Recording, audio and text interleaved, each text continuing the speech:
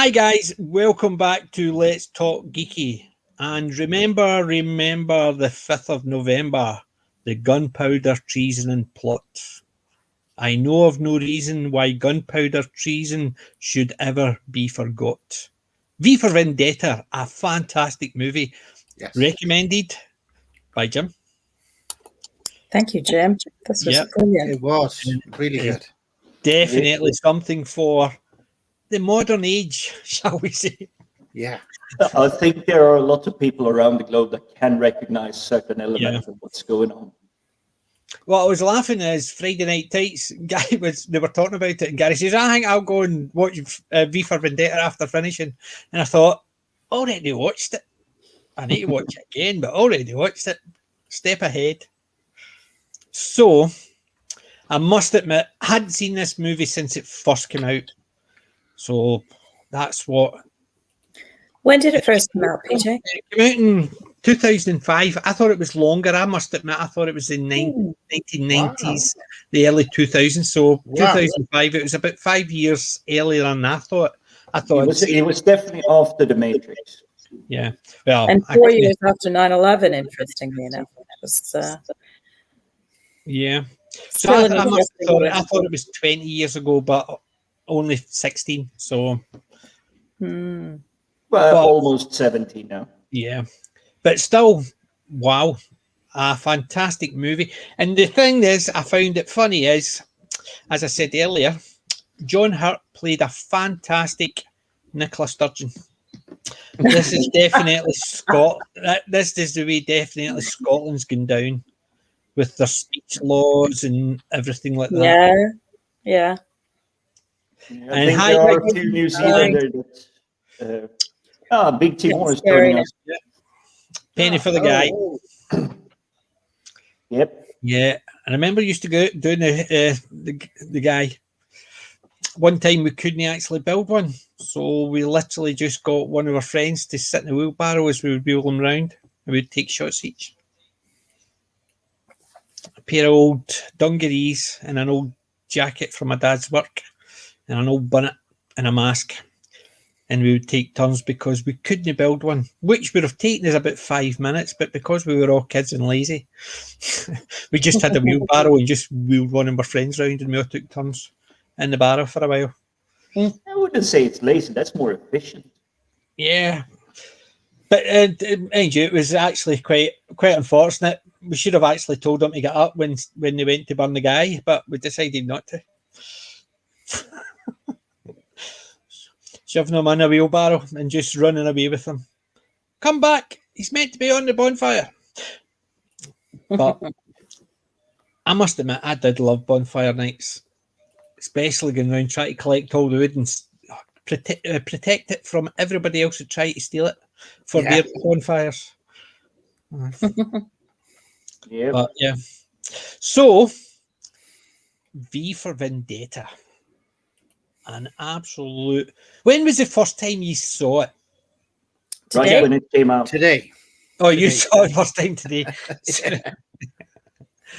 Well, as I said, I'd only seen it the first time it came out, so 2005. I thought it was longer than that, and then I saw it again for the second time Thursday, and then the third and fourth time today. I must admit, I quite enjoyed it. It was fun. For me, this is a film that is in a regular rotation at least once a year. Thanks for coming in and giving a like and then bugging off.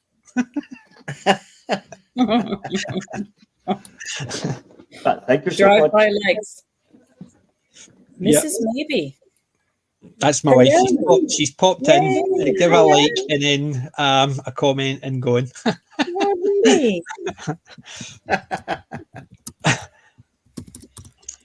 Love it. I'm streaming from the Shadow Gallery. Don't tell the Ministry of Objectionable Materials. Yes. Yeah. Didn't that resonate? Yes. Yeah, I must admit, this, as we said earlier, when it was very 1984 vibe. Well, it certainly was. Yeah, especially as you said, Babes, with John Hurt's head sort of being very Very Big Brother. Big on the projection screen. Yeah. It was. I think I definitely need to watch 1984 again. I remember the rat scene. That sort of stuck in my mind. Oh, yeah. So, right off the bat, what got you hooked? When did this film actually hook you? So it's like, okay, this is a full film watch.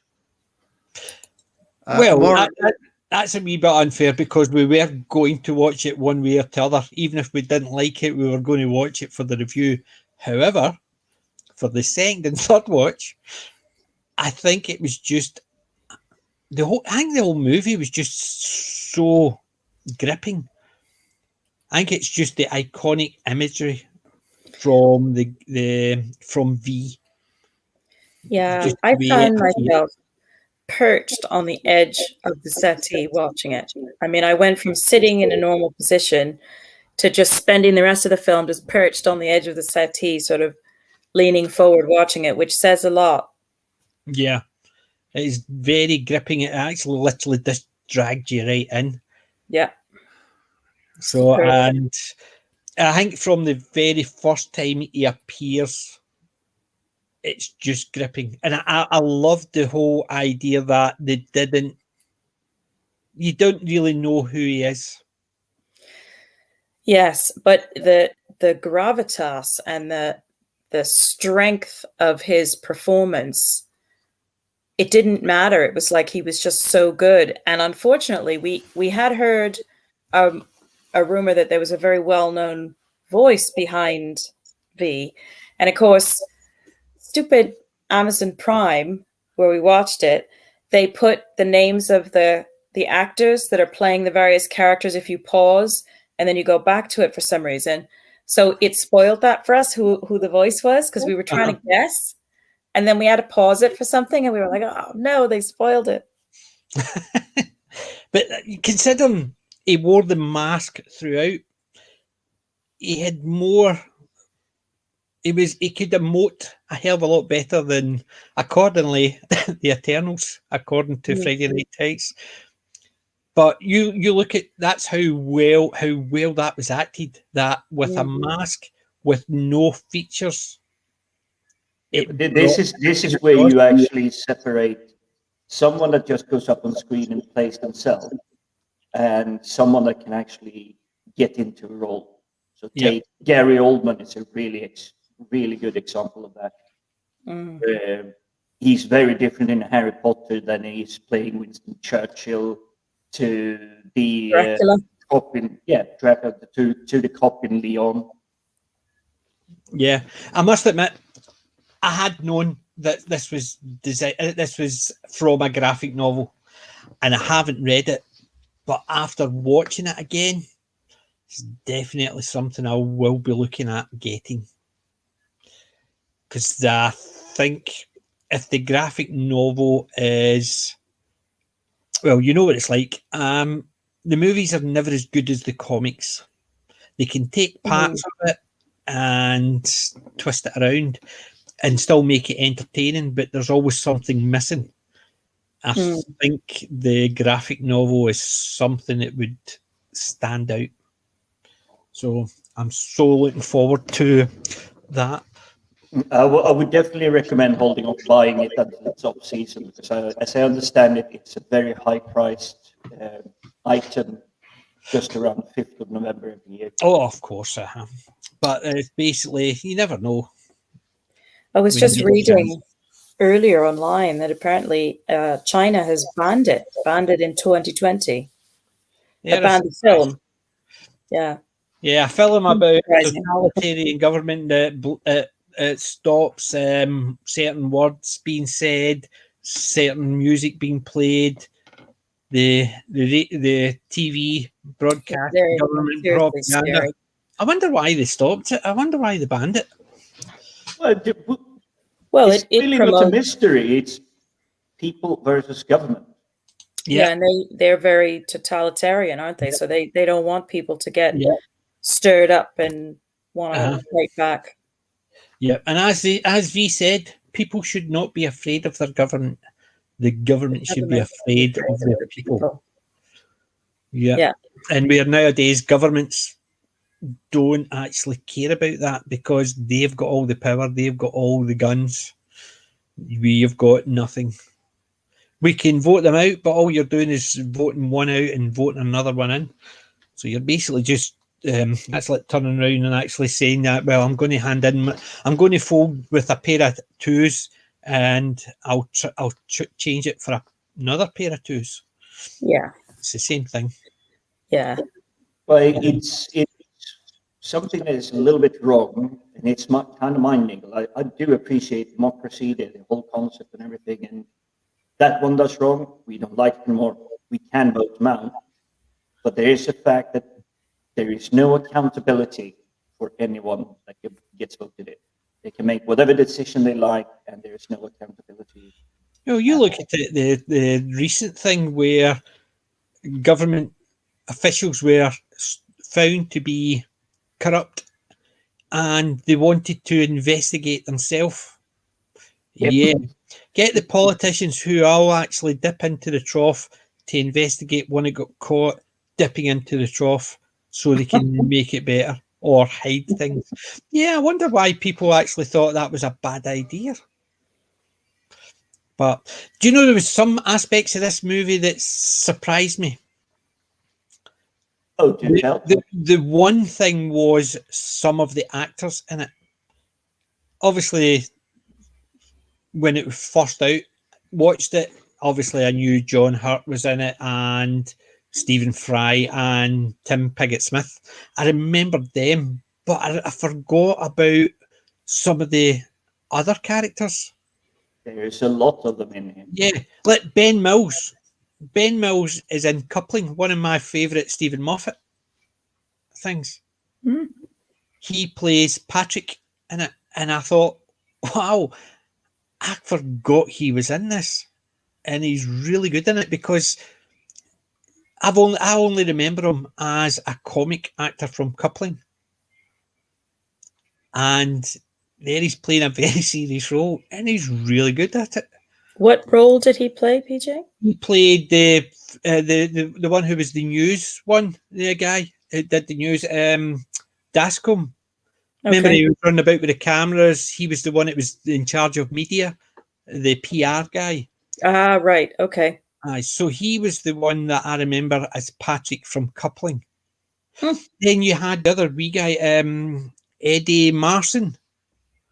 He played Etheridge. You only saw him really at the beginning when they were all talking to John Hurt's Adam Sutler. Adam Sutler. So when they were all talking and they were, he only had the wee bit. If I remember, I can't remember seeing him in any of the other parts. And he was just reporting, and he sort of had a wee smile on his face when he was talking about certain things. Yeah, I recognise him. I recognise him from a couple of gangster type movies, but more of a comedy. He was more of a comedy sidekick in it. Mm. And obviously cast, definitely. There was just a lot in it. I forgot. And Stephen Fry's really good in it. Oh, he is. And the other actor that was in it that we both love is Roger Allam, who's just he's one of my favorite actors ever. And he played the pundit, the sort of very controversial sort of right wing. England shall prevail. Yeah, he's the voice of London, like a Nigel Farage type character. Yeah, and it's just even the two cops were really good, Finch and Dominic. And yeah, I've seen both of them playing other parts like that, I suppose, in the past, but they were still really good in it. You had just one of those things that what's his name? More entertaining. Rupert Graves. Rupert Graves, who played he was in Stephen Moffat's Modern Day Sherlock. Yeah, that's right. He played Lestrade, and he played Dominic in this. That's where I'd seen him from. I knew I recognised him, but I couldn't remember where it was. Mm. But there was some really good ones, like Sinead Cusack. He really didn't have a big part in it. she played the coroner. She played the Oh yes. Dr. Mengele type. Yeah. Yeah. But she did manage to really dominate the scenes that she was in. She's such a good actor. Yes. Yeah, she was very, very good. And it's something that the ensemble in total brought together. They really make the, shall we say, the world, the atmosphere come alive. It is dangerous. It is oppressive. It is literally, there is something clamping over everyone. It was, and I think the messaging through it, obviously when it was done 15, 16 years ago, it was basically don't let government away, or always watch your government because they're always trying to extend their power. You look at now, it is a lot more prevalent, and it's basically the media are quite happy to go along with it. Well, considering filmmakers actually making a movie about how dangerous it is. And considering when this came out, they talk about a virus. Oh yes, and we were both like, "Oh my god!" I know, very, very. That's why I was saying it just seemed very 2021. It was a little bit too close for comfort, really. Yeah, well, the virus, and they were talking about how you think about the toilet rolls. It wasn't a deathbed confession, but it was basically someone just basically trying to get her story out, and she was saying how her and her partner were basically sitting there, seeing how language was changed and how things were just, they were put out, and the language had changed so much that things that they would normally say didn't mean the same thing. And I'm sitting there thinking, wow, there's basically things that are happening now. Language is actually getting changed. You're not allowed to say certain things. The government can do what they want, and nobody, no media or anything like that are actually going out. And I thought, V for Vendetta is becoming true. It's very, very prophetic. I mean, it is the language change. It's everything. It's basically the foundation of the 1984, which was actually written in the 1950s, with the whole concept of you change language so you can no longer even think about it, because there are no words to describe. You control what people think, then you can or say, then you control what they think. But a lot of people even nowadays are saying it's very 1984, whereas actually it's very V for Vendetta. 1984 is extreme, but V for Vendetta, you can see how things are starting to go along that line. Whereas 1984, you can see parts of it, but some of it... You're already so deeply embedded when you see or read 1984. You're already inside. This one actually trickles into it, and you see a way out. Yeah, that's what I'm saying. In 1984, you're seeing the very extreme, and people think, oh, well, it'll never get that bad. Whereas in V for Vendetta, you still see the extreme, but you see how they actually still manipulate it, and how, my God, it's getting that way. And that's why, when I was watching it again, I was sitting there thinking, oh my God. We were doing the same. We were watching it, and we were just like, oh my God, looking at each other like, okay, that's a little too close for comfort at the moment. Yeah, and yesterday I think there was some demonstration or issue outside Parliament. So I saw something about watching the news yesterday and watching this. It's like, wow, this film was definitely ahead of its time, and now it's becoming its time, which is scary. You see, this is where I don't think the meat will inherit the earth. It will be the geeks that will inherit the earth, because we've seen these stories. We know we've seen it coming. Definitely. Big T said Rufus Sewell was a great as Italian detective. Rufus Sewell, I'm trying to think. He's a superb actor, and I think he's he a sort of Shakespearean level actor, isn't he? He's a superb actor. I really like him. Yeah, he's very good. I see. I'm trying to remember how. I'm just looking for. I actually cheat a little bit, but the one I like him in is where he's the bad guy, not necessarily the worst guy, but he's the bad guy, and it's A Knight's Tale, which is another great film. If you haven't seen it, put it on the list. I recognise this, but I must admit I definitely haven't seen that Italian detective one. Yeah, I have. I recognise his face, but that's about as much for me for that one. But I can't tell you anything else he was in.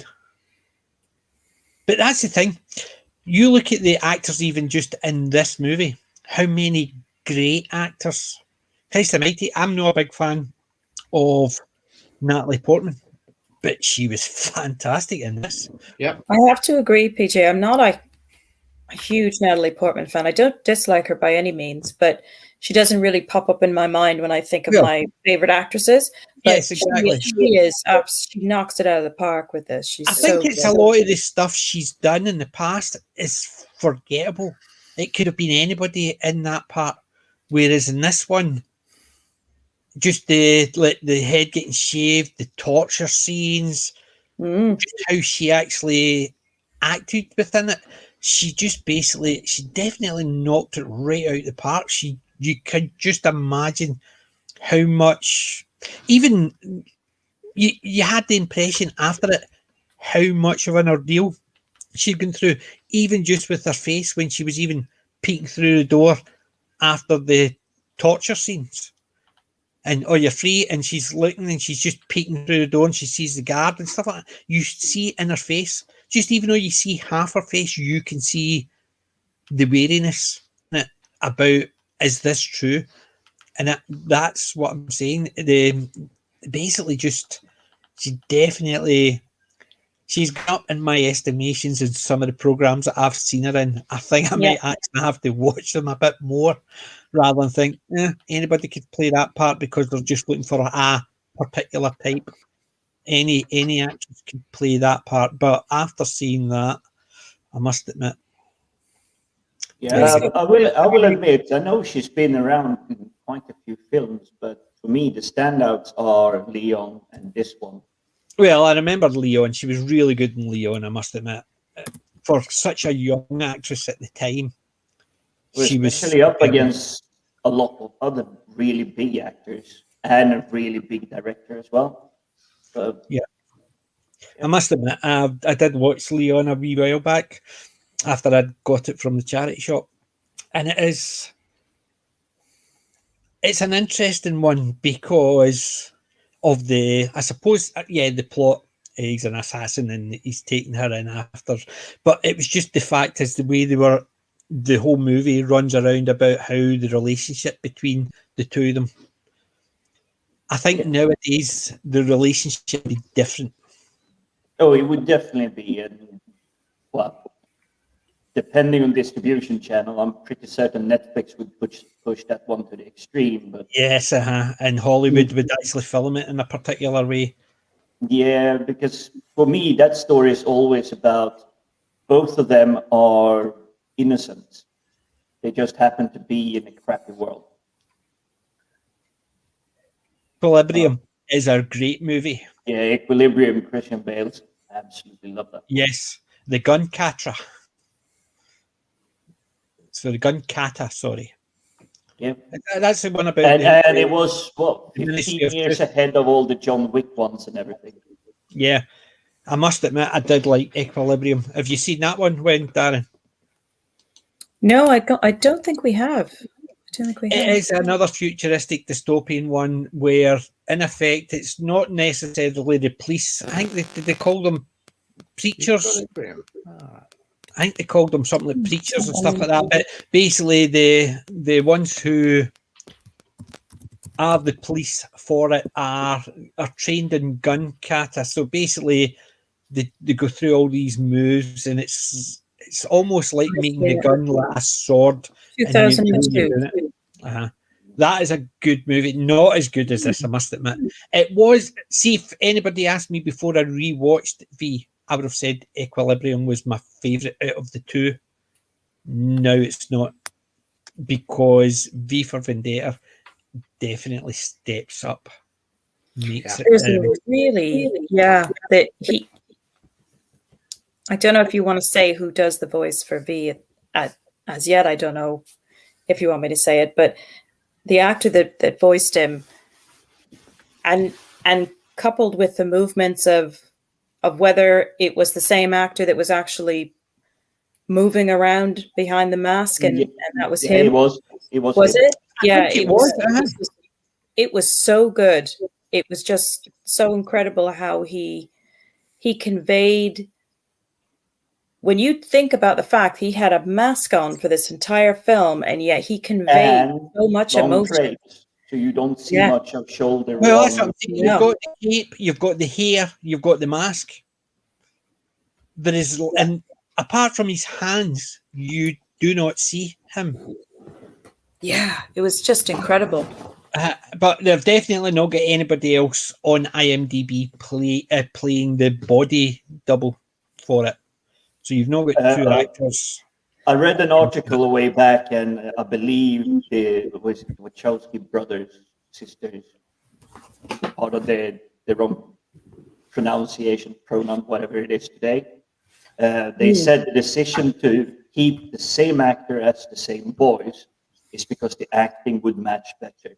Yes, I think it would have been a bit disjointed otherwise, wouldn't it? Yeah. But I mean, I was looking at IMDb, and some of the things they were talking about, like goofs within it, to me were unimportant goofs. Yeah, I mean, I feel like there was one I picked up on, and now I can't remember what it was. The only one I picked up on, I must admit, even I didn't see it as a major issue, because Guy Fawkes, it wasn't the House of Parliament he was trying to blow up. It was the House of Lords. Well, it's essentially the same building, just separate parts. It's essentially the same building, but it's a different part of it. So, but it's not the House of Commons he's trying to blow up. It was the House of Lords, which is... Yeah, but the amount of gunpowder he had actually brought in, all of it would have been leveled. He brought in about 10 tons too much. Yes, but it was the location of it. But it was the location of it. Yes, they could have blown up the whole building. But the whole building... the actual physical volume of the gunpowder, if it had detonated, all of it would have been flattened. It would have, but it was basically targeting a particular part of it because it was all bound. But yeah, that's the same idea. But the fact is, that wasn't a major issue, because in the movie, it was Parliament. Pardon me. It was Parliament in general. He was wanting to blow up. It was the Houses of Parliament. It wasn't the House of Lords or House of Commons. It was the Parliament building he wanted to blow up. So the fact is, they talk about one or the other, whereas Guy Fawkes was basically targeting the Lords rather than the House of Commons, because it was the Lords he had the issue with. To me, in the movie, it wasn't a major thing, whereas they class that as a goof. I don't see it as a major goof. And even the other ones I didn't think were major things. They were just, because sometimes you find goofs. I've seen ones like, there's movies where they'll say things like, as the person's get into a lift, you see the actor on a reflection on a plate behind them, ready to step into the scene as if they've been running to catch up. Goofs like that, no. Yes, I've seen that. But these ones where they're saying things like, when V says he never dances to the songs in the jukebox, a song is playing in the background and there's no records playing in the jukebox, you're sitting there thinking, really, does that matter? Because it's all to do with the scene rather than the fact is, did they need the jukebox? The thing is, on set, they never play the music. The actors are getting beat by the, it's like a staff coordinator. They literally play like 5 seconds off of a mobile or like play or whatever it is. The actors get the beat and then they just dance to it. Then you put the music like 3 months later onto the audio track. There's never any music being played while they're dancing around. So that's why you can capture the dialogue and everything perfectly. Yeah. But that's what I'm saying. So when these things were, to me, I never saw anything that was a big goof.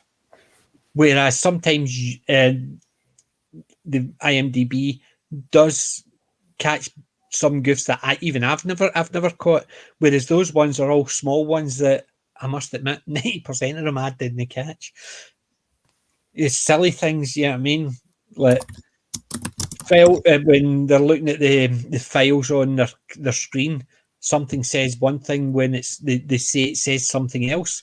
But you know how many times, look at Star Trek, they've had things in Star Trek, you see they're meant to be reading off it, and then the camera pans around and it's something completely different on the screen. They do that a lot of the time because they're basically reading lines or not caring what's on the screen. So it's not as if they're reading it from that. So I can understand things like that. But considering if the goofs in this were actually not that bad. I actually checked in a little bit on that section on IMDb, and that dominoes section. I saw that. End, 4 professional domino assemblers took 200 hours. Imagine spending 50 hours with, say, us here, 50 hours, not non-stop, probably go home and rest, but 50 hours just to set that up. That's always been fascinated by those huge domino setups. I just hope you don't sneeze halfway through. Or have like an involuntary movement with your hand. You want to jump off the roof after. Yeah. But it's not only that. When you do build big stuff like that, I've actually seen a few of those YouTube videos where they show it. They actually install a floor that is so heavy that even if an elephant jumped, there is no vibration whatsoever. Yes, of course, yeah. I was just looking at one of the trivia parts. Did you see what they said about the Lark Hall scene? For the scene, V emerges from Lark Hall. The stunt double, Chad, literally walked through fire wearing special fire-resistant gel and G-string. Wow. His body temperature had to be lowered before the scene was shot, and luckily there was it was 3 below zero that the night of shooting. 15 minutes before the take, he would put on an ice-cold, flame-resistant clothing, and once he took it off, he would be covered with fire-resistant gel, which had ice. It had been in icing all day long. Just for that scene, he went through that. Yeah, there is a little bit of logistics to it. I've been on set with quite a few stunt doubles. Have been doing like the flame stuff and everything. And whatever body part is supposed to be set on fire, they literally go to like, what's it called, like a Brazilian wax shop or whatnot, but literally the day before to remove all hair, just to not have anything. Oh, of course. But I must admit, there was some fantastic scenes in this. And I know some of them were CGI'd in, like the bit round Parliament and the crowds walking up. There's parts where the crowds are walking up, and obviously that's just the same crowds walking from different angles just for the shots. But the one when it's overhead, where the crowds are just basically all centering round, considering CGI at the time sometimes looked a wee bit dodgy. Look at things like The Hobbit or Lord of the Rings when they're running through the mountains of Mordor. To me, it looked as if they were running too fast for what they were doing. Yeah, but you got to bear in mind, this is from the people that did Matrix just a couple of years before. So yes, but what I'm saying is normally they do things that are just that they get the timing just slightly. So I was actually thinking of Ed when we were talking about how he voiced and played him, and actually considering they had that mask on, how emoted. He got, I thought, like very light dread in Carl Urban or Carl Urban, depends on how you pronounce it. I just say Urban because it sounds more posh. Yes, Carl Urban didn't take him off. Yeah. Yeah, nice reference there, BT. Very big UK body punk. Yeah, can you imagine actors nowadays actually getting that part? You look at the aggro they've had with The Mandalorian. Oh, I want people to see my face. They're paying to see my face. No, they're actually paying to see the TV program. You could put somebody else in that. The people would know the difference. Yeah, the fact that he had mask on, wig on, cape on, you saw nothing of him apart from even when he had his hands out of the gloves. Obviously, it was to me, it was like it would make up more. It would be more a set of gloves already pre-done, so they could slip in and out of them. But the amount he put through without any of that showing was just amazing. But it's what also had so much gravity to like it really drags you in. It's like, who is this? And unfortunately, like when they said Amazon did reveal it, if you pause, you're gonna get who's the actor on the screen right now. It's like, curse it. Obviously, I sat and saw it in the cinema. It's like, I recognize him. Who is he? I've seen hundreds of films with him. Well, it isn't hundreds, but let's say I've rewatched quite a lot of film where he's a very prominent character. Yeah. And so I was laughing at the V stunt double as a fire starter, a twisted fire starter. I could hear the music in my head as I was reading that. Yeah, so could I, but I was still struggling to remember the name of them because oddly enough, they have an amazing soundtrack to Kick-Ass. Yeah, it's that guy with the Mohican, the ginger hair. I can't remember who they are, but yeah, they have other like words not used in polite society, like smack my. Which doesn't exactly mean the wording it says because it's all about drug use, but anyhow. Right. The Prodigy. The Prodigy, that's them. They have quite a lot of good tunes. Yeah. Because I don't really listen to music, I basically had to check that out because I would never have been able to guess it. I recognized the guy's face just for that, but I definitely wouldn't have guessed who it was. So, but I must admit, I've got that on my list again for watching tomorrow. So I have. What's that now? V for Vendetta. We'll watch it again tomorrow. So I found it so good, but the type of a film that I would probably be quite overwhelmed if I watched it too many times in a row because it's so profound and it's such an important film. Yeah. That it's like you would almost like you just want to like run outside screaming, because it follows so closely what's going on at the moment. Well, that was it. There were certain parts I missed in the first watch, and in the rewatch I picked up bits. I'm sitting there thinking, oh, like for instance when everybody at the end takes off their mask. Yeah. You don't really think a lot about it until you actually see the faces. Mm-hmm. So the wee girl who got shot is there. Stephen Fry's character's there. I noticed that. Almost all of them that got taken away are there. So you saw characters who you'd seen throughout in the families, but you also see characters who are no longer alive there, who'd been killed by the government.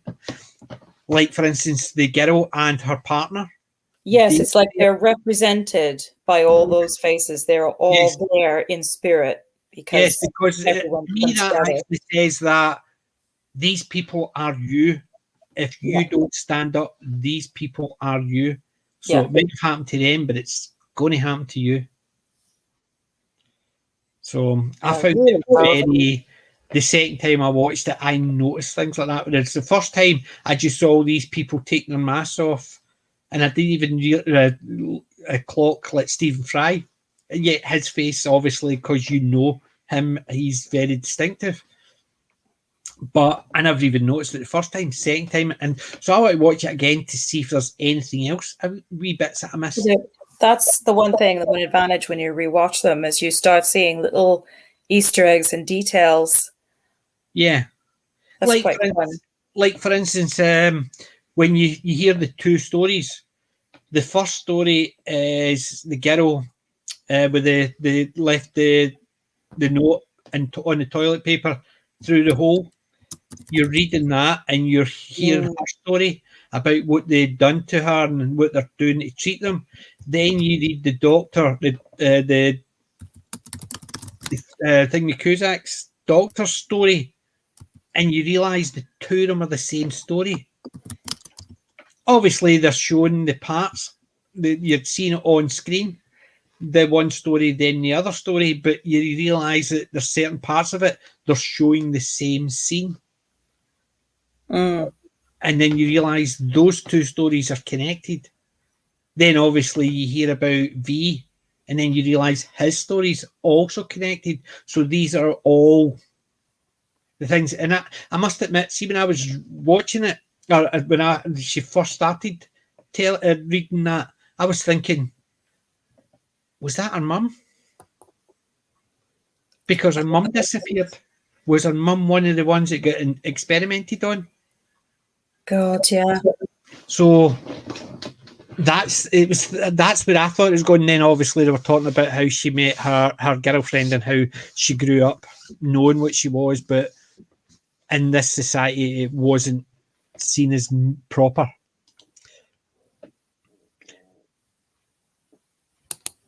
And well, back in 1982, there was a reading V for Vendetta in Warrior magazine. I had no idea it would come to pass. There you go, 1982. That was done. I must admit, I found it very modern in comparison. However, definitely need to get my hands on that V for Vendetta book, just because of this movie. And basically, rewatching it. When I watched it the first time, I knew it was from a comic, but I never thought, as a comic, I really need to get, because at the time it was just another 1984 Equilibrium, Matrix. It was just another dystopian movie about big government. It was just there was nothing special about it. Whereas watching it today, you realise it's very special. You know what I mean? Modern day, basically, they were obviously talking about England and they were talking about the American War. You look what's happening, and they're talking about civil war. Yeah, so that is something I would have liked to heard a little. I'm assuming it's going to be in the comic books a little bit more explanation, but it's just like a mention in the film.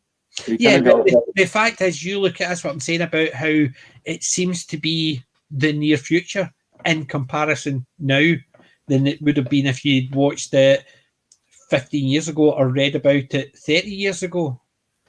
That would have been something you wouldn't have seen. It was just something. But you look at now, they're talking about the way the political infighting.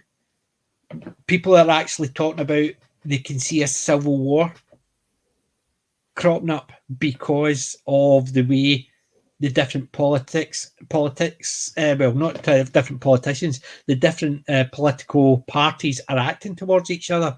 People are saying they can see a civil war because if a certain side smashes down on people who disagree with them, then you're going to get more people who will side with the other side, and then that could come to blows, which they're calling a civil war. So you look at V for Vendetta, they're already talking about a civil war or the fighting in America. Is that a civil war that they're talking about now? It's one of those things, and then you see how people are changing language and not allowing you to do certain things. And Well, this, it's what I'm less than happy with the current climate. Yeah. Because they play on so much divisive like rhetoric. It's literally like they want you to like, oh, dislike them. It's like, here I am. I'm just a geek. I want to enjoy the world. I want to see some wonders of the world. I want to enjoy my entertainment. I don't want to get preached to because I work for a living. I get enough nonsense at work from that. yeah, I know. I must admit, because I'm back in the office. I was in the office 3 days this week, so the travelling backwards and forwards, not a major issue, but gradually I'll be in full time, and it's taking time off because when I was working, because I work in IT and I was doing a lot of testing of certain servers and stuff like that. I could have a movie running in the background that I'm not paying attention to, but I could watch it. Could be on the background 3 or 4 times, or things that I've watched multiple times would be running. But because I'm out of the house, it's basically changes my viewing patterns. So I'm a bit more selective now just because of it, which is unfortunate because I used to have things on a constant loop. Now I'm very selective because I have the same time. It's the same as it's been a bit of a reality check, hasn't it? Yeah, it's the same as the YouTube channels because I'm so restricted and I've got work in the morning. I can't stay up to 2, 3 in the morning like I used to do, watching all YouTube or contributing. I just used to say, I always do that, but I've just not got the time now to actually do it. And even though, Captain, thank you for inviting me the other day, but I was literally in work. I got the notification at 10 to 9. I get into my work at 9, and it was about 9:30, 10 o'clock. I noticed it. So I can only apologise, but I was actually in my work. If I wasn't, I might have, but I doubt it. I better not say that, just in case somebody's watching. But yeah, I must admit, I was pleasantly surprised. And Jim, with Wing Commander and V for Vendetta, actually, who was it that mentioned V for Vendetta? Was it somebody in the chat? Do you know, I can't remember now. I can't remember. Was it Big T or was it Cam? Let's blame it on Cam because he's staying away at the moment. Yeah, but definitely because we watched Ring Commander and it was. So you done the Ring Commander, but I think it was last Saturday. Somebody had mentioned in the chat for Bonfire Night we should do V for Vendetta, and I thought we definitely had V for Vendetta planned before Wednesday. I know, but that's what I'm saying. It was last Saturday. Somebody in the chat had mentioned it because we just did the Halloween one. So I must admit, I don't know. Oh, Big T is claiming credit, so let's take a bow for Big T. Yay! Well, see, there you go. I knew it was either Big T or Cam, but definitely it was definitely wasn't us. It was the chat that mentioned it. So thanks, Big T, for that one. Let's see. Meanwhile, PJ, good. Classic Judge Dredd is always fantastic. Yeah, but I found with coming back to memories like Wing Commander, V for Vendetta, things I've seen for a long time, I kind of got the hook in for, shall we say, the classic, more adventure type, regardless of the actual genre, whether it's like supposed to be scary horror or alien sci-fi. It's more that adventure or like the hero wins. And here in V for Vendetta, even though he's the villain, he's the hero. Yeah, it definitely is. And yeah, it was just as we were finishing the stream last Saturday because we'd done the Halloween and Big T had actually says, since it's Bonfire next, why not do something like that, like V for Vendetta? And that's when it came round. And I thought, oh, and that's when we mentioned it on Wednesday. But I must admit, I was so happy. That's it. I need to watch because I'm getting a lot of good stuff recommended to me, and it keeps on shoving the stuff that I'm watching off my list. It's so hard to watch everything. There's so many good. That's the thing. I'll promise I'm not going to recommend anything, but you might get tempted by my pick of the week. In all fairness, it is Wender Darren's ones for Wednesday. Your recommendation for Wednesday. What have we got for Wednesday? We're still sort of thinking about that, trying to come up with a good recommendation, a good suggestion. We've covered a lot of the ones. Funnily enough, on the sort of same vein as V for Vendetta, not the same plot, but a similarly slightly sort of subversive film is Kafka with Jeremy Irons, which I have mentioned before. Yes. I know you put it on your list, Jim, as well. Yeah. If you liked V for Vendetta, you might enjoy this film because it takes place in it's almost like a symbolic big company where Kafka is just like a lowly patent clerk, and he writes stories privately, and he becomes embroiled in this sort of anti-government group, and it's so well done, it's so dark, and that it's one of those films that kind of never leaves you when you watch it. And I would say the same for V for Vendetta. I know I haven't read the graphic novel, and perhaps that's even more impactful. And I was just noticing the comment earlier that Alan Moore had distanced himself from the film because obviously he didn't like what they did with it. But as far as Kafka goes as a film, it's just not one you ever see aired anywhere. You never see it advertised, and yet it is available. I think there was a period of time in like the 90s, I think, 90s, 80s, 90s, where it was very difficult to get a hold of a copy of it. Yeah. For whatever reason. Maybe they just hadn't released the rights to sell it. I don't know, but it is a superb film. And very, very nerve jangling. Yeah, I think that's it. We'll need to try and get hold of it. I definitely don't have a copy of it yet. And hi, Cam. Sorry to hear you had a car accident. I'm so glad you're okay. Oh my goodness, you okay? Okay. Yeah, it's a scary thing. Oh my God, buddy! I hope you're all right. Yeah. Wow.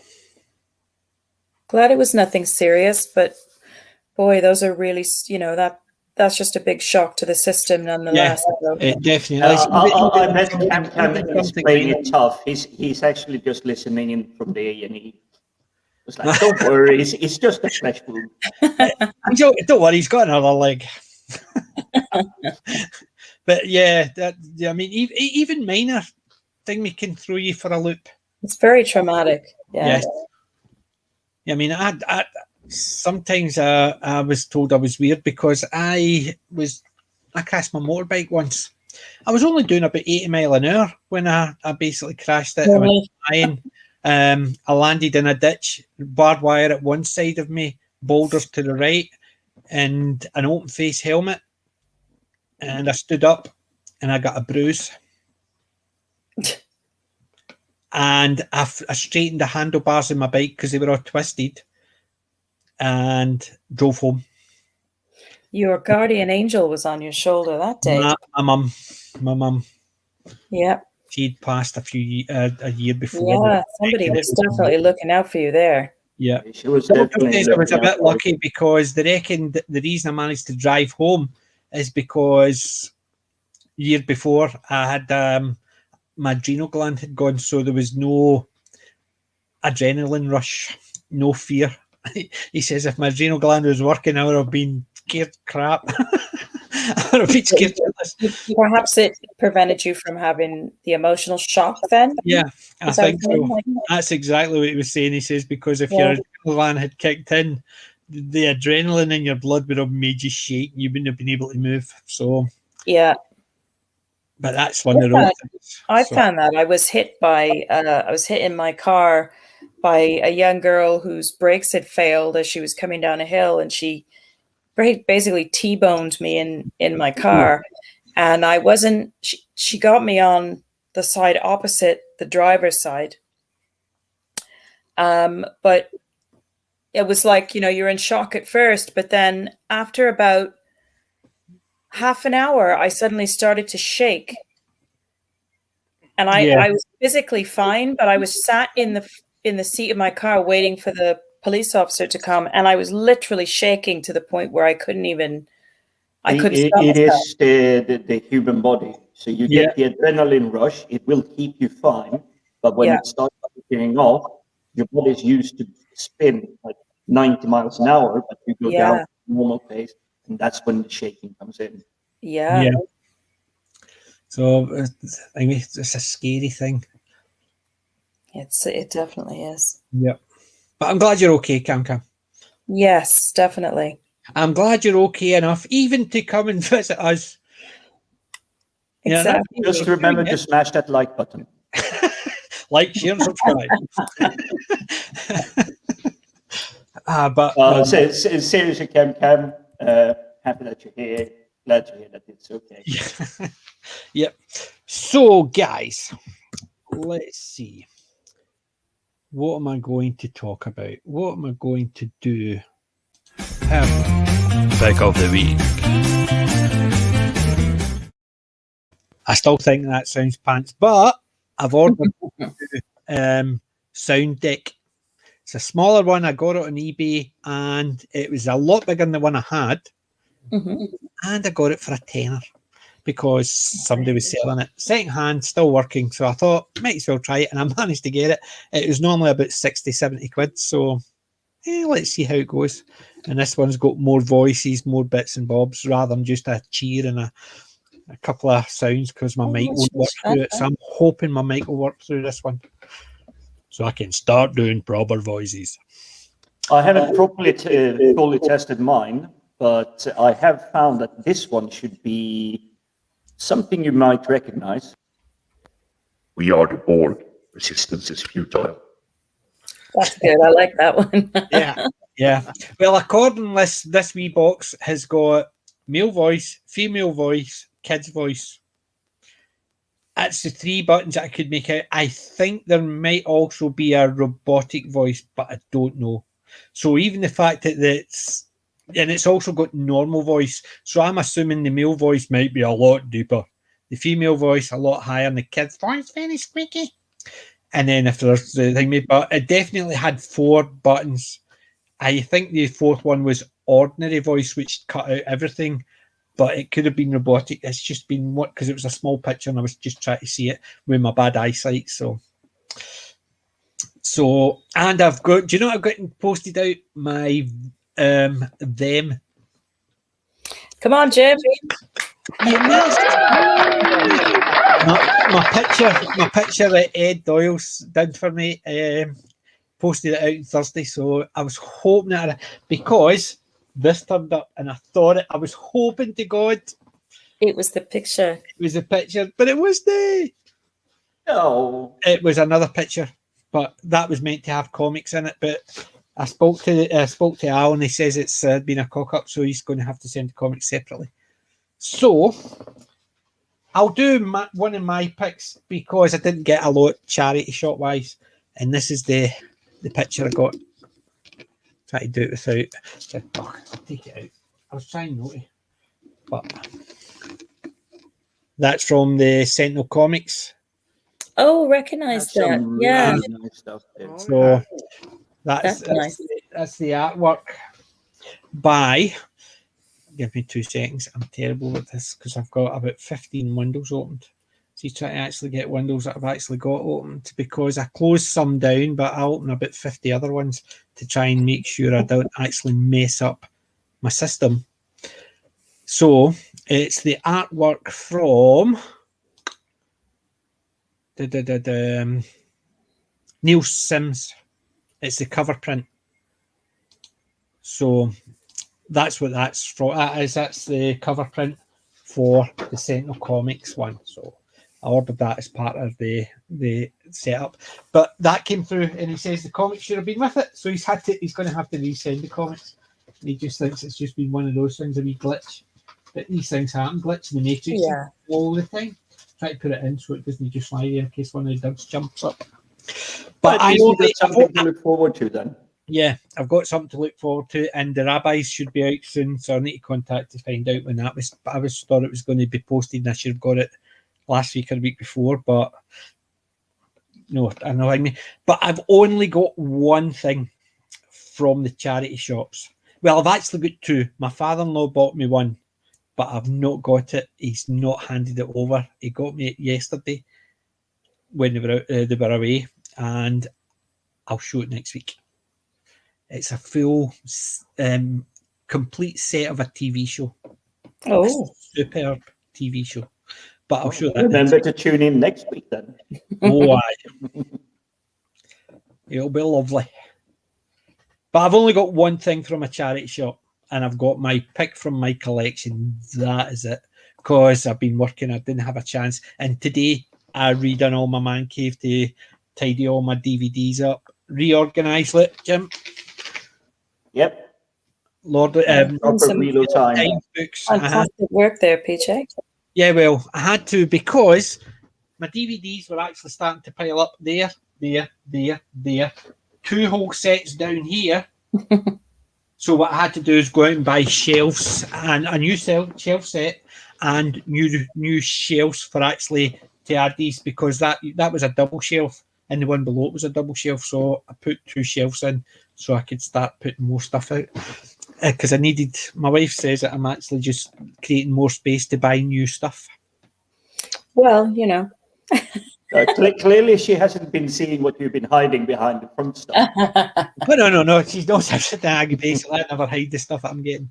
So I've only got one thing for mine. So who wants to go first with what they got from the charities? Right, I can take the hit here. I also had struggles getting to the charity shops, and when I did, the one that I usually go to, because they get a fair amount of DVDs, there were actually queues to the boxes they had. So I was thinking, I'm never going to get anything cool. But the least cool thing I picked up this week is Metropolis. Metalocalypse. So it's wow, that is. I'm glad it is a mouthful. Yes, I remember watching it some time ago, and essentially it's about metalheads, but it's from more their. It's like the decrease in fame or how they deal with fame. So it's a little bit gritty, it's a little bit more adulty. So it's not Spinal Tap then?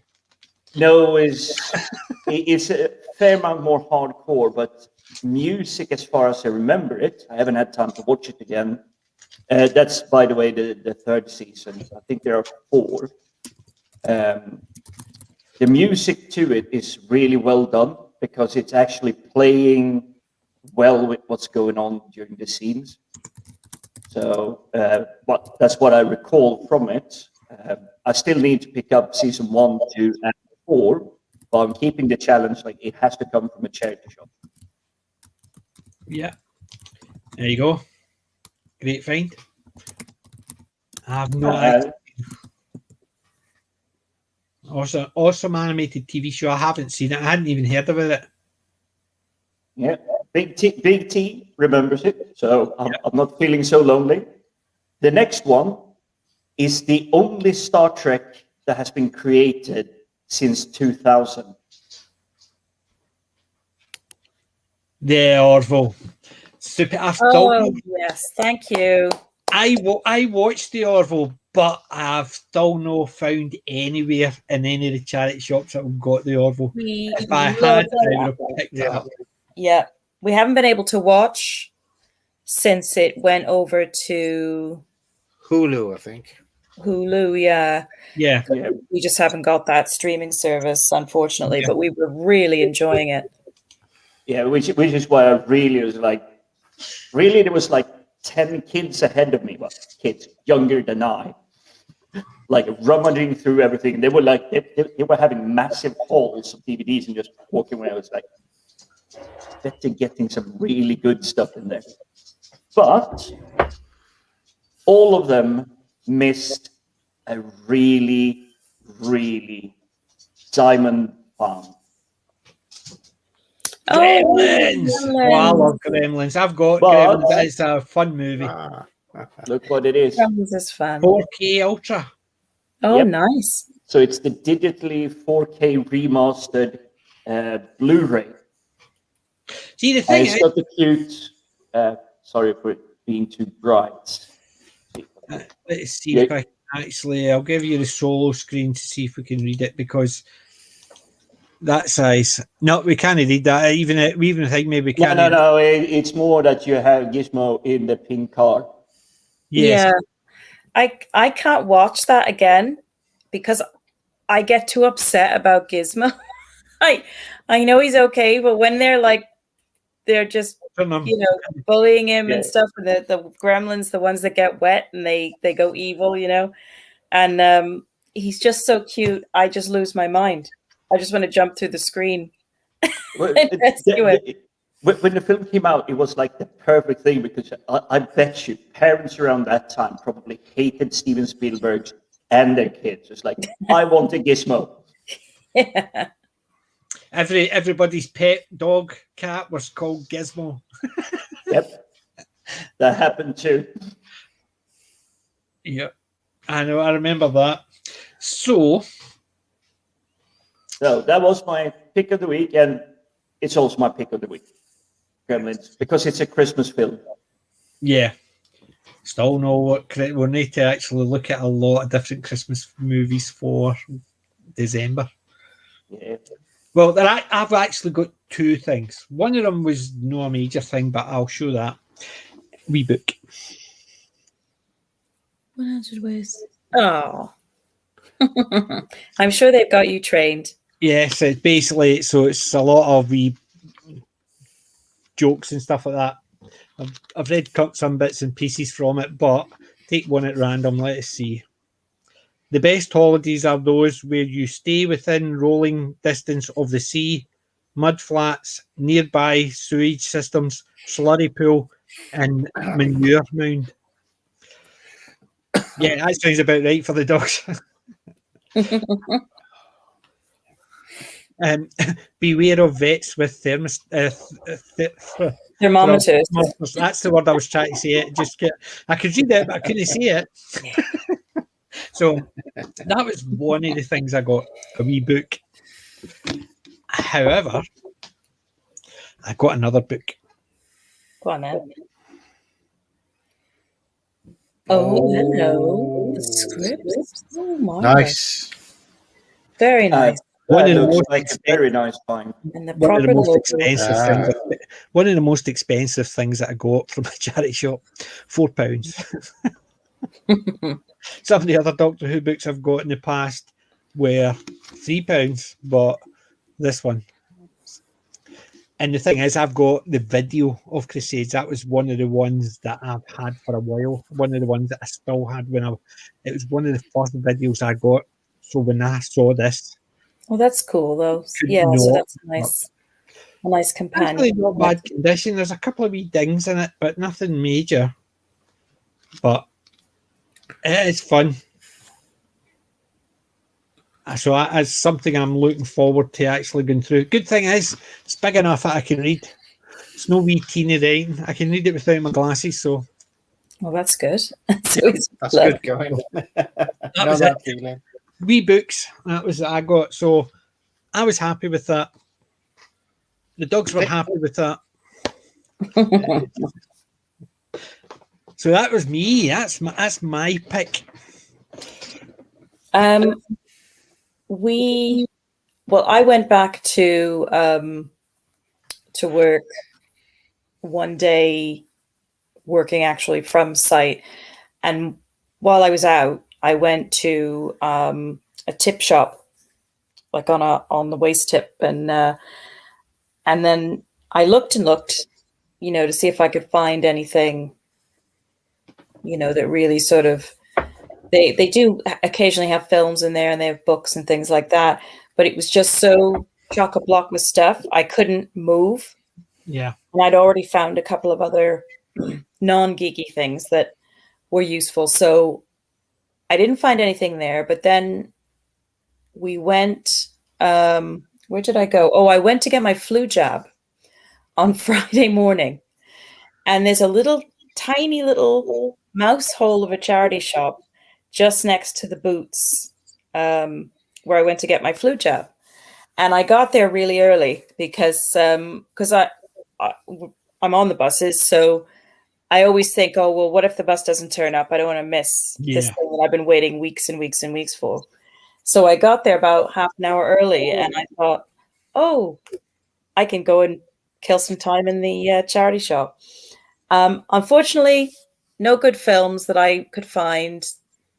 Nothing of any interest in the books. However, you kind of have to know a little bit about me. I something that I remember quite fondly with my dad was that he loved dinosaurs, and he passed on that love and fascination to me. So I've sketched them.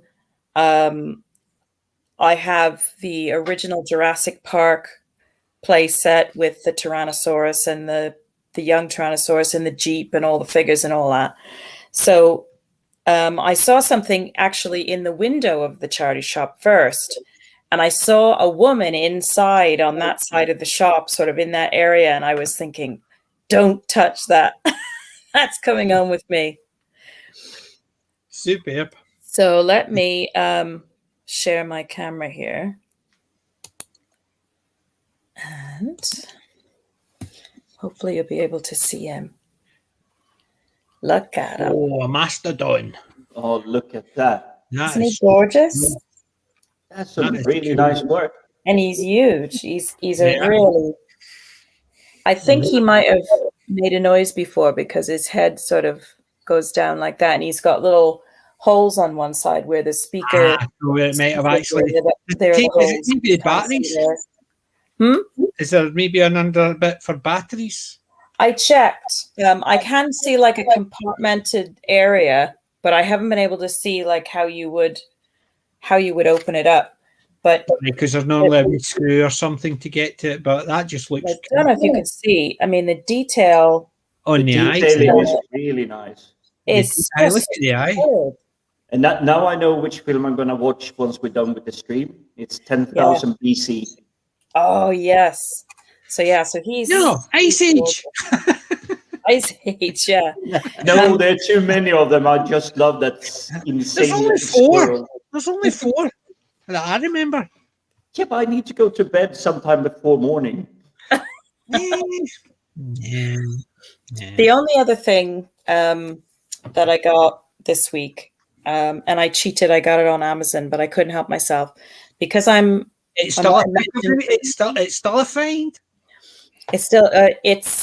I'm still waiting to see if I can find a way of getting the DVD of this. This is the book version, but it's in the US format. But I might have mentioned that I'm going through and actually watching for the first time the full original Dark Shadows TV series. Yep. I think I'm on episode 412 now.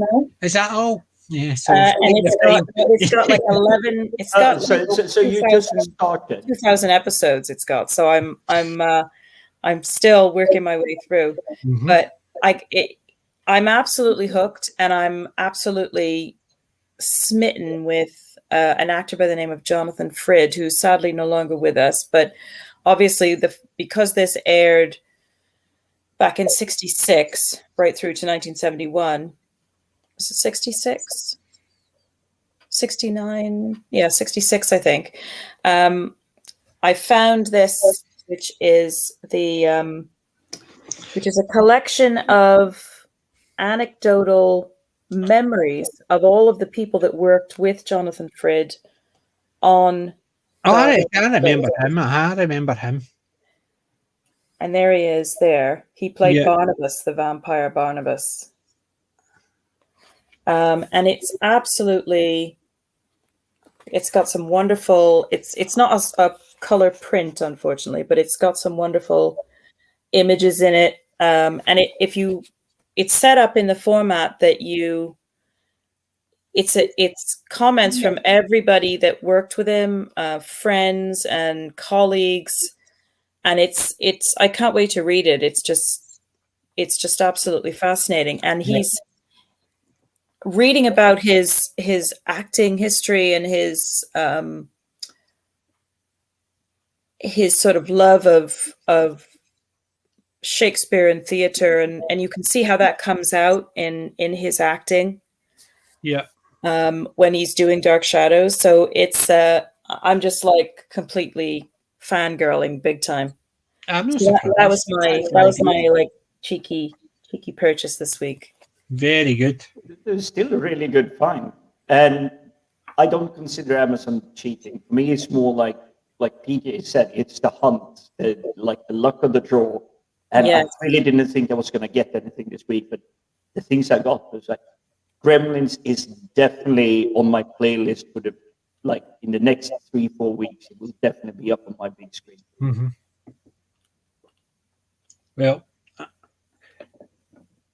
I'm actually trying to think. Apart from movies, I don't think there's any TV shows that are actually on my list for the next couple of weeks. Yeah, hold on. Don't know if I can. Dark Shadows. Yep. Yeah, it's got some lovely. Even really for black and white, it's nicely detailed. That's definitely a better quality print than normal. Yes, it's lovely. It's a nice collection. So I'm definitely looking forward to getting lost in that. Yeah. I'm trying to think what actually TV shows I've watched over the last couple of weeks and what's planned for the next. I know I've been watching Time Team again. I've been watching a lot of Time Team again. Can never go wrong with Baldrick. I've actually watched a bit of Community as well. There's certain aspects of Community I like. There's certain episodes I like. So I've just rewatched specific ones. And I watched, believe it or not, a couple of episodes of MASH. Now we're talking Alan Alda. The film? That was definitely my kind of TV show. I've got the film. I've watched it. I think it was last year was the last time I watched it. I like it, but I don't. It's definitely not one of my favourites. I think the movie it launched, or the TV show it launched, I like MASH better than I like Buffy the Vampire Slayer for movies that launched great TV shows. So the TV show MASH was great. The TV show Buffy was better, but the movie Buffy was crap in comparison to the movie. Yeah, I definitely agree with that. It's just in terms of random stuff like that, I'm not sure how it happened, but the total price was 99p on Amazon. So I must probably have gone in to buy something else and it's like, oh, we know you like films. Here are these films. Mm-hmm. So 2 films that I've actually added to my permanent Prime account is Private Benjamin and Flashdowns. And what? Flashdowns.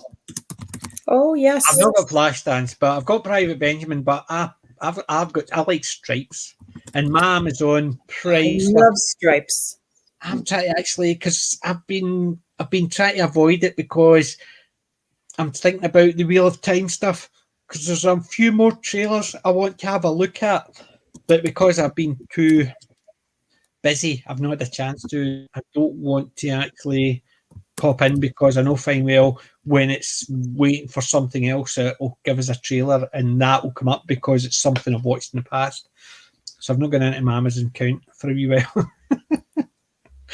So I'm trying to watch with that. So, but fun fact here, because I was going through what I had checked out on Netflix. trending right now on Netflix is V for Vendetta. Well, no surprise. I heard, as I said, Gary from Friday Night Tights talking about it. That's what he was going to watch when he came off on Friday. So he would have been watching it today,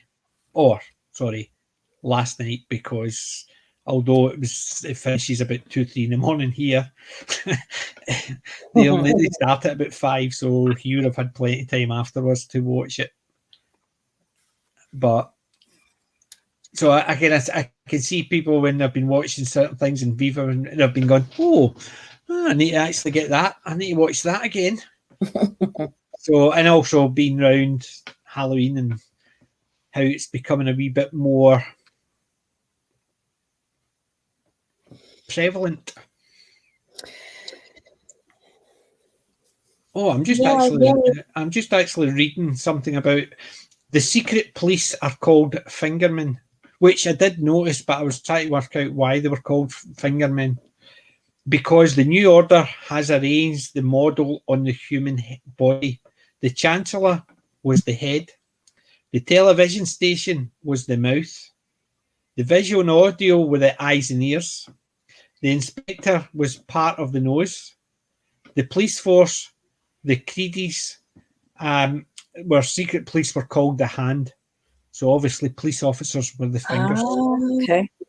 So that's what it was. So the hand of justice, the eyes and ears of the government, the mouth of Britain, and then you had the nose for sniffing out corruption.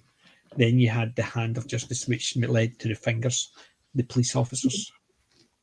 I'm a fingerman, so and I knew they were called fingermen, but I never even clocked that. It was just that it's actually sitting there, and I just noticed it what it says. I thought, oh, there you go. That's weird, very weird. Especially when they kept actually making all those nasty suggestions to Natalie Portman's character. That was a difficult scene to watch. Yeah. Well, it made the introduction of V even better because, like I said, V is a villain, but is he really? But no, that's what I'm saying. I think it actually did it the opposite. It actually introduced the corrupt nature of the government, because there's the lowest form of the government, the police force, the enforcers. Well, they weren't even police officers. They were basically the fingers, as in that'd be like the Gestapo. So it was like that. So they were so corrupt that 3 of them are there. Even though she's screaming, they know fine well they could just shoo people away and do what they want. Nobody's going to dare say anything. Nobody's going to say anything about them. So introduce the corrupt government very, very well, because there's the lowest echelon can do what they want. Yeah, it sets up that oppressive atmosphere that comes throughout for everyone that you see, all the stories. It does it just so perfectly. Mm-hmm. There was a scene, that scene with Natalie Portman, once V turns up and he sort of dispatches them all. She says to him, "Are you some kind of a crazy person?" And I was talking to the screen at that point going, the dude just saved your life, or worse, it's like, what? But then again, in that environment where I get it. Yeah, I get like why she reacted that way, because everything is set, it's a formulaic life that they lead. So she was like, "Are you crazy enough to get crazy involved? enough to be doing this?" Yeah. But I couldn't help myself. I was talking to the screen. Are you crazy for asking? Like, thank you. But it was also the fact that he introduced himself by asking someone in a mask who they are, as if to say, the mask will tell you, I don't want to tell you. No, I'm not going to just, whip the mask off and say, oh yeah, I'm Pete. Aye. It reminds me of watching the Rorschach when they took his mask off. Everybody's going, who is he? He's a nobody. That's the reaction from Natalie Portman in that scene, and the Rorschach reference is really good as well. But are you a crazy person? That is like the actual human reaction to what just happened. You were about to get really screwed. Probably chose the wrong word there for that, but suddenly comes someone in, they save you. Yeah. And you don't know, friend, foe, fight or flight, the whole thing. Yeah. Yeah. So that is really, really well done. It was. I mean, the whole thing was superb. And as Archer just joined us, he says should be over in a few minutes. Hi. But I just want to see my pick from my collection this week. I have mentioned it in the past once or twice. No, it's not that movie. It's one of my favourite TV shows. It's one of my favourite TV shows. That's my boy. My boy. Yeah. Molly Sugden. I love Molly Sugden. She was in one. There was one called "That's My Boy," and it had an aging actor playing the young boy Jimmy. It's on YouTube, and I can't even remember the guy's name who played him, but accordingly played a lot, and it was black and white, so it was in the 50s, 60s. It was then, but I have seen it. But that's, to me, is a lot better. Molly plays a cleaner who's been allocated, been employed by the agency, had been trying to get her a job that she would stick at because she keeps losing the jobs because people keep complaining her because she's either too pernickety or too uppity. But she gets a job working for a doctor and his wife, who's a model. And just so happens they're talking about children. And Molly's character says, well, I had to give mine up when I was young, and the man who put me in that position did a runner. So I've only got one picture of my Shane, and then the wife, the wife of the doctor says, well, I've only got one picture of our Robert when he was a kid, and the two of them look and says, oh, we've picked up each our own picture, so they swap them, and it's the exact same picture. So it turns around that she is now working for her son, who was adopted. And obviously, being a comedy, there's the comedy of errors and stuff like that, but they learn, and she stays on just so she can be near him. And she keeps on calling her Shane. There is some really great characters in this. The brother is Harold Goodwin. He plays Wilfred. I'm just trying to remember what else he was in. He played in Coronation Street and things like that. He was in All Creatures Great and Small. He did a lot of bits and pieces. He was in the Dick Emery Show. He just was one of those character actors. I'm just trying to think the one that most people would probably know him from. Because he did One Foot in the Grave, Brushstrokes. I'm trying to think, where is the other one? He played in Minder. I think, actually, believe it or not, Dick Emery was probably, he was in also Oh No, It's Selwyn Froggatt, the Bill Maynard. That was great. That was a fantastic thing. I'm still looking for the movie, that TV show. But he's just one of those characters, once you see him, you can't forget him. He's just thingy. But my favourite character at the time was Debbie Davis. She always played the small wee woman. You'll recognise her once you see her. I'll just get a picture of her up. Oh, yes. I was slightly ahead of you there because I was looking in on the rest of them. And I'm just... That one is definitely coming up on my list. And yeah. Well, at the very, but not very bottom, because I just bumped up Kafka this evening. Yeah. There's Debbie Davis there. She she has been in a load of really, really good stuff. And she always plays very the mousy thingy, and she is absolutely amazing. She was in let's see, Chance in a Million. She played Alison's mum and dad, mum. So she did Chance in a Million's one of my favourite from then, with Simon Callow and Brenda Blethering, which is fantastic. And so that she's in there. It is just one of those things. Every time she's in something, I know it's going to be great because she's always played those parts.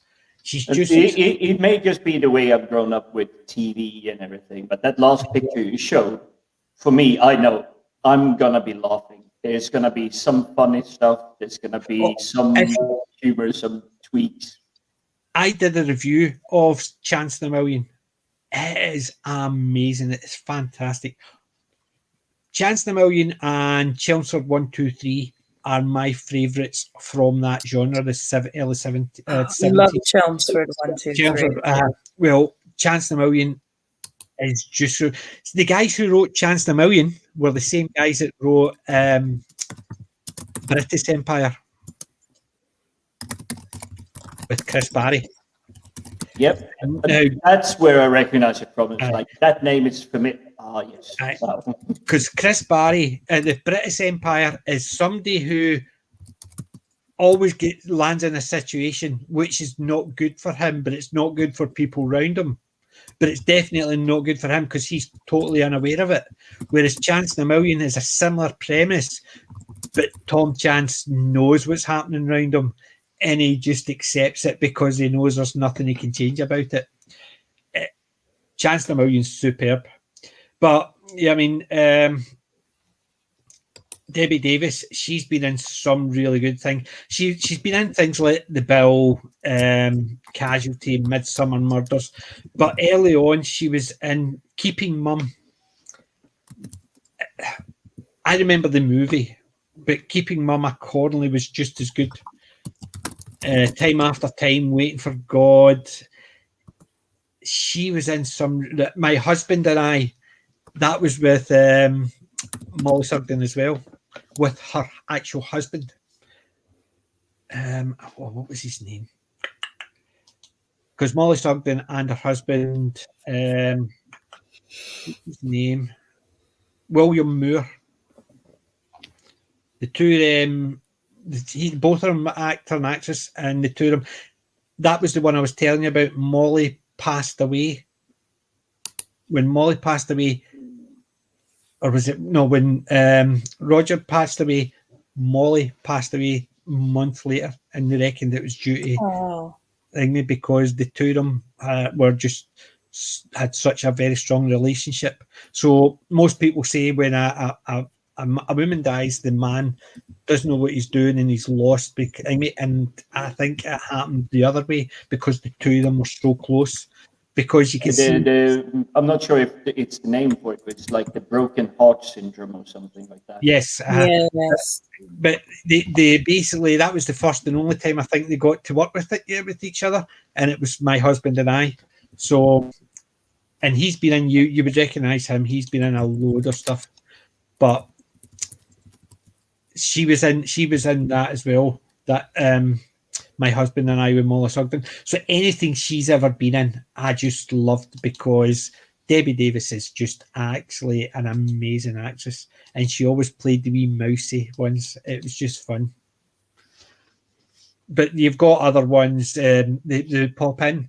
So you've got some Carry On along that lines would actually pop in. You've got some big names that would just come in. Kenneth Williams popped in for one episode. Yeah, I mean, so it's things like that. You would get characters that would pop in. You had Pearl Hackney. She's played a lot of these, the old grumpy old fishwife types.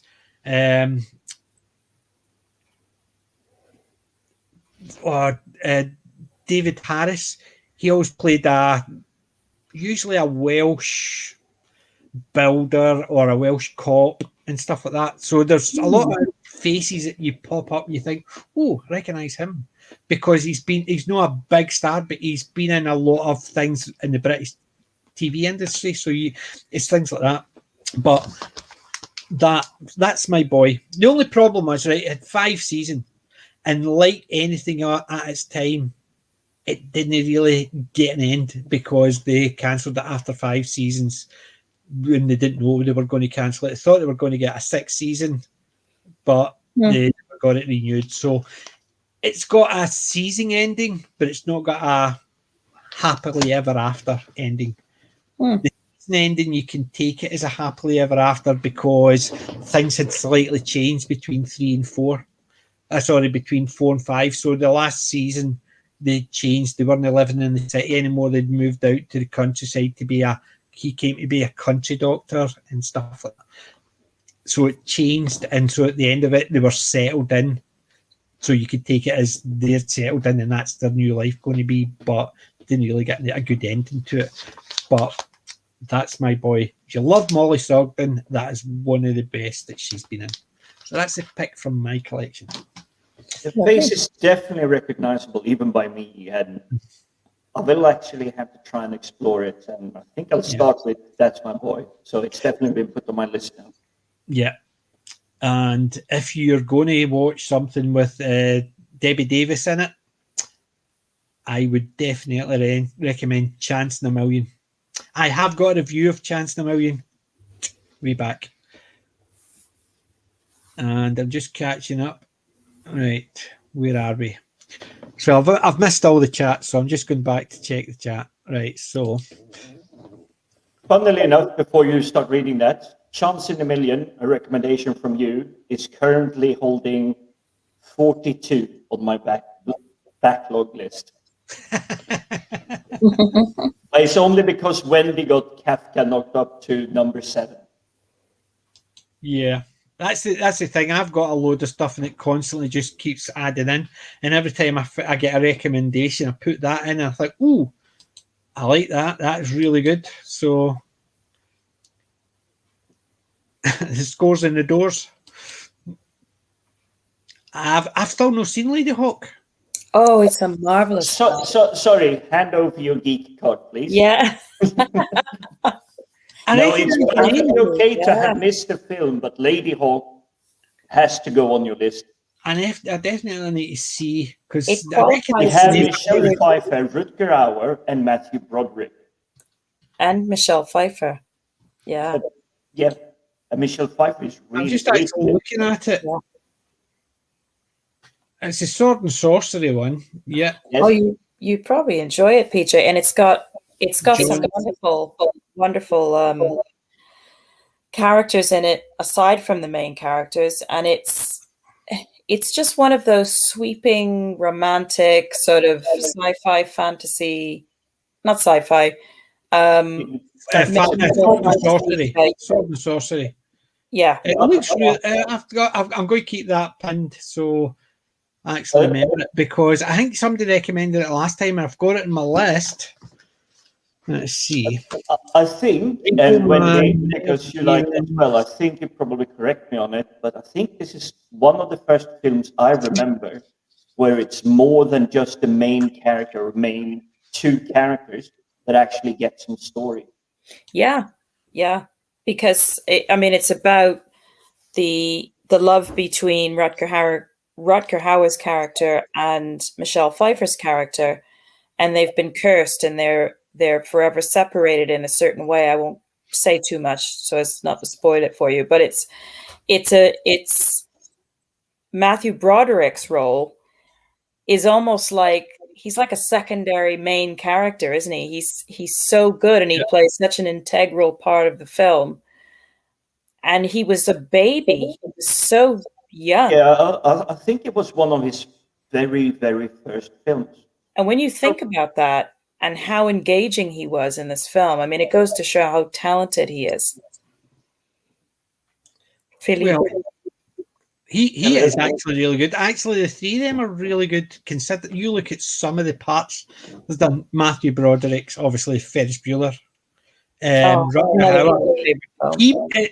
Hauer. He-Man, even though it was a crappy movie, he was really good at it. Universal Soldier. You know what I mean? For me, Rutger Hauer stands out in Wedlock. I don't think there's like 5 people on the planet have seen that film. But I loved it. Wedlock. It's about a prison colony.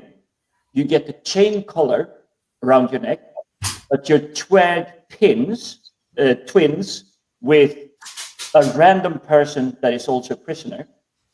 There are no walls, there are no gates, there are no nothing, but there are these pillars, and if you walk outside of that zone, Metal Blade comes and just go chop your head off. But not just you, your twin. I've seen that, and even if you basically it's hangman, I've seen that. I remember the scene when the two of them are running with their necks. Yep. Yeah, I remember that. I've seen that. I didn't know the name of it, but I've seen it. It's a Rutger Hauer film, and that's where I remember it from. Big T saying it. Is that Chelmsford 123 on the TV tomorrow? That sounds ideal. Although I've got the DVD, so I'm okay. I'll watch the whole thing. Tomorrow, what else have I got on? Nothing. So V for Vendetta, 1984, and Chelmsford 123. Sounds perfect. Why are we literally like duck stepping back in time? It's like we're going from 2000, 84, and then 123. Yeah. Well, Chelmsford 123. Who wouldn't actually? Chelmsford 123. It's got Doctor Who in it. Didn't you know that? I didn't, because I still have to see it. And Chelmsford 123 is of Chelmsford 123. You see the wee bit that Doctor Who's in it. I did put that wee clip in it. So, and I think it is the Patrick Troughton or Tom Baker. I can't remember. I think it was Patrick Troughton's Doctor, because he just came out, stuck his hand out, and away again because it was pelting rain in Britain. God, I'm blanking on that now. There was only the wee bit where the two Romans basically got their horses stolen, so their horses or their oxen died, so they got German slaves to pull it. The German slaves ran away, so they had to pull the cart, and it started raining, so they were huddling up behind the cart, and you hear the and the TARDIS appears in the background. The door opens and the thing comes out and does that, and then gets back in and does it away again. It's literally if you look at my review, there's a wee clip of it. Just that wee one clip in episode 1 where they're basically going to Rome before they meet Badwalk. It is just super. It's just every time I watch it, I thought, you can see that's a BBC production. They would have jokes like that. In a comedy show, there's Doctor Who in the background, just comes in, pushing the rain, noggin out there, and then disappears again. I just remember we were howling at that. That was so funny. Yeah, I love Chelmsford 123. I think it is definitely so funny. Considering the art, you look at the one that played Gracientis, the wee weedy Gracientis. Yeah. He actually wrote the theme tune for it. Yeah, really? He wrote the theme tune for it. So he did. And when I first found that out, I thought, really? And you're sitting there thinking, he's obviously a great actor, because you think, oh, he's a wee weedy guy, because that's what he portrays perfectly. But then you find out he actually did the theme tune as well. And you're sitting there thinking, wow, there's someone who makes you believe he's weedy, but he's so talented that he can do that, and he can basically write music. So yeah, he's done that.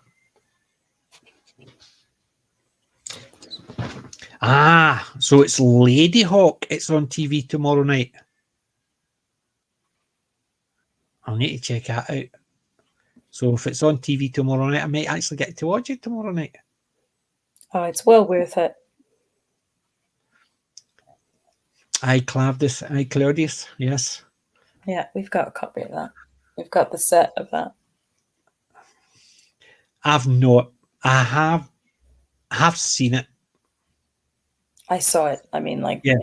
Yeah, the Chelmsford 1, 2, 3, the first episode, when they're actually just heading into the heading into Britain. It's when they're travelling from the port to Chelmsford. That's when they see the Doctor. So it's maybe that's why it slipped my mind now, because we went through the whole series, but it was last year, I think, we watched it. It's the first episode, so it is. Let's see. I'm just trying to actually find the wee clip because I have got it. So contents, but see, try to actually find the stuff. It's terrible. So, answer 1, 2, 3. Yeah, it's there. Just let's mute this a minute. Oh God, do you know how bad it is?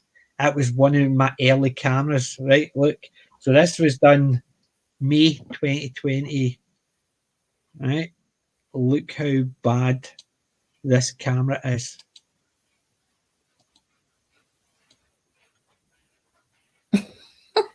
It is blurry. It is blurry. Oh, that's a different angle. So you actually have. I'm still. This is still the same point, but the difference is instead of actually looking down my room, looking across my room. So instead of my camera being there, my camera was there looking that. So there's my shares outside.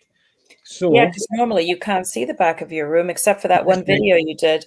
Yeah. Right, is this where I point out you had a lot more hair back then? No, I didn't have a lot more hair. I didn't have any hair. There it's there, look. Right, see in the top corner.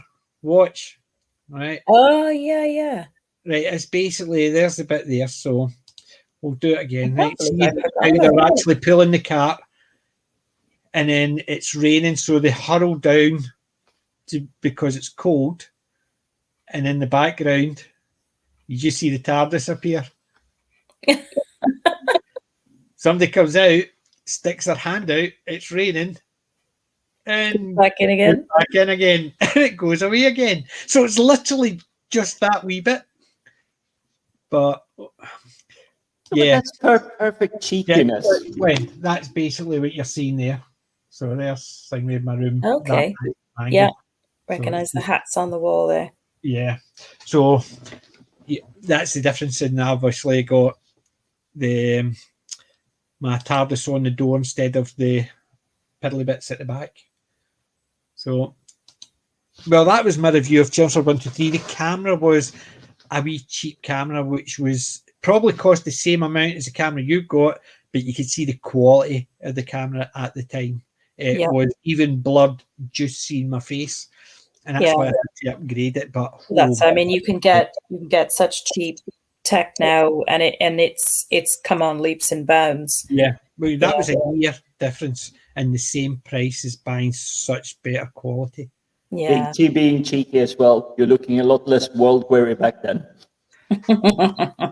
Admit it, it's the beard, because I didn't have any. I just had a scruff. Who is that man? Baldy in the top and the bottom, so he was. But I had actually just started. I think that was my second or third video. That's how old that was. It was. Let's see if I go back to. Well, actually, tell a lie. The first videos I did were all magic related, and it was my first video which was not magic related, which was my fourth video uploaded. So the first three were all to do with Magic the Gathering, my decks, or pack openings. This was the first one I did for a review. That's how bad it is. It is really how bad it is, because it's got the picture of me with my bowler hat on. You see, we all got to start somewhere, and I haven't even started yet. Yep. The one I did right after that was Chelmsford one, was Chance in a Million. So it was. That was my first two. Well, now I have to bump it up. Chance in a Chance Million. in a Million is currently on my watch list at. Where are you? When Brenda Blethyn mid-20s something. Aye. Brenda Blethyn is absolutely stunning. She plays the vixen, the librarian with the heart of a vixen. She's always trying to seduce Tom, but things happen. And basically she'll be lying there with her negligee on, and he'll come in with his pals from the club and stuff like that. She'll be sitting like that, all laid back with a negligee on, and he walks in with a load of guys. And, it's just that silly thing, but she's always trying to do it. So that's why I like those two. That was my first two videos, not magic related, and it was Chelmsford 1, 2, 3, then Chance in a Million. That's how much I liked them, because I started doing it with them a year and a bit ago. May last year. A whole year and a bit. Oh my God. Look how far we are now. How many subscribers do you have at the moment? 139. Way Way back then, I had two. Way back then, I had two. And one of them was magic related, and probably one was my wife. But I don't think she was. I don't think she even actually bothered with me then. It was enough to get me out of the room. Get the buggery. But there you go. The big difference in things in a year. I don't know if it's one that you two will agree with, but I've realized, because we were talking V for Vendetta, and then I was talking about Kafka earlier, on the vein of a sort of subversive secret government control type vein, I've got a suggestion for Wednesday. Aye. He's seen it. Yeah. This is one of my favorite films ever. I'm not surprised that it is a superb one. It's got one of the best movie lines ever. About the old you woman. can never go wrong with John Carpenter. Yeah. At least for me. I mean, even if it is less great work, I still like it, because there is a certain craftiness in the way he wants to tell the stories. Well, you look at it, if you take V for Vendetta and They Live, and effectively you've got modern day. So you Yes, have very much so. basically consume. Yeah. Obey. I would definitely think that They Live, that's a good one for Wednesday. Does everybody have a copy of that? Do you both have copies? I have a copy of They Live. I'm just double checking. Jim, do you have a copy? It will probably take me 10 minutes to dig through my archive, but I'm very certain I have it. Yeah, I have a lot of I'm archive. certain I have it as well, because I think I actually saw it about definitely 2020, because I'm just looking through my movies. I'm at this. I've got that bloody many. I'm still at the. I need to actually go to the end of the. Yeah, I just looked through my actual Amazon purchases. I bought that one years ago. It is in my library. Yeah, I've got that one. I just checked my DVD list. Cool. And I definitely have it. So I have, but that is something I'm looking forward to, because that is just. It's superb, isn't it? Big T's on the money again. I have to reduce my window here to see it. Yes, I have come here to chew bubblegum and kick ass. And I'm all out of bubblegum. That's my favorite line from that film. I like the line with the old woman. Remember, she basically starts giving him a thing when he puts the glasses on, and he takes them off and he puts them on again, and she sees her face. boom. Yeah. You old hag, you. And she's going, oh. Well, the it's got one of the best fight scenes, just like beating the crap out of each other's scenes of any film I've ever seen, between Roddy Piper and I'm trying to think. And it was the two of them, the two He good guys. played. It was in The Thing as well, opposite Kurt Russell. Oh my God, I can't think of his name. Yes, he was. I had his name the other day. I was just talking about him. Oh my God, Keith David. Keith David. Yes. Select a name. Come on, you can't have two first names. Yeah. He is. That says the Scotsman. He is brilliant. And the fight scene between him and Roddy Piper is so brilliant. And it's all over the fact that he wouldn't put on the sunglasses. Yeah, that's what I'm saying. The two good guys beating the hell out of each other just to prove what one of them's right. Put him on. No. Put him on. No. It reminded me, do you know what it reminded me of when I saw it? The Simpsons episode. Did you see the episode where Homer comes in and Lisa and Bart are fighting? Lisa's going, you are. And Bart's going, no, you are. Going, you are. And basically, no, it's saying it's you. No, it's you. And Homer says, what are you two fighting about? We're trying to decide who loves you more. And he goes, continue. So Bart turns to Lisa and says, you love him more. And Lisa turns to him and goes, you love him more. And it's that. And that's what it reminded me. Put the glasses on. No. Put the glasses on. No. And the two of them are fighting about that. And that's, for some reason, that always reminded me of The Simpsons. Although it was filmed before The Simpsons, because I saw it after The Simpsons one, it always reminded me of that. I don't know why. Weird. You see, I have an urge to start rewatching The Simpsons because I haven't seen it in years now.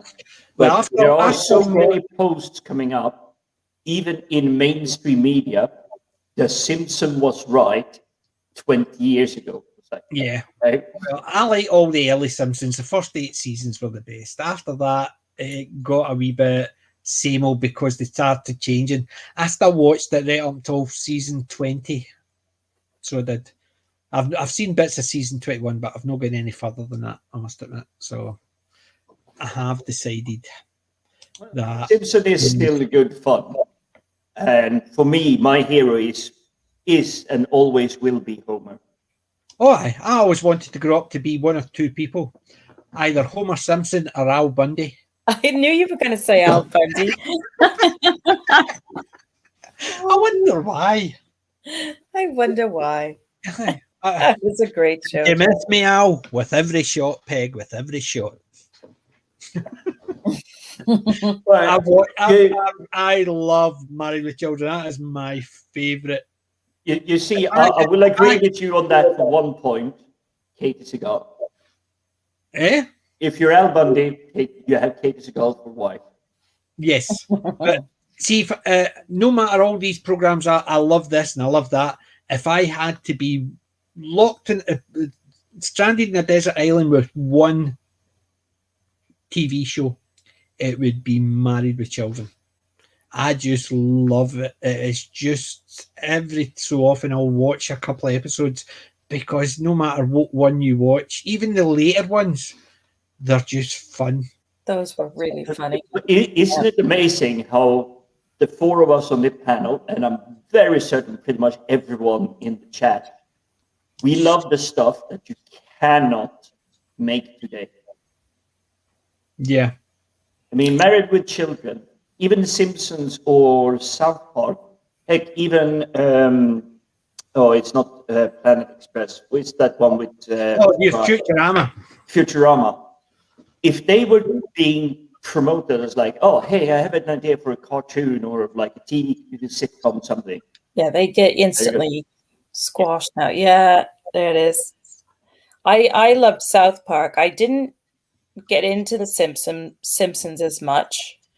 But not that I disliked it, but I just never really got immersed in watching it. But South Park, from the beginning, I can remember watching and absolutely loving it. It was so funny and so irreverent. Do you know the worst part is my nephews used to go on about South Park all the time. Sorry, not South Park, Simpsons all the time. I'm not watching that crap. It looks rubbish. It looks rubbish. It went on for years. You should watch it. You should watch it. It's great. They were kids. They're fantastic. I should watch it. I would really like it.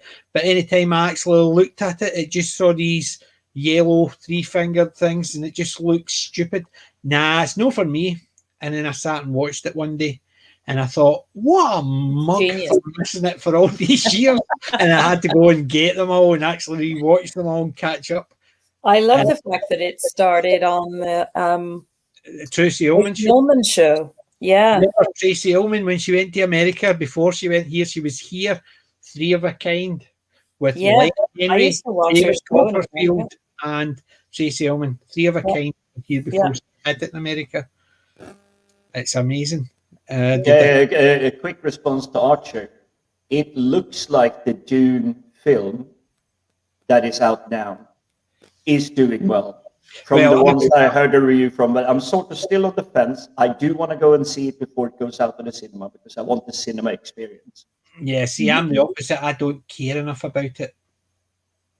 I've heard nothing but great reviews, how cinematically it looks great, and they knew where it was going to end. So the only criticism they had was that even though the directors called it part one, the studios refused to put part one because they didn't want people getting in knowing that it was going to suddenly stop, which was everybody was saying was crazy. But the director wanted it to be called Dune Part One because he knew it was going to finish, and that was the only criticism they had, was that people, if you didn't know, you were getting in, and then suddenly the movie stopped, and because it was called Dune, you were expecting the whole movie rather than it suddenly stopped. You're sitting there thinking, that was the only negative I heard about it, which is no negative because most people know it was actually part one. But I was never, I got the original Dune and I thought it was okay. I tried reading the books and I thought they were worse than parts of the Belgariad. I struggled with Belgariad. And I thought I struggled to get through them. Same as when I tried to read Lord of the Rings. I struggled to get through that. However, this one I have no interest in it because if I want to watch it, I'll wait until the two movies are completed. So I'll watch them back to back. I have no interest in watching a part of a movie and then waiting 2 years to see the second part because I would forget about the first part. So what's the point? So I'll just wait until they come out and I can watch one and two together. I know. Sorry, Jim. Go ahead. No, Wendy, you were first. Thank you. I know we won't be going to see it in the theater only because we're just sort of avoiding big venues like that at the moment. But and time really to do it. It is one that if we did watch it, we would prefer to see it on a big screen, obviously. You want the cinematic experience with it. But I remember watching the original film. The Realm of Slumber, yes. Thanks for joining us. I'm going to be entering the Realm of Slumber soon myself. But yeah, I think just because of circumstances and whatnot, I think we will be doing the same as basically waiting until the whole thing is out. Like if they're going to do another film after that and then watch it and watch it later on. Yeah. I just think logistically at the moment and certain circumstances it's just too much going on right now. But it is that kind of film where it would be best on a cinema screen. Yeah, it's the same as I was going to say, Jim, when he actually showed us that all the DVDs I've got 3 Blu-rays. The reason is that's the size of my screen. Blu-ray, DVD makes zero difference. that's the size of my screen. I've no interest in getting a bigger screen to watch it in. So the bigger quality, that's basically that is it. So that is DVD looks great. absolutely fine. That's That's what I'm absolutely saying. So fine. DVD looks great in that. So there's no point me getting 4K stuff because it's still the same size of screen. If I had a big screen, it might be a big difference. But because I don't have the big screen, the 4K or the Blu-ray means nothing. 4K Ultra. But that's what I'm saying. So, but for me, it does mean something because I have a projector, and my home cinema is large. But it's a luxury, but I have sacrificed space for other things. So I do understand, like, where can you watch it? I keep on sacrificing space for all my stuff. But so imagine actually clearing a load of my stuff there, just so I can actually project stuff onto my. Actually, my whole blind is white, so I could project onto it. But that means everything that's on that and round my window would have to come off. No got enough space for that. So the DVD is perfect for me because my screen gets a decent screen size. So if I've tried it Blu-ray because I bought a Blu-ray player just so there was a couple of movies. If they're nice and cheap, I'll get them in Blu-ray because obviously the Blu-ray, and if I think there's usually, if I get one for 20p, a Blu-ray I get it for 50p. Or if the DVDs are £1, the Blu-rays are £2, so it's not a major cost difference. So I'll get the Blu-ray if there's a Blu-ray there, but I've only got 3, and they don't make any difference on my big screen. So that's the thing. So I'll be watching it on that when it comes out. So basically, if I want to go to the pictures, I want to go and see things like Dread or something like that. When I go in and see a movie come out, I think that was a good movie. I don't want to think that was a good half of a movie. Now I need to wait 2 years, and I don't want. That's why Lord of the Rings didn't see the point, because I knew they'd split it into 3 movies. So what's the point of going to see movie 1? I'll wait until. I was one of those hardcore people. I actually went and tented outside the cinema a couple of days before the ticket release. And it was so amazing actually meeting fellow, shall we say, Lord of the Ring people. Oh, yeah. And you were hanging out for a weekend, you were waiting for the ticket release, and you were standing, you had your queue and everything. And it's like, okay, you bought the ticket. It's like, okay, it's November 17th, and the film isn't releasing until December 20th. It's a month. Yeah, but that's part of the experience. That is so cool. You know, when you're there queuing and you've got all these incredibly huge fans and people who are so invested in the film. It's part of the whole experience of the film. A bit like when Star Wars was in the theaters back in the day. I mean, people were, you know, like when Empire came out and then Jedi, you know, people were dressing up and queuing for hours, you know, to get into the theaters. Yeah. Well, that's the thing. People would do that nowadays. They'll just book their ticket online before it comes out. Fun fact, Jim, Dark Ages 1500 to 1700, that's actually not true. I was watching Time Team today and they were talking about the Dark Ages. They're called the Dark Ages is because lack of knowledge, and it was usually after the Romans had departed. So there is a slight difference in that. That's me and Archer Colin having like a I know you are talking back and forth, medieval and stuff like that, but the class of Dark Ages is after the Romans, because but the Romans never departed the Viking. I know, but you know the class of basically when the fall of Rome. And that's basically because just before the fall of Rome, they called a lot of their troops back, which means a majority of their citizens who went back, and it was still people here, and they just merged. But they class it as the Dark Ages because there was less writing, and people weren't building with stone anymore. They were building with wood, so they were finding it harder to thing. Yeah, that's what I was watching Time Team today. That's the only thing I was taught, and basically it pops up in the head. No. It's literally the thing we were bouncing back and forth there. It is I'm sort of along the line of Carl Sagan's Cosmos, because there are two sections in history called the Dark Ages, but for the science folks, it was when the 1500s to the 1700s. Because you had the Renaissance just prior to that. Yeah, no. So Renaissance started about mid 1700, well, probably earlier, and I'm gonna get my butt cheeks handed to me by an art. The Renaissance was basically coming from when science was just seen as magic. They were the alchemy, trying to change base metals and all this.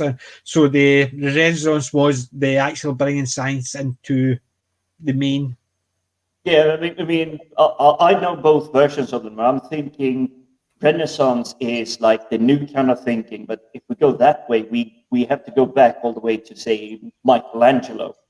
They're probably someone that was earlier than him, but there was definitely an era where like thinking new, creative. Hang on, what is this? What's going on? That was absolutely forbidden. You were not allowed to do it. That's why it was called the Dark Ages. Nothing new happened in that era. So it's basically like what we have in 2021. Nothing new has happened. Nothing's happened. Full stop. Nothing. Yeah. Yeah, but the Dark Ages, from the archaeological point, is Dark Ages is the things when they can't find out, because Romans built in stone and they wrote in clay tablets. Prior to that Stone Age, they had flint work and stuff like that, and they would also, any carvings were usually onto rock. After that, they basically very few little, because they started building with wood, so a lot of the buildings they could find the occasional post hole and things like that they just didn't know.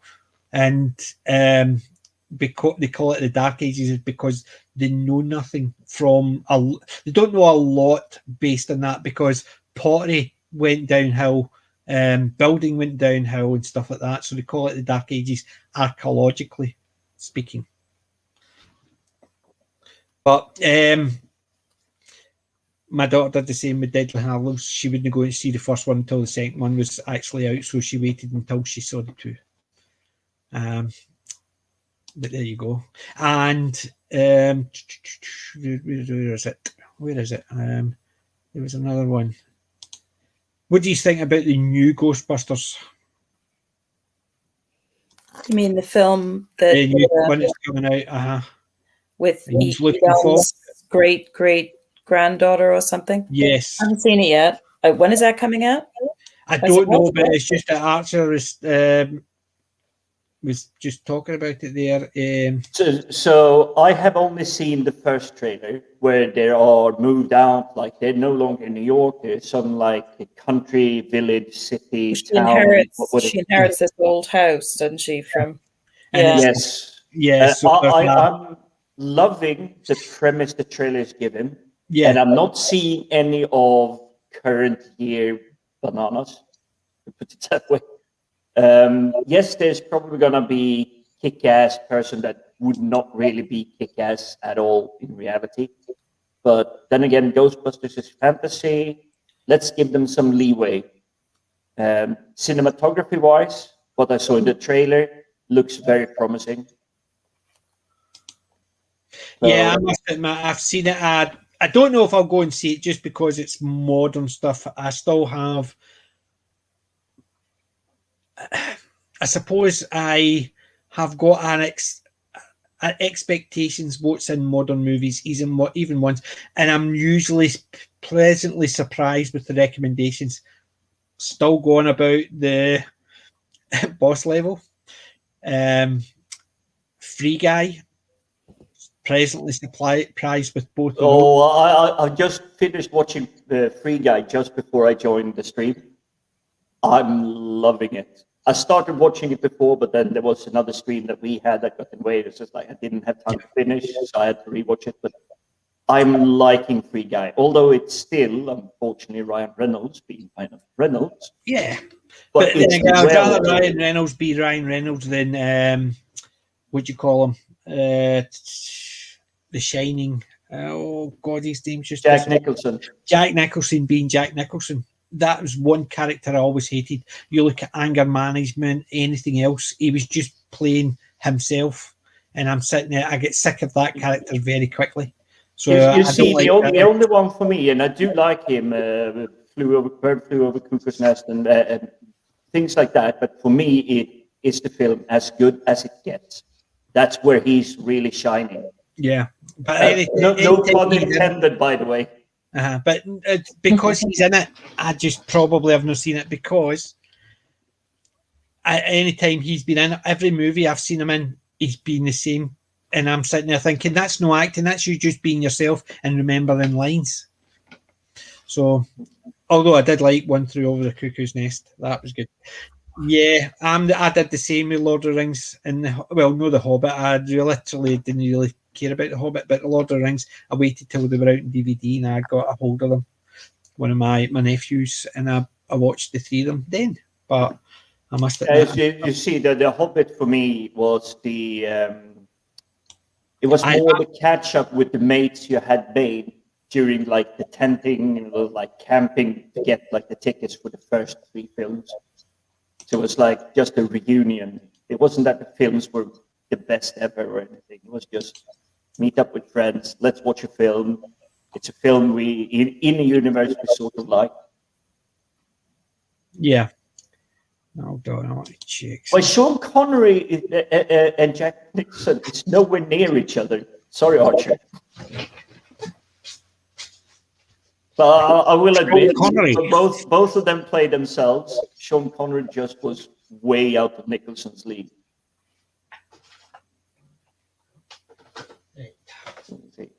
Archer's also pointed out that apparently the new Ghostbusters is being slammed by the 2016 film that doesn't exist.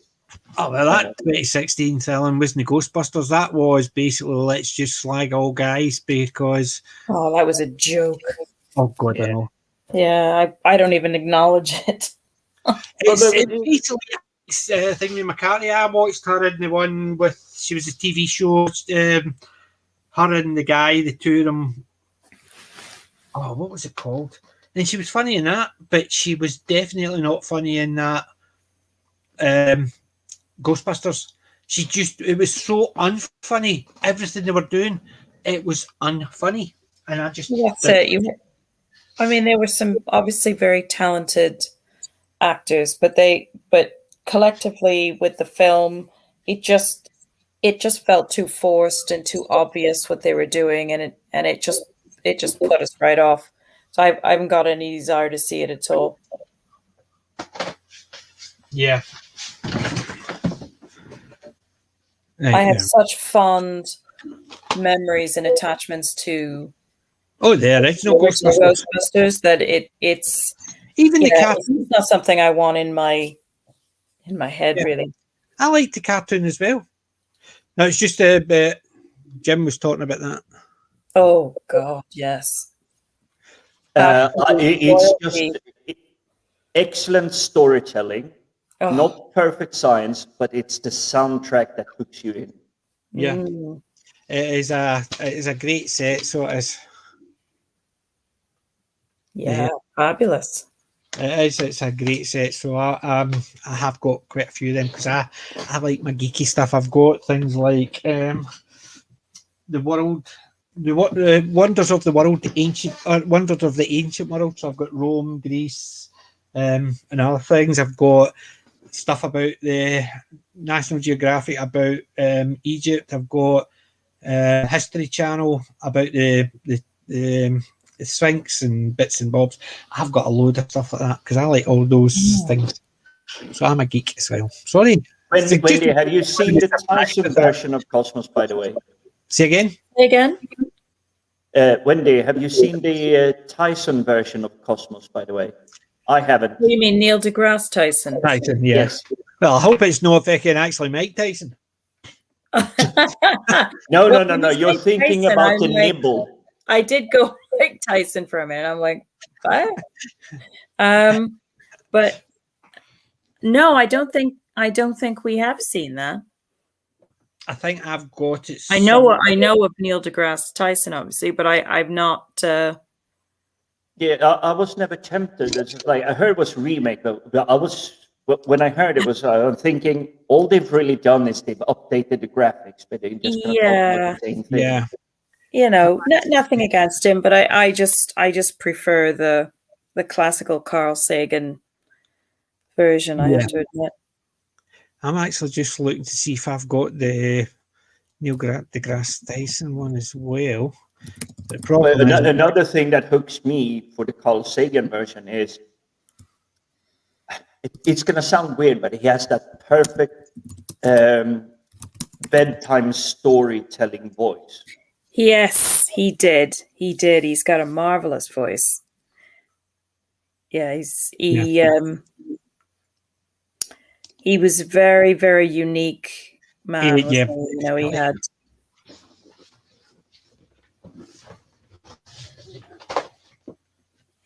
I'm sure Carl Sagan's got other stuff.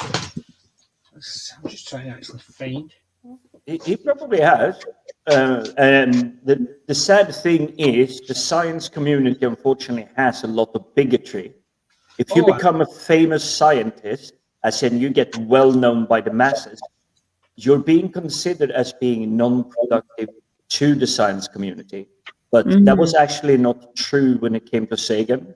And I believe it's called like something like the Sagan flip version, something. You will find it on Wikipedia, where it basically says, if you're a famous scientist, your science doesn't count, or something to that effect. And it's like, right. Like he did a lot of hard work as well. He just happened to become famous. And of course, if you're doing a lot of camera and TV appearances, you have less time to do science. Well, you have the modern day. We like to think of him as the modern day Carl Sagan, in one respect, and that's Brian Cox, because he's obviously like he's achieved that rock star status for scientists. Although I don't like Brian Cox, however, that's Brian Cox. Yeah. That's his three. Yeah, really I'm not a great fan of him. I think sometimes it goes to his head, but I still have his stuff because I like his stuff, but I don't necessarily. I'm not a fan of him. But then again, I've got some History Channel stuff as well, which is the universe and the underwater universe, which it's the other universe. I've got Frozen Planet as well, but I've still got to watch those. I'm still catching up with them, so they're all on my list, but they keep getting shoved off because anytime something else comes up and I think, oh, that sounds really good, it's usually my documentaries that go. So I just had to actually reorganise all my Tom stuff. I got them down so I could actually see them right in front of me. But no, I like all those, the universe stuff, the underwater stuff, and the wonders of the world, even ancient world. I just like all that there. So Carl Sagan stuff is really good. The original 3 Star Wars were released. I saw all 3 films at the same day. No, my dad took me to see. We went to see Star Wars, and my dad took me to see Return of the Jedi. I was a kid, so my dad gave us the money to go. Me and my brother and my cousins, all 15 of us, all went because it was cheap then. It was cheaper for us to get a bus into town, go to the cinema, than it was for them to go and buy his chips. Fish suppers. But they were all going out for a meal, so we all got money to go into town to go to the cinema. Star Wars. And then my dad, the second time, took us to see the Return of the Jedi. It was good. So I didn't see all them all at the same time. But then again, Star Wars was a movie, and then Return of the Jedi was it wasn't known as a trilogy at the time. So it was just a case of, well, that movie worked, so let's make another one. So it was just a sequel. You didn't think there was going to be a third one. Yeah. There you go. Archer's got all 3 seasons of Cosmos, Sagan, and Tyson. Superb. Brilliant. I think I've got the digital one of Neil deGrasse Tyson, and I've got the DVD of Sagan. We were all in the Dark Ages, but with the lights on. Yeah, but some of us had the lights on, but nobody was home. Speaking of no lights on, I'm gonna have to leave you both and say goodnight because it's getting a little bit. Yes, Wendy, thank you Past again my for bedtime. joining us. And Thank you for having us. yes, definitely. And I definitely think you're correct for Wednesday. Great. I'm sorry it took a few days to sort of decide, but this came to me tonight because we were on the same vein. Yeah, Talking I think about so. And the live will be superb. It will. It's always a pleasure when Jade to chat with you. It's good fun, even when we meet up in the other chats and everything. Yes, likewise. I So still no watched the Line of Duty, but I still pop in. we had a ball on the last one Yeah. the other day. It was so funny. It was a great stream, and we had some levity in the chat, which caused some sort of uncontrollable like giggling and laughter and things that got way out of control. So that was actually quite fun. Yeah, it was a good one. Unfortunately, I was only like listening to it because I was cooking dinner as well because I was home really late. Yeah, that was a really good one. I like to pop in, but it's a police procedural stuff, and unless it's a comedy, I'm not really. Yeah, that's fair enough. Yeah. You see, I'm enjoying it more because Davros and Charles. Well, if you're a fan of Keely Hawes, it is she is in this season 3 and season 2, and she knocks it out of the park. She's so good. Yeah, and almost to the point of like terrifyingly good. She's one of those rare actors that can inhabit a role so much that you just forget that she's not an actual real person. You know, she's just so good. Yeah. Yep. So I definitely would recommend it to any fans of Keely Hawes if you haven't seen it yet. It's superb. Yep. And if you're going to get in there to Daniel's stream to watch reviews of it. Yep. Great stream, great channel. Yep. And speaking of which, thank you again for having us on, and enjoy the rest of your chat. And we'll see you around. Definitely. Yeah, and we'll see you Wednesday. Definitely. Wednesday. Right, and catch you later. Good night, everybody. Good night. Right. So we were around the cosmos. We were around the cosmos or at the Dark Ages. There you go. Well, we went from the dark. We went from V for Vendetta, and then we went back through time, and we hit Dark Ages, and now we've gone to the future of cosmos. We were coming back.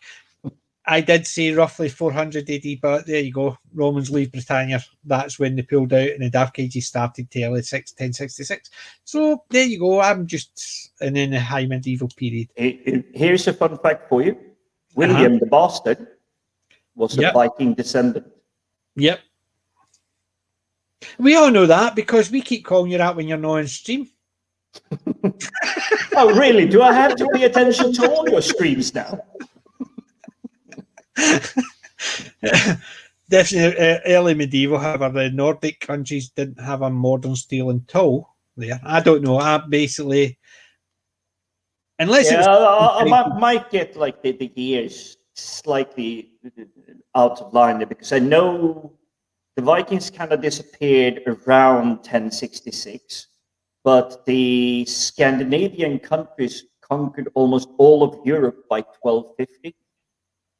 I'm not sure what king he was under, but there was some battle with Turkey or something. But rather than just walking through the countries to go and fight with that king, they just conquered all the countries in between and then just went to fight with them, something like that.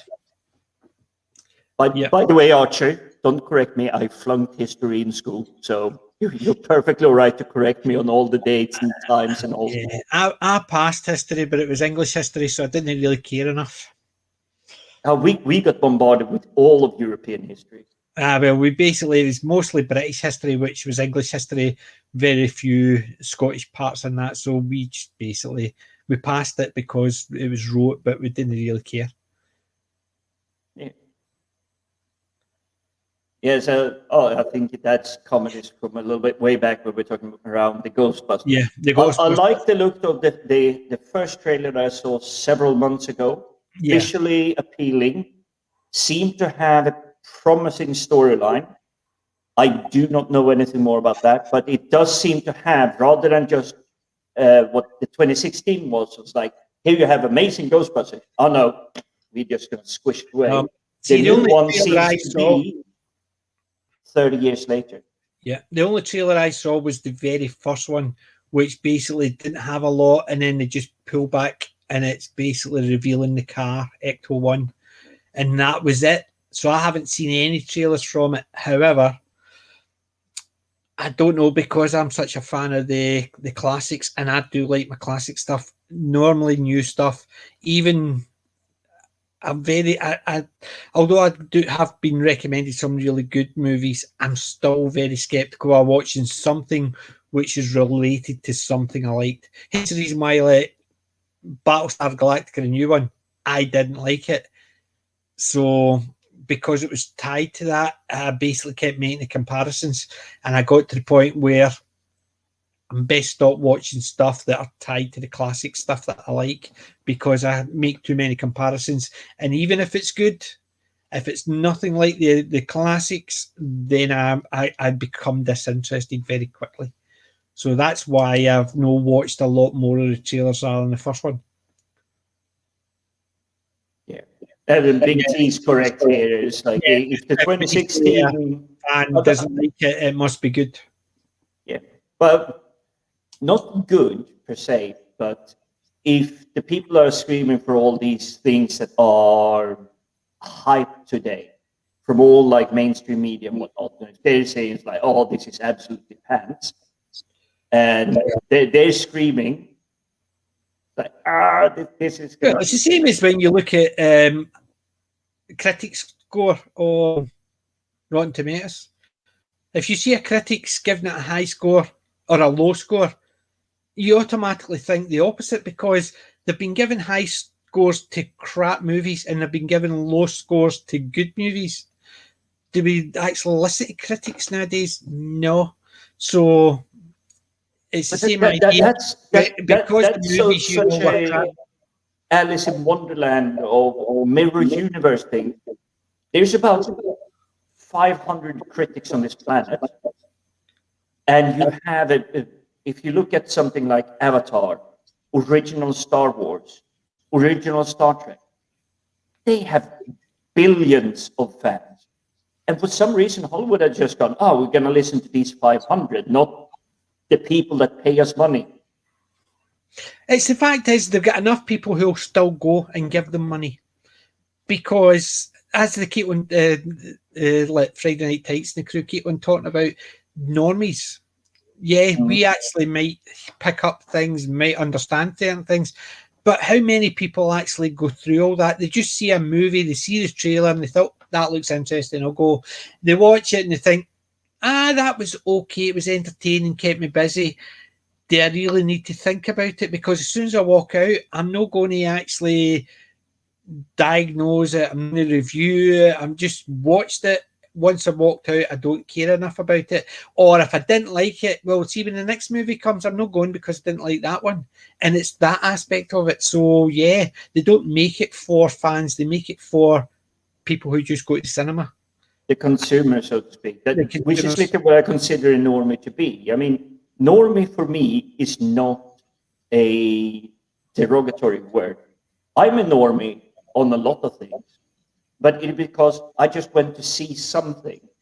I couldn't care about who wrote it, who directed it, who were the actors, what was the storyline actually trying to do.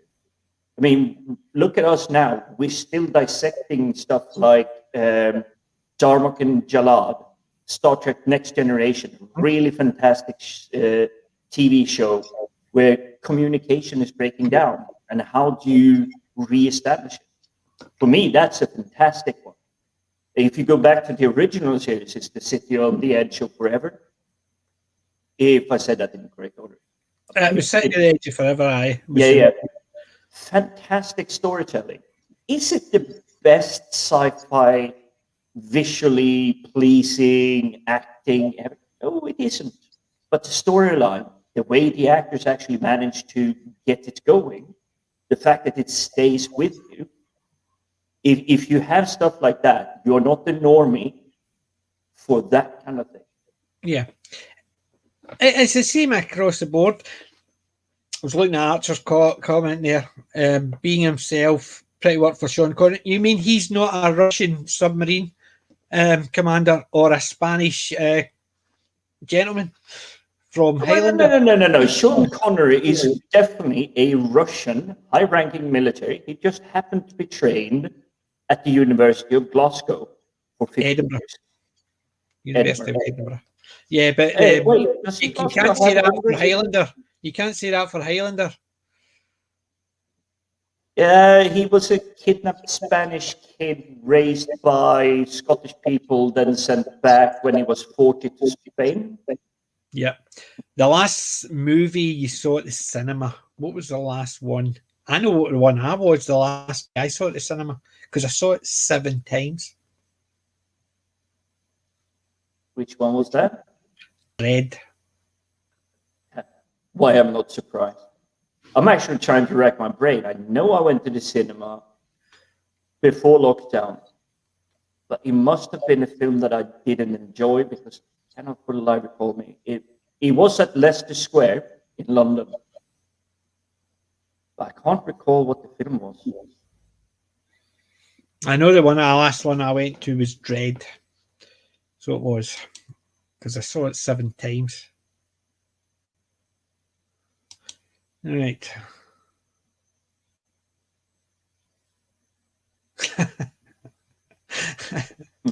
He's still used to stop arguing about years prior to 2020 because according to the TV, nothing happened before 2020. No, there was no person of X characteristic ever seen before 2020. Yeah, and I must admit that Ghostbusters 2016 was just a crap movie. It was trying to be funny where it couldn't be because the humour was basically geared at one particular point of view that very, very few people, not many, found funny. Because if you've got one joke and you constantly repeat that one joke, even people who think the first joke would be funny, even they get fed up with it. So if you're constantly having jokes at the expense of a particular person, after a wee while, that joke stops being funny. It's the same idea. So if they're constantly having jokes at the expense of men, and that's all they do all the way through the movie, it's no longer funny because, yes, you may laugh at the first one or two, but when they keep doing the same thing time after time after time, it's no funny. You see, I never got interest in watching GB 2016 at all. There was nothing pulling me in from trailer, from hype, from marketing. It's like, it looked too generic, it looked too bland. And it definitely didn't look like it was going to add anything to the universe whatsoever. And that's kind of, okay, I do have friends that are significantly younger than me. They like the new stuff. They say, oh, this is really interesting. And then I ask them, well, have you seen what it was based off of? And they say, never heard of it. And it comes from Lord of the Rings, Star Wars, Star Trek, all of these, even Doctor Who. I have very young colleagues at work that like the new Doctor Who. They, for being British-born people, they claim they have no clue that there was a Doctor Who TV show before.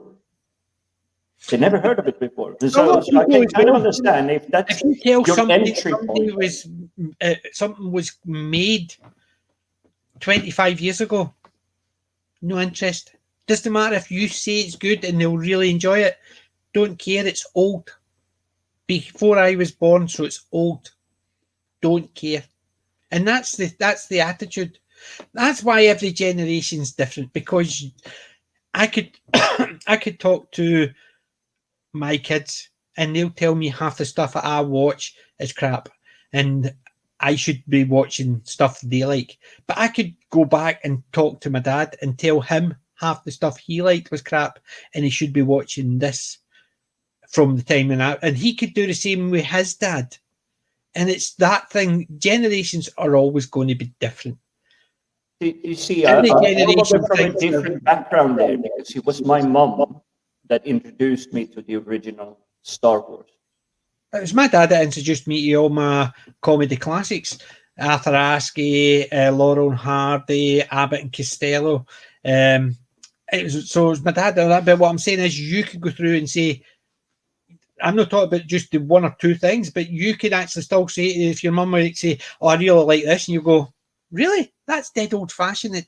It's that, because the generations, you're going to have that. I would have differences with my kids, same as I would have differences with my dad, because their tastes change through the generations. They always have. That's why rock and roll was a big thing, because people actually turned around and they would say, oh, look at you kids, you're acting as if you are all rebels. Well, we did that before. The only difference is you've got a different type of music to do. Then you had rap doing the exact same at what people were complaining rock and roll was doing.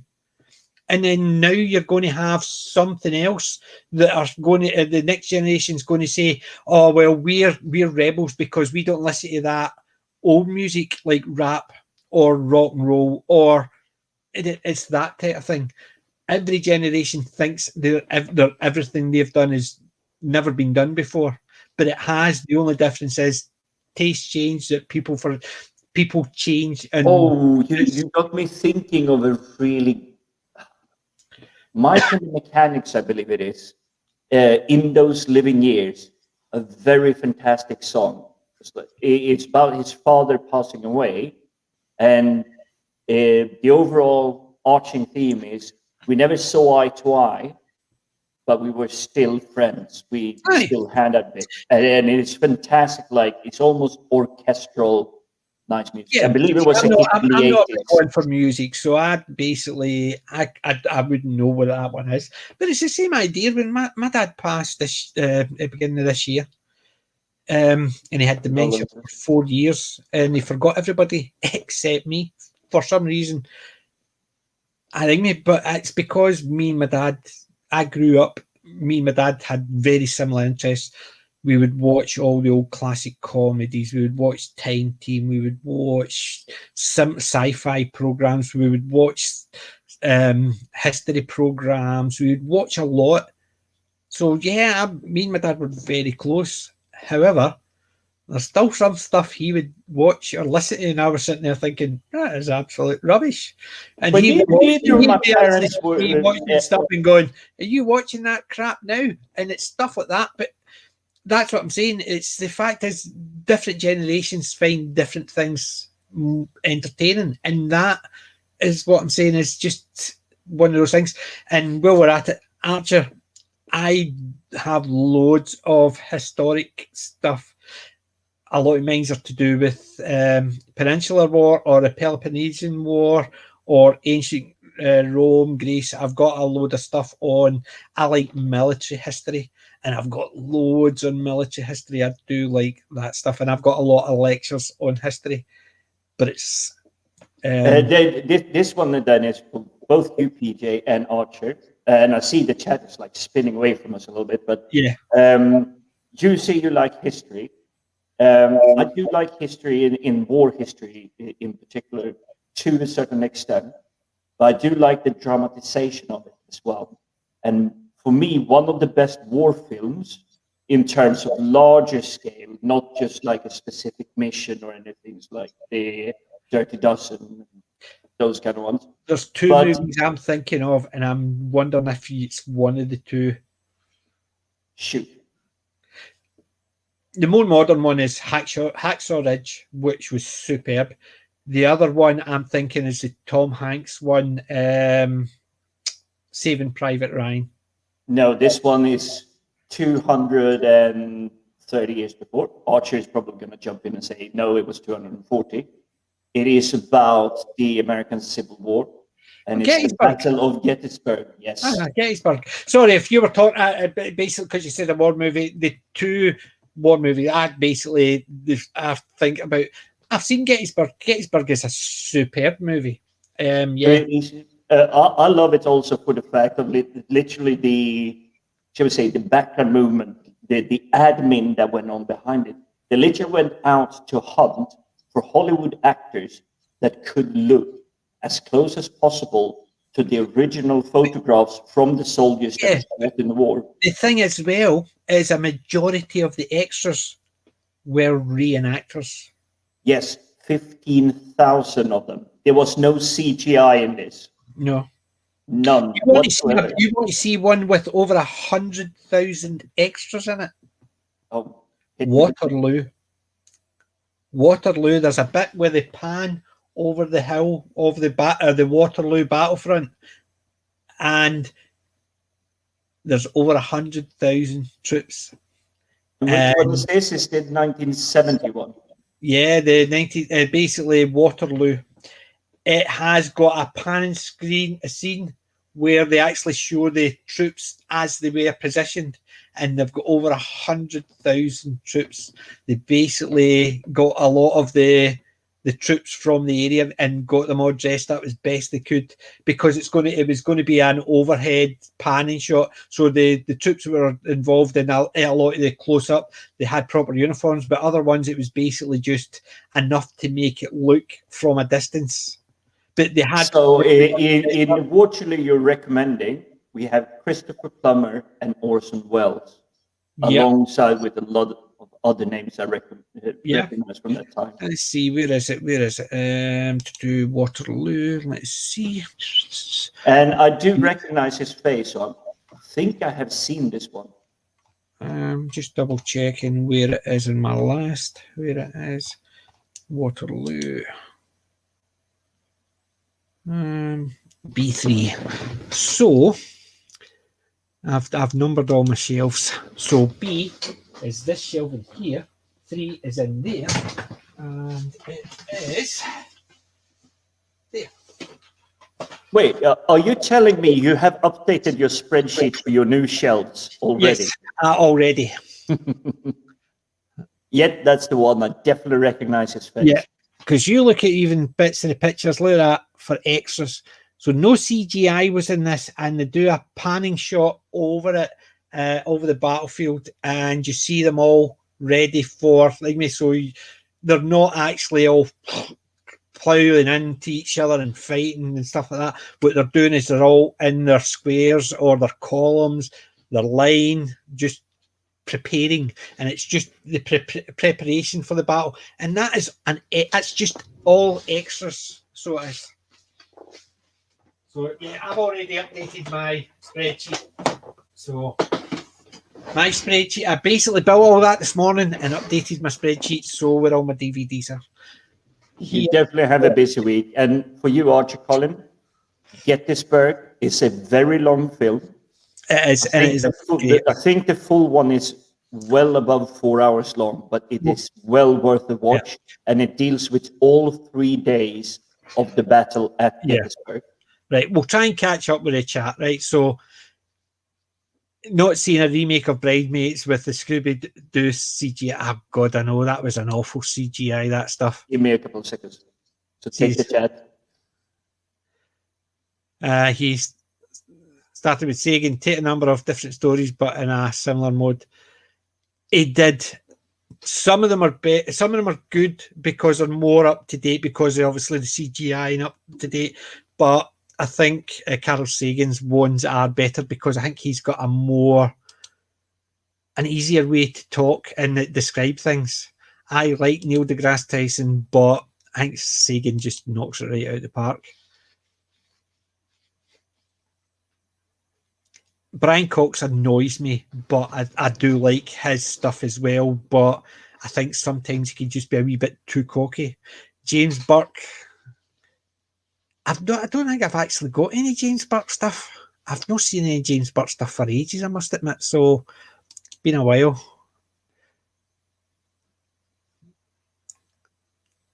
That's us, even King and Emperor, a whole hero lived there. Yeah.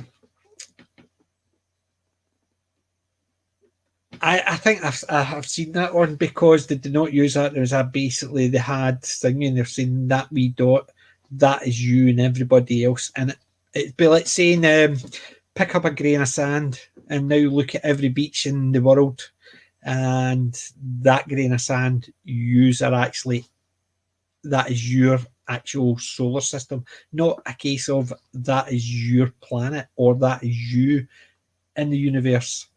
Every grain of sand in the world, you pick one, and that's just your galaxy, I think it was, rather than actually even your solar system or your planet. It's literally, I remember that one from Sagan's.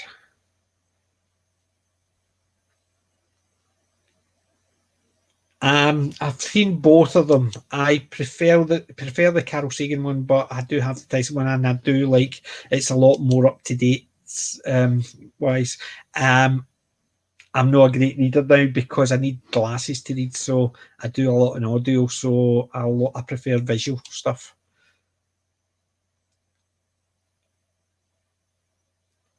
James Burt Connections, Tomorrow's World. That's probably where I recognise him from. But it's been a while since I've seen any of his stuff. Good night, Went, and sorry we missed you again. Right, let's see. So we're trying to catch up. Okay, I just skipped on me there. Oh, where are we? Where were we? So basically, every so often the thing skips down. Yeah, I've seen that happening quite a few times. Right, so sorry if we miss any of your chats, by the way. I do have your chats coming on the site. Actually, even well before the spammers come in, I think there's spammers in the chat. Yeah, there was a silly bugger in there. They do that all the time. Hey, it at least means we're so popular, spammers have noticed us. Well, it's another view for my channel, so I'm okay with it. Right. Hopefully he left a like before he left. Yeah.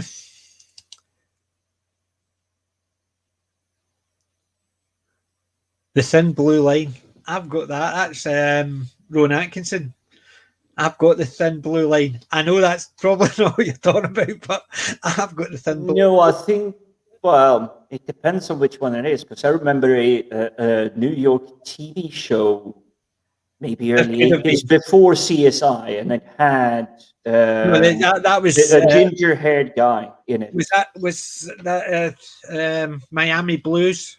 No, it was. No. It was along the line in Michael Chiklis, those kind of people in it. Yeah, it could have been, but no, I've got the one. It's a British PC, the Thin Blue Line.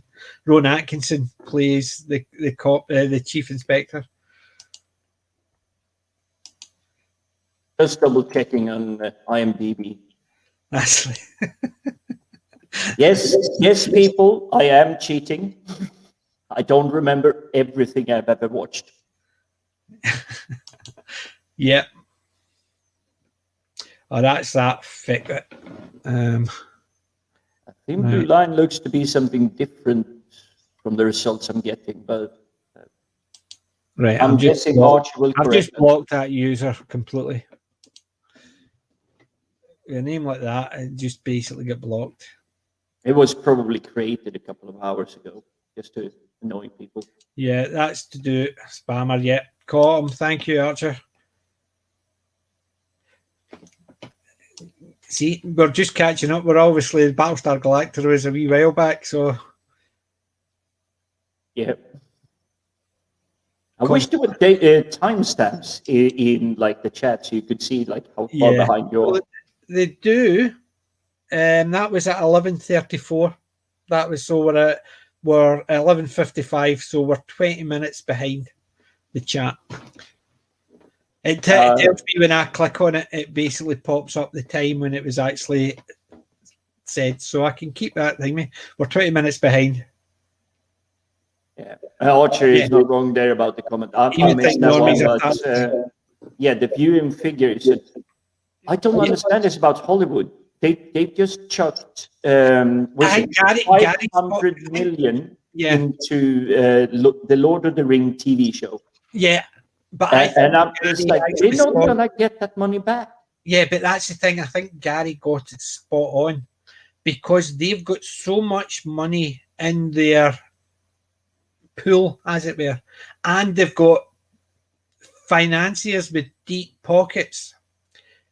It's more important the message gets across than but at the cost of hundreds of millions. That's what I'm saying. The people who are backing these are billionaires, so their finances basically they're not got just a billionaire here and there. They've got billionaires backing them, so the money they're putting into it is probably money they gain in tax cuts. So the write-offs for tax. So if they give them 500 million, it's probably 500 million from 4 or 5 different people who are billionaires who are so it's not they're not losing it. Plus they've got all the money they've made from all the other movies that were successful coming in, and big deal if they throw that because they're tax loss, so they can write them off. So and a lot of these are, as long as the message gets across, they can take a hit because eventually they'll get it all back once their message is out there. They can start getting people to coming back in. But you see, this is where I press F for down because the message isn't coming across.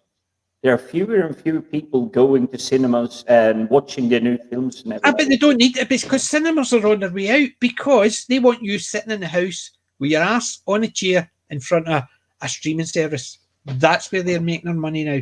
So these big budget ones are going to stop because there's nobody going to go to cinema to watch it, and they can put it behind a firewall. Do you think a paywall? Do you think they're actually going to put 500 million into making a movie when they can actually do it in the cheap for a TV show?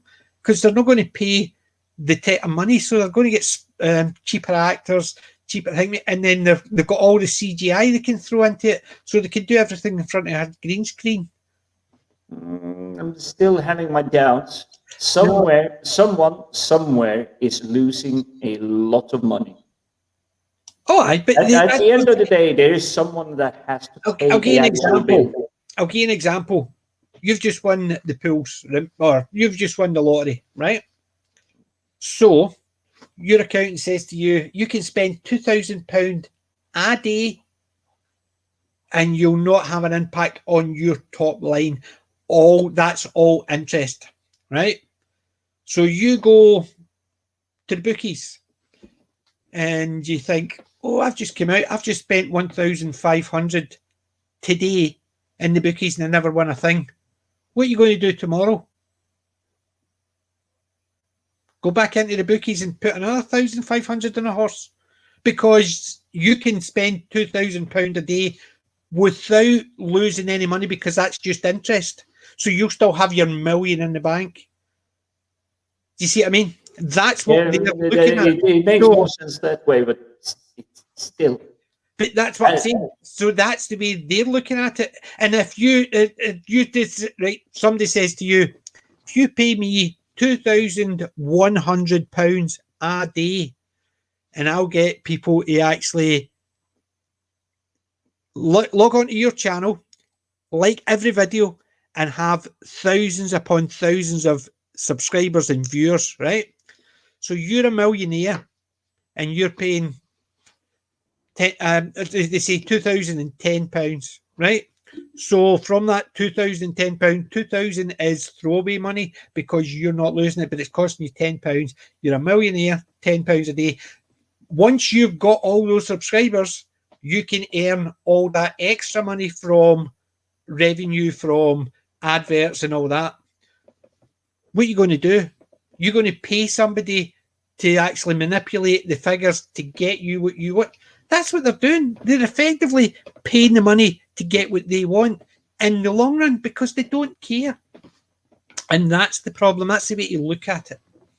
They're throwing money at it because they want you to actually think a particular way. So if they have to spend a year spending their money, Eventually, when they tell you, right, now you can go and buy my stuff, they'll go, oh, right, okay.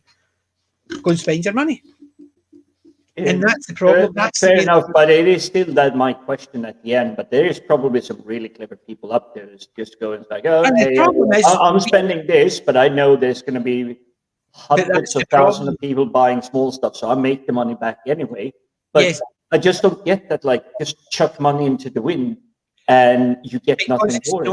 It's not their money, and the money they're getting to chuck into the wind is money that somebody can lose because it will not make a difference to their top line. So if the bank was saying to you, you've got £100, every day I'm going to give you £1 as long as that £100 in there and it's not coming out of yours.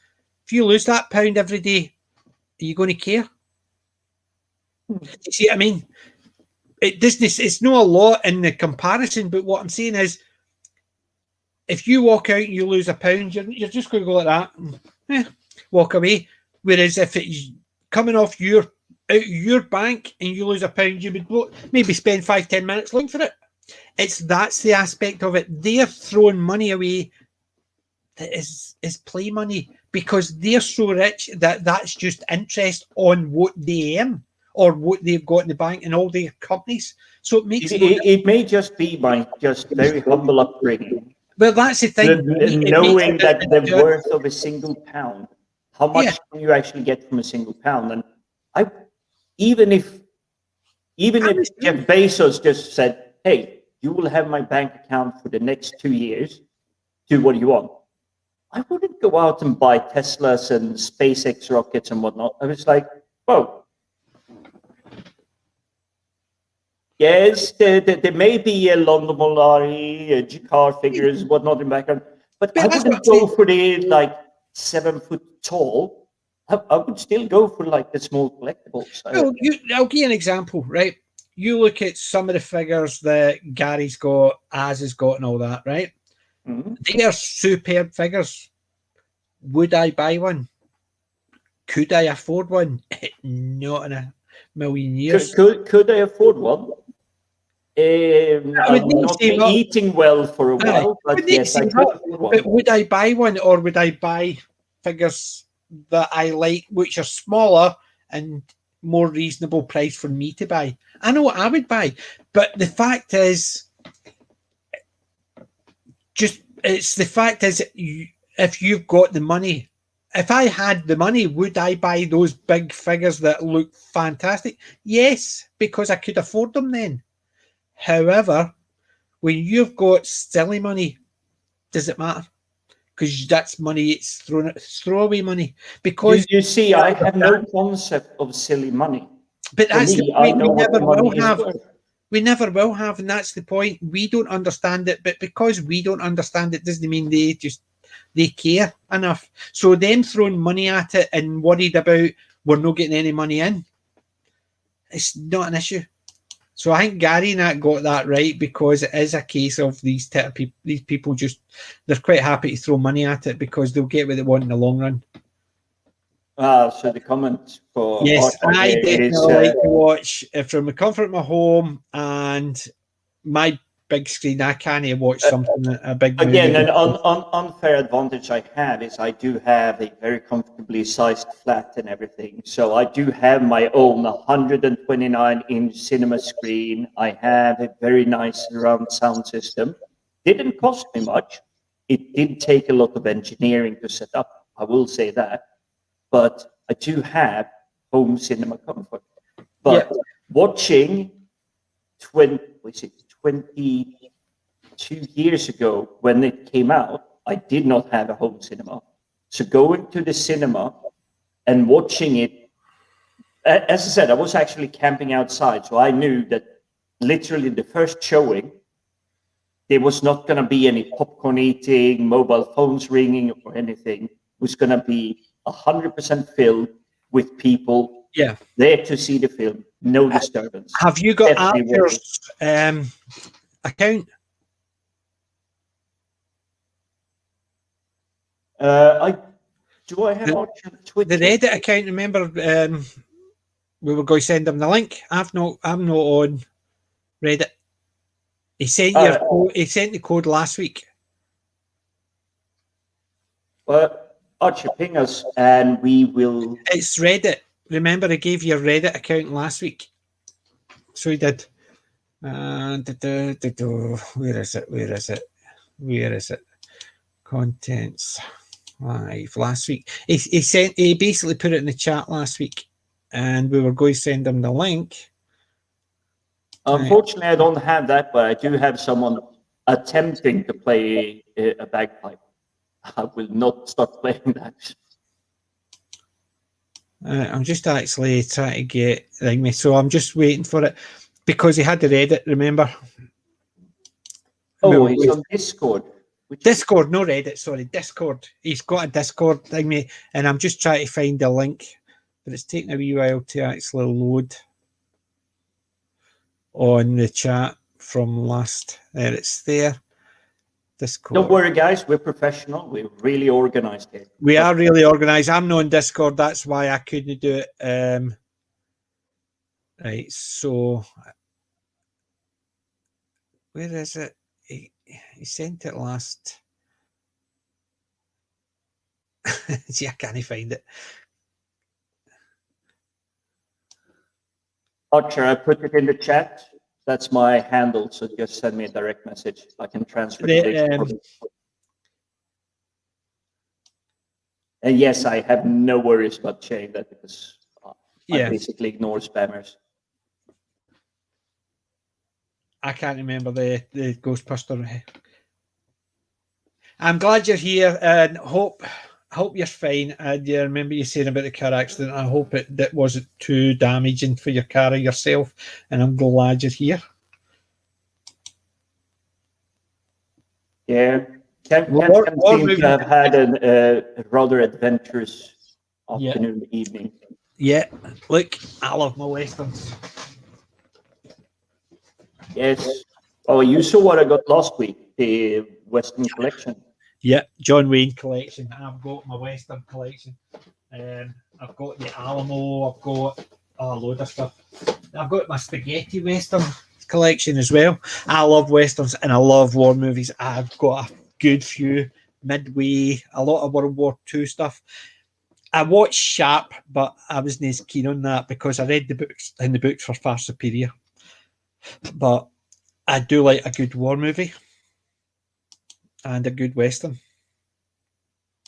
Indeed. I'm trying to get Colin to be able to ping me, but for some reason my user handle on Discord is not going through. I'll try yours.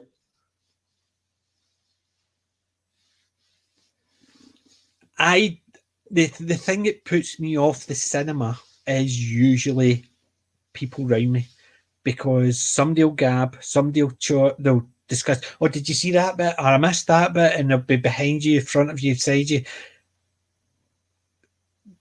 squeezing in and out. That's the only reason I'm not keen on it. I will go and see something that I'm really interested in, but there's very few interest me just to get me to go to the cinema. Yeah.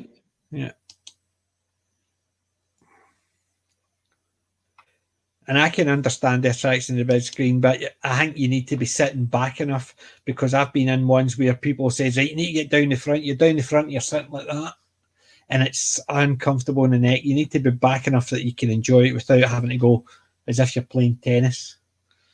You know what I mean? Yeah, I think I just got Collins. If you ping me the link away, actually, it's in our Twitter. It's in the chat, in the Twitter chat. Yep. Just digging it up, waiting for a response. Right, and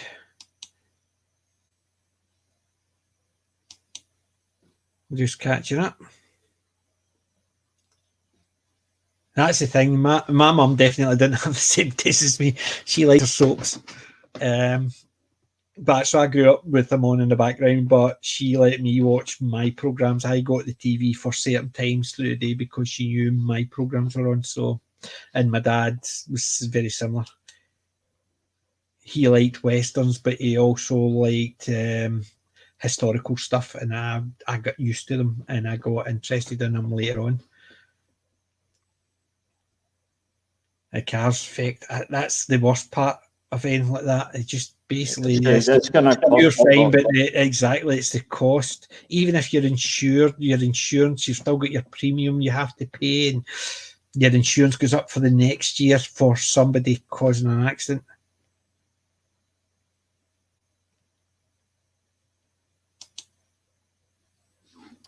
Yeah, so I pinged Colin with the message. Hopefully he can get it. Yeah, history. I've got history buffs actually on my other screen because Last of the Mohicans he uploaded quite recently, 6th of November. So I've got that. I'm halfway through watching the Last of the Mohicans from history buff. He's just dropped it. He's put it down here. I've got it on my other screen. So yeah, Archer, I'm halfway through it. I'm actually at the 38-minute mark. So there you go. Yeah, that was we're about 15 minutes behind now, so we're catching up. So yeah, I would like to see Waterloo at cinema, just the big panoramic views, because on the wee screen there's just the units are small, but on the big screen it would have looked a lot better. That's why I got myself a home cinema. To be honest, not interesting period after about the Tudors, as I'm in it. See, I liked with Time Team. My dad was a great one for Neolithic. He liked the stone, the flinting and stuff like that, whereas I preferred things like the Roman, or I don't even like the Tudors or anything like that, but I like the Roman and the Dark Ages in effect, the Saxons and stuff like that. I liked all that, but I didn't like anything pre-Roman. So I liked the Roman because you could actually see things in the ground rather than actually them digging up and saying, you see that wee bit of dirt, it's actually a different colour. No, I can't see it. No, I mean, it's essentially like me looking at color. Do you see the difference between pink and pink? And I'm just going, nope, that's blue. Yeah. There's Archer. Hello. Welcome, Archer. We have contact. I was just we have contact indeed.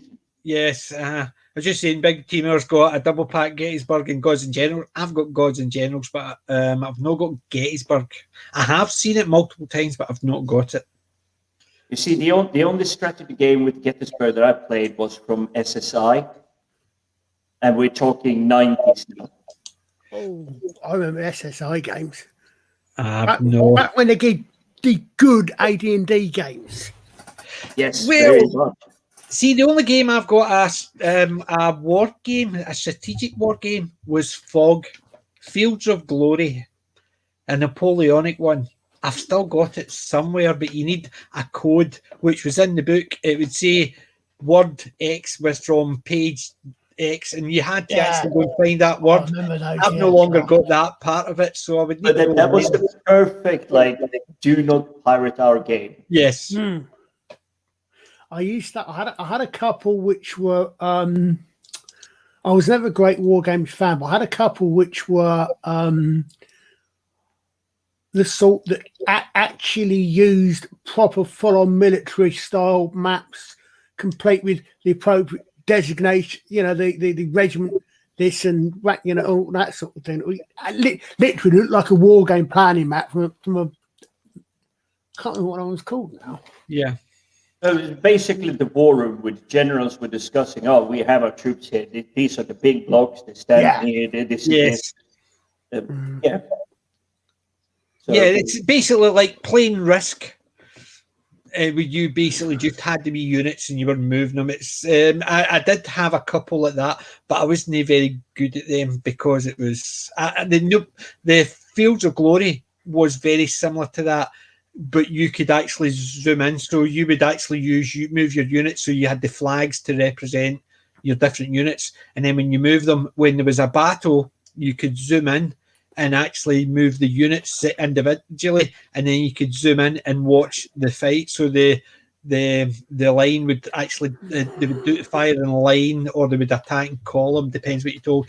The cavalry would charge in depending, and they would form square. It was just great visually. Nowadays it's nothing, but then it was really good considering the graphics format. But Fields of Glory was something I really enjoyed. Fields of Glory was the closest one where I managed to, as closely as possible, replicate the Hannibal battle tactic against the Romans, where he sent forward the weak units and then making it fall back, but he just collapsed in on them with the heavy and the experienced artillery and auxiliary and everything. It just crushed them. But there is no other war game that has managed to be able to do such a tactic, because they basically, today, they go 10 hit points, 10 hit points, shoot, shoot, shoot. Yeah. There you go, Jim. Was it NYPD? NYPD Blue. Yeah, and it's from Mr. Archer here. So. Yes, and we you know, because you said that because you were saying about you preferred we talking about procedurals, and you said you liked the comedy ones. And the first one that came to mind to me was the Thin Blue Line.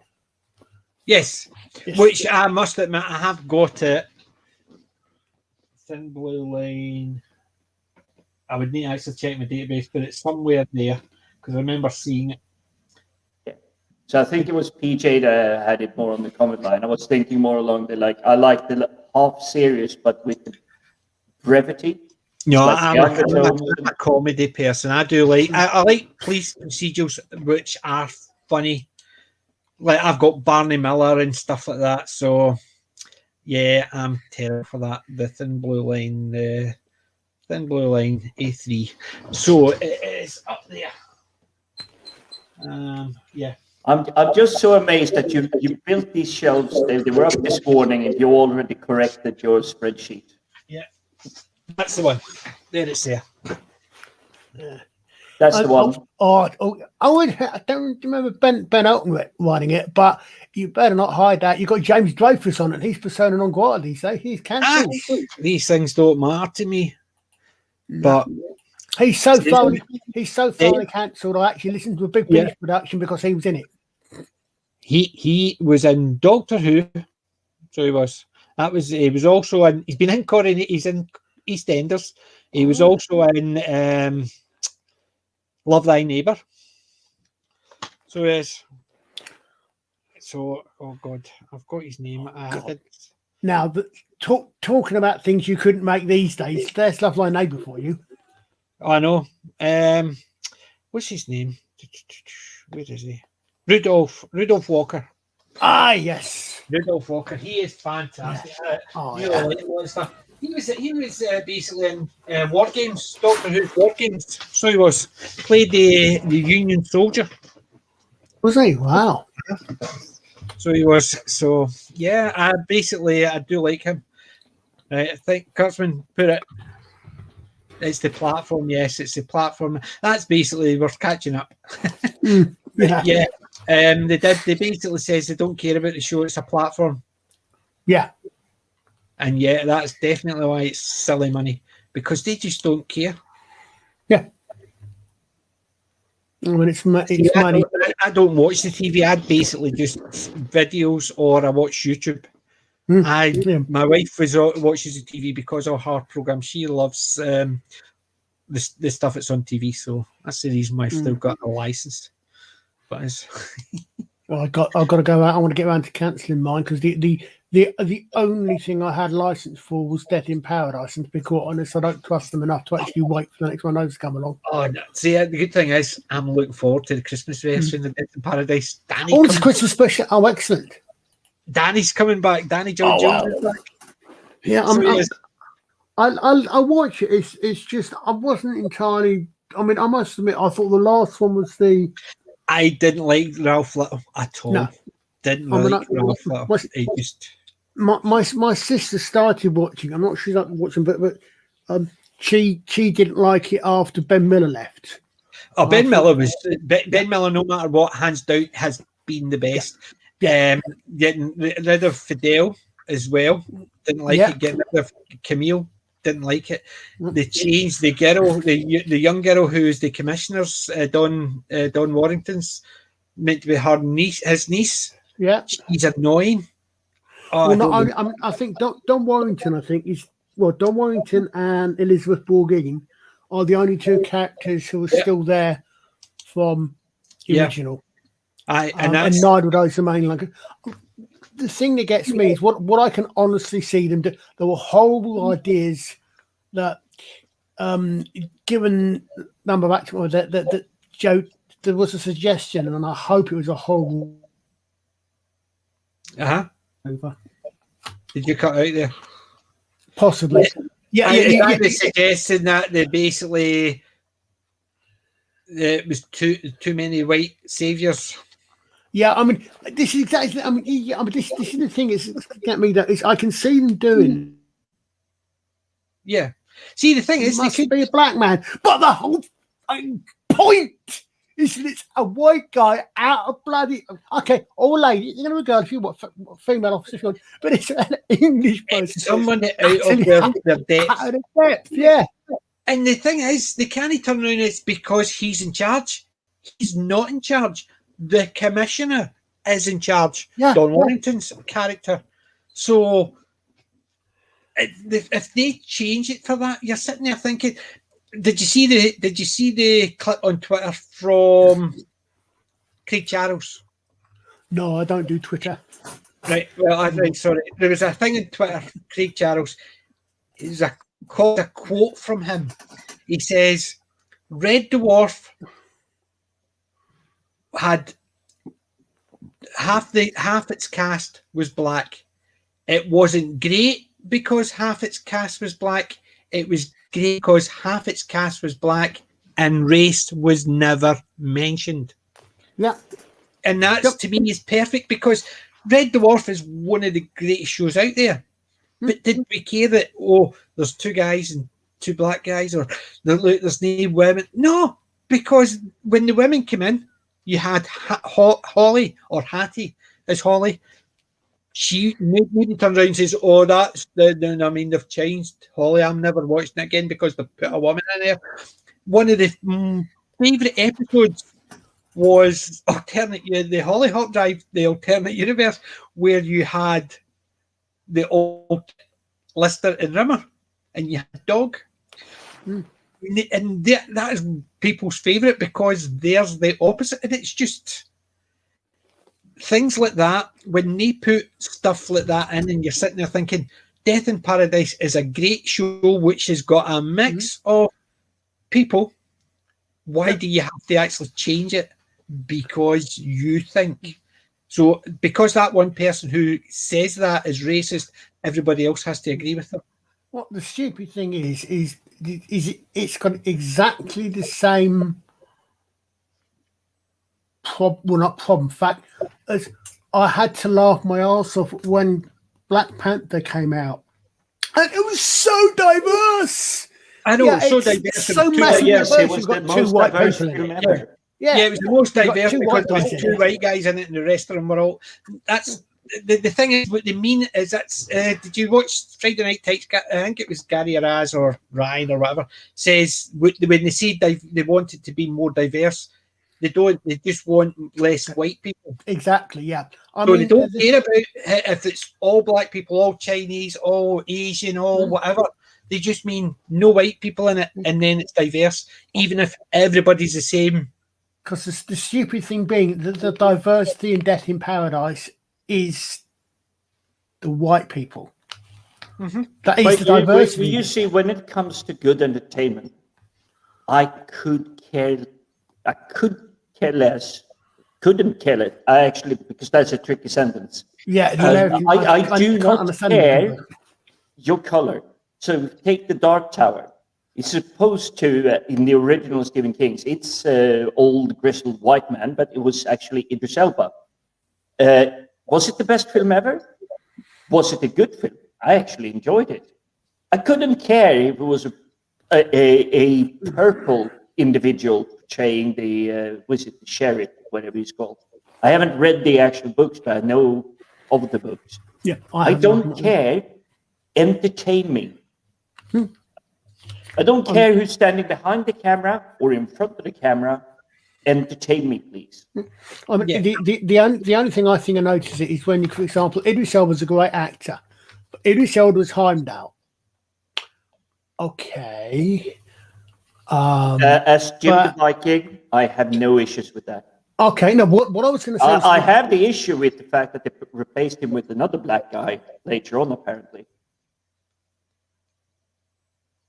But it strikes me it's based on Norse mythology, but then again, they're not actually Norse gods. They are they've said that they're aliens, so there is a split there.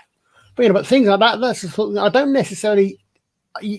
I think okay, but if that's what they're based on, then that sort of thing is are they actually putting that particular actor in there just because of their skin color or their race or whatever, or are they putting them in there because they're the best person for the job? Heimdall, I didn't even first couple times I saw the film movies, I didn't even really think, oh, hold on a second, why is the Black Norse god? Because, as you say, good storytelling, well done. But it's an obvious example. Was it Idris Elba?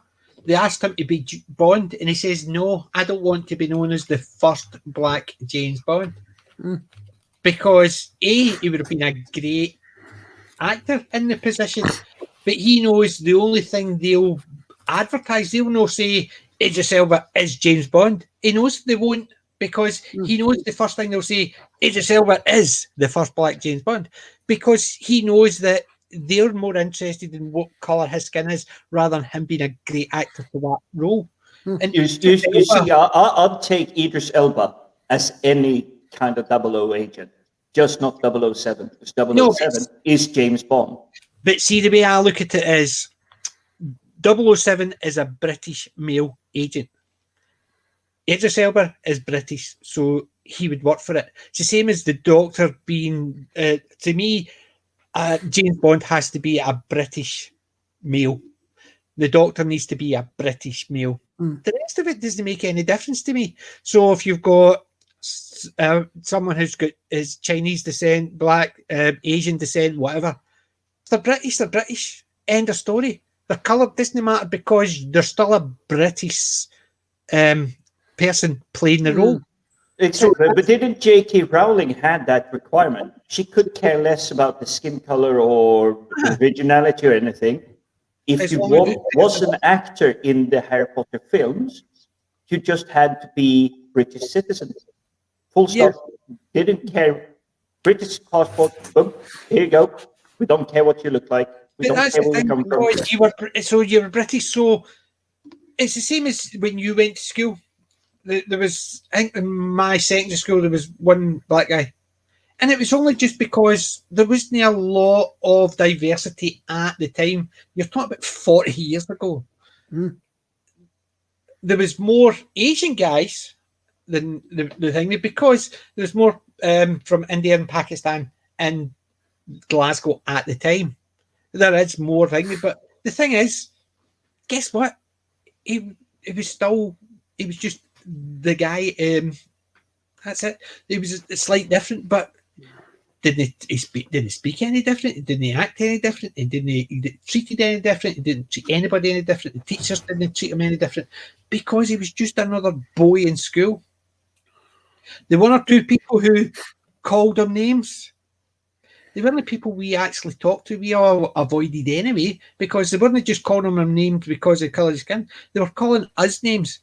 Specky get, fat get, but I mean, anything we would get it. It just so happened he got it with his skin colour. But one of my friends got it because his ears stuck out. Another one got it because he wore glasses. Another one got it because his mum shaved his head for some reason. Don't know why. It wasn't something he wanted, but his mum decided he needed to get a haircut, so he basically shaved his head. So we all got it for different reasons. I got it because I was a Taliban. Yeah, I mean, just because I had a surname which is Italian, but it made zero difference.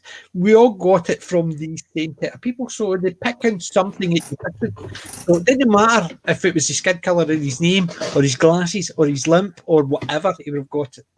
And that's the thing. You get it from these nutcases. And the people who are going on about all this now are the same people. The only difference is they're basically pretending they're the good guys. They're the good guys who are... I can't stand it.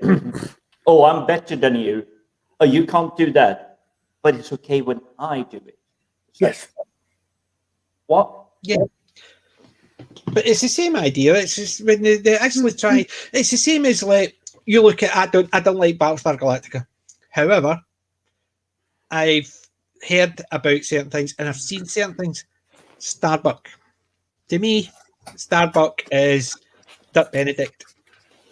However, Katie Sackhoff, I've seen bits and pieces, clips of her being Starbuck, and guess what? She was Starbuck.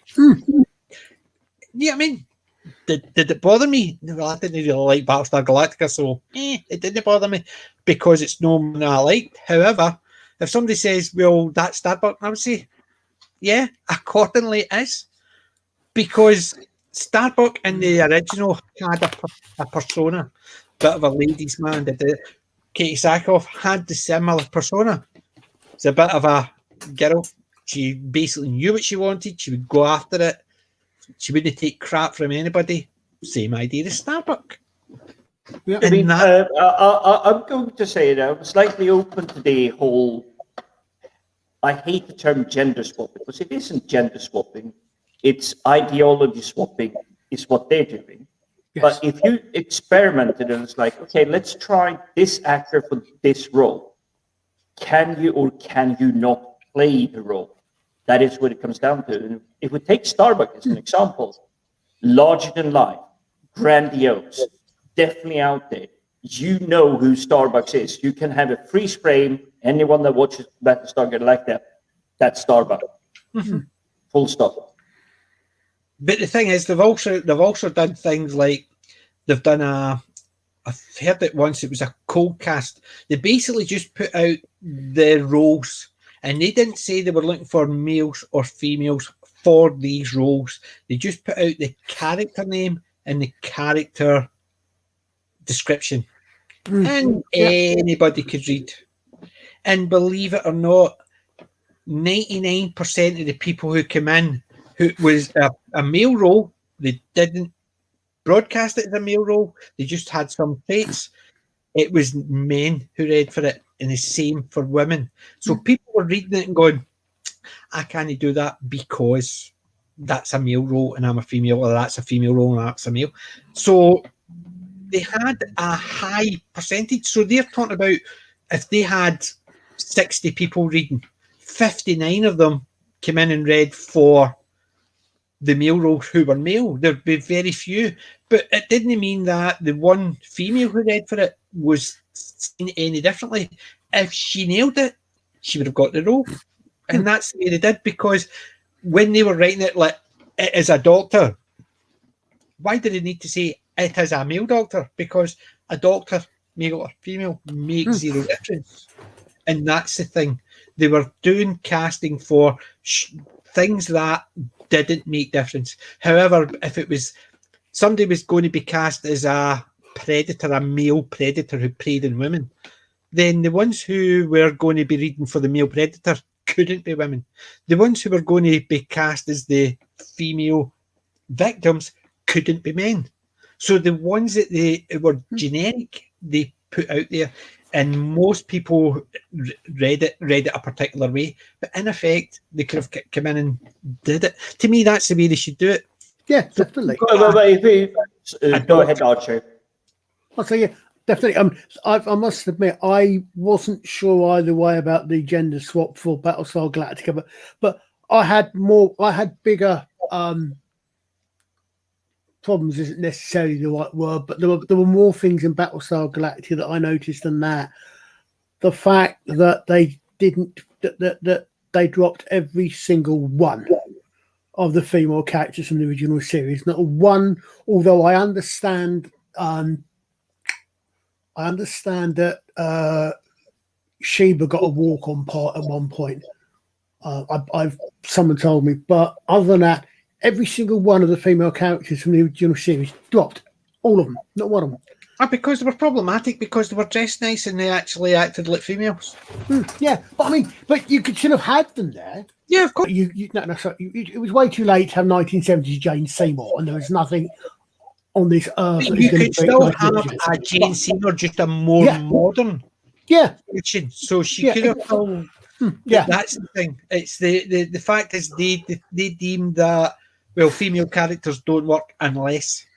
But the thing is, the big issue I had with Battlestar Galactica is I like mass stories with a bit of hope in them, and I found Battlestar Galactica too nihilistic and too dark. I've never been one for that. I saw the big Judge Dredd fan, but I don't see that as nihilistic either. I appreciate the dichotomy there, but if we bring it into the whole color, skin tone, whatever, what we were discussing on Wednesday, every one of us had one favorite character from Wing Commander, and it's Rosie. Rosie. But was it Rosie because she was female? Was it Rosie because she was black? No, it was Rosie it's because it was a competent actor. And it was the best character. Yeah. And that's the thing. If people actually turn around, like, I've got my JC bag from Red Dwarf, and I've got it signed by most of the cast. 2 people I want it signed by, and I still not got it because they've not been up in Scotland. That's the only reason the 2 names are known, that Danny John Jules and Craig Charles. The rest of the guys and girls have been up in Glasgow. So I've got Chris, I've got Robert, I've got Chloe Annette, I've got Norman Lovett, I've got Hattie Hatridge, and all signed it. And I need 2 guys to sign it. But they've not been up in Scotland. But if anybody looked at it and say, "Oh, I see you've only got white people signing it," it would be a weird thing to say. Well, the guys have never been up and I've never been down there, so how the hell could I get them to sign it? Yeah. And it's that type of thing. The fact is, the 2 I want still can't get because they need to come up to Scotland. But then again, how many other characters do you want? So people have to go and go, well, I like this character because tick, tick, tick. No, I like a character that's good. Yeah. So I just had a quick scan because my background is a recent setup. I was just looking around about diversity. It was like, is there, because thinking in the lines of these idiots, that's the only way I can describe it. We have down here, I'm not sure it's being seen because it's hidden behind my name, but that is a poster of The Crow.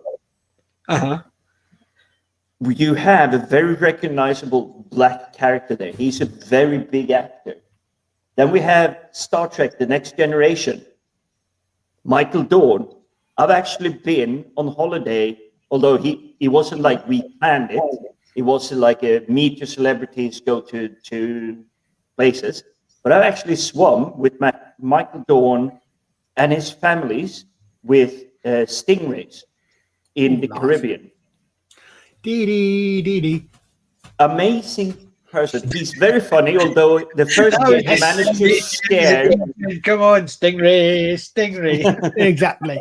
Exactly. Tell me you haven't now got Aquamarina running around in the back of your head after that comment. I was just trying to stay on the train of thought. So yes, that was a good cut in. Well, yeah, I mean, not only that, you're right, but not only that, you've also got on top of that, you've got LeVar Burton, who is a disabled character. Yes, the character, And LeVar Burton, who was in one of the most influential TV shows. Yeah, I even remember over here in the UK, Roots. Yeah, exactly. Yeah, yes. I remember. I mean, I remember seeing that and thinking that was disgusting about the way everybody was treated. But I didn't think people were still treated like that now, even though I saw 30 years ago, because I was quite young, so you're probably 30, 35 years ago, maybe even 40 years ago. I remember it even now. Yeah. And LeVar Burton was in it. And it's weird because there was a very influential thing that you're watching, and people even then didn't think, I wonder if that still happens in America. Believe it or not, people actually said that was terrible that happened in America 50, 60, 70 years ago. I remember with Roots, I remember actually thinking, having some respect for the white actors playing on the grounds that they were having to play those characters as actors, and I thought, respect for actually doing that, because I didn't for a moment think the actors were probably like that. No, of course not. It's basically, you would think these guys must have actually sat down and says, listen, guys, this is the scene you are going to do. And the two of them will have to say, wait a minute, that's a bit strong. I know, but it's the wording. Are you okay with that? Because we want to show this. And are you okay with that? They spoke to everybody. You would think everybody knew what was going to be said before it was said. And everybody there are they're thinking, he's been racist towards me. No, he's reading the script the same as I'm reading the script back, because believe it or not, I don't wear these chains or act like this normally, because you didn't think that. You knew these were actors. It's the same as like some of the greatest actors for me growing up.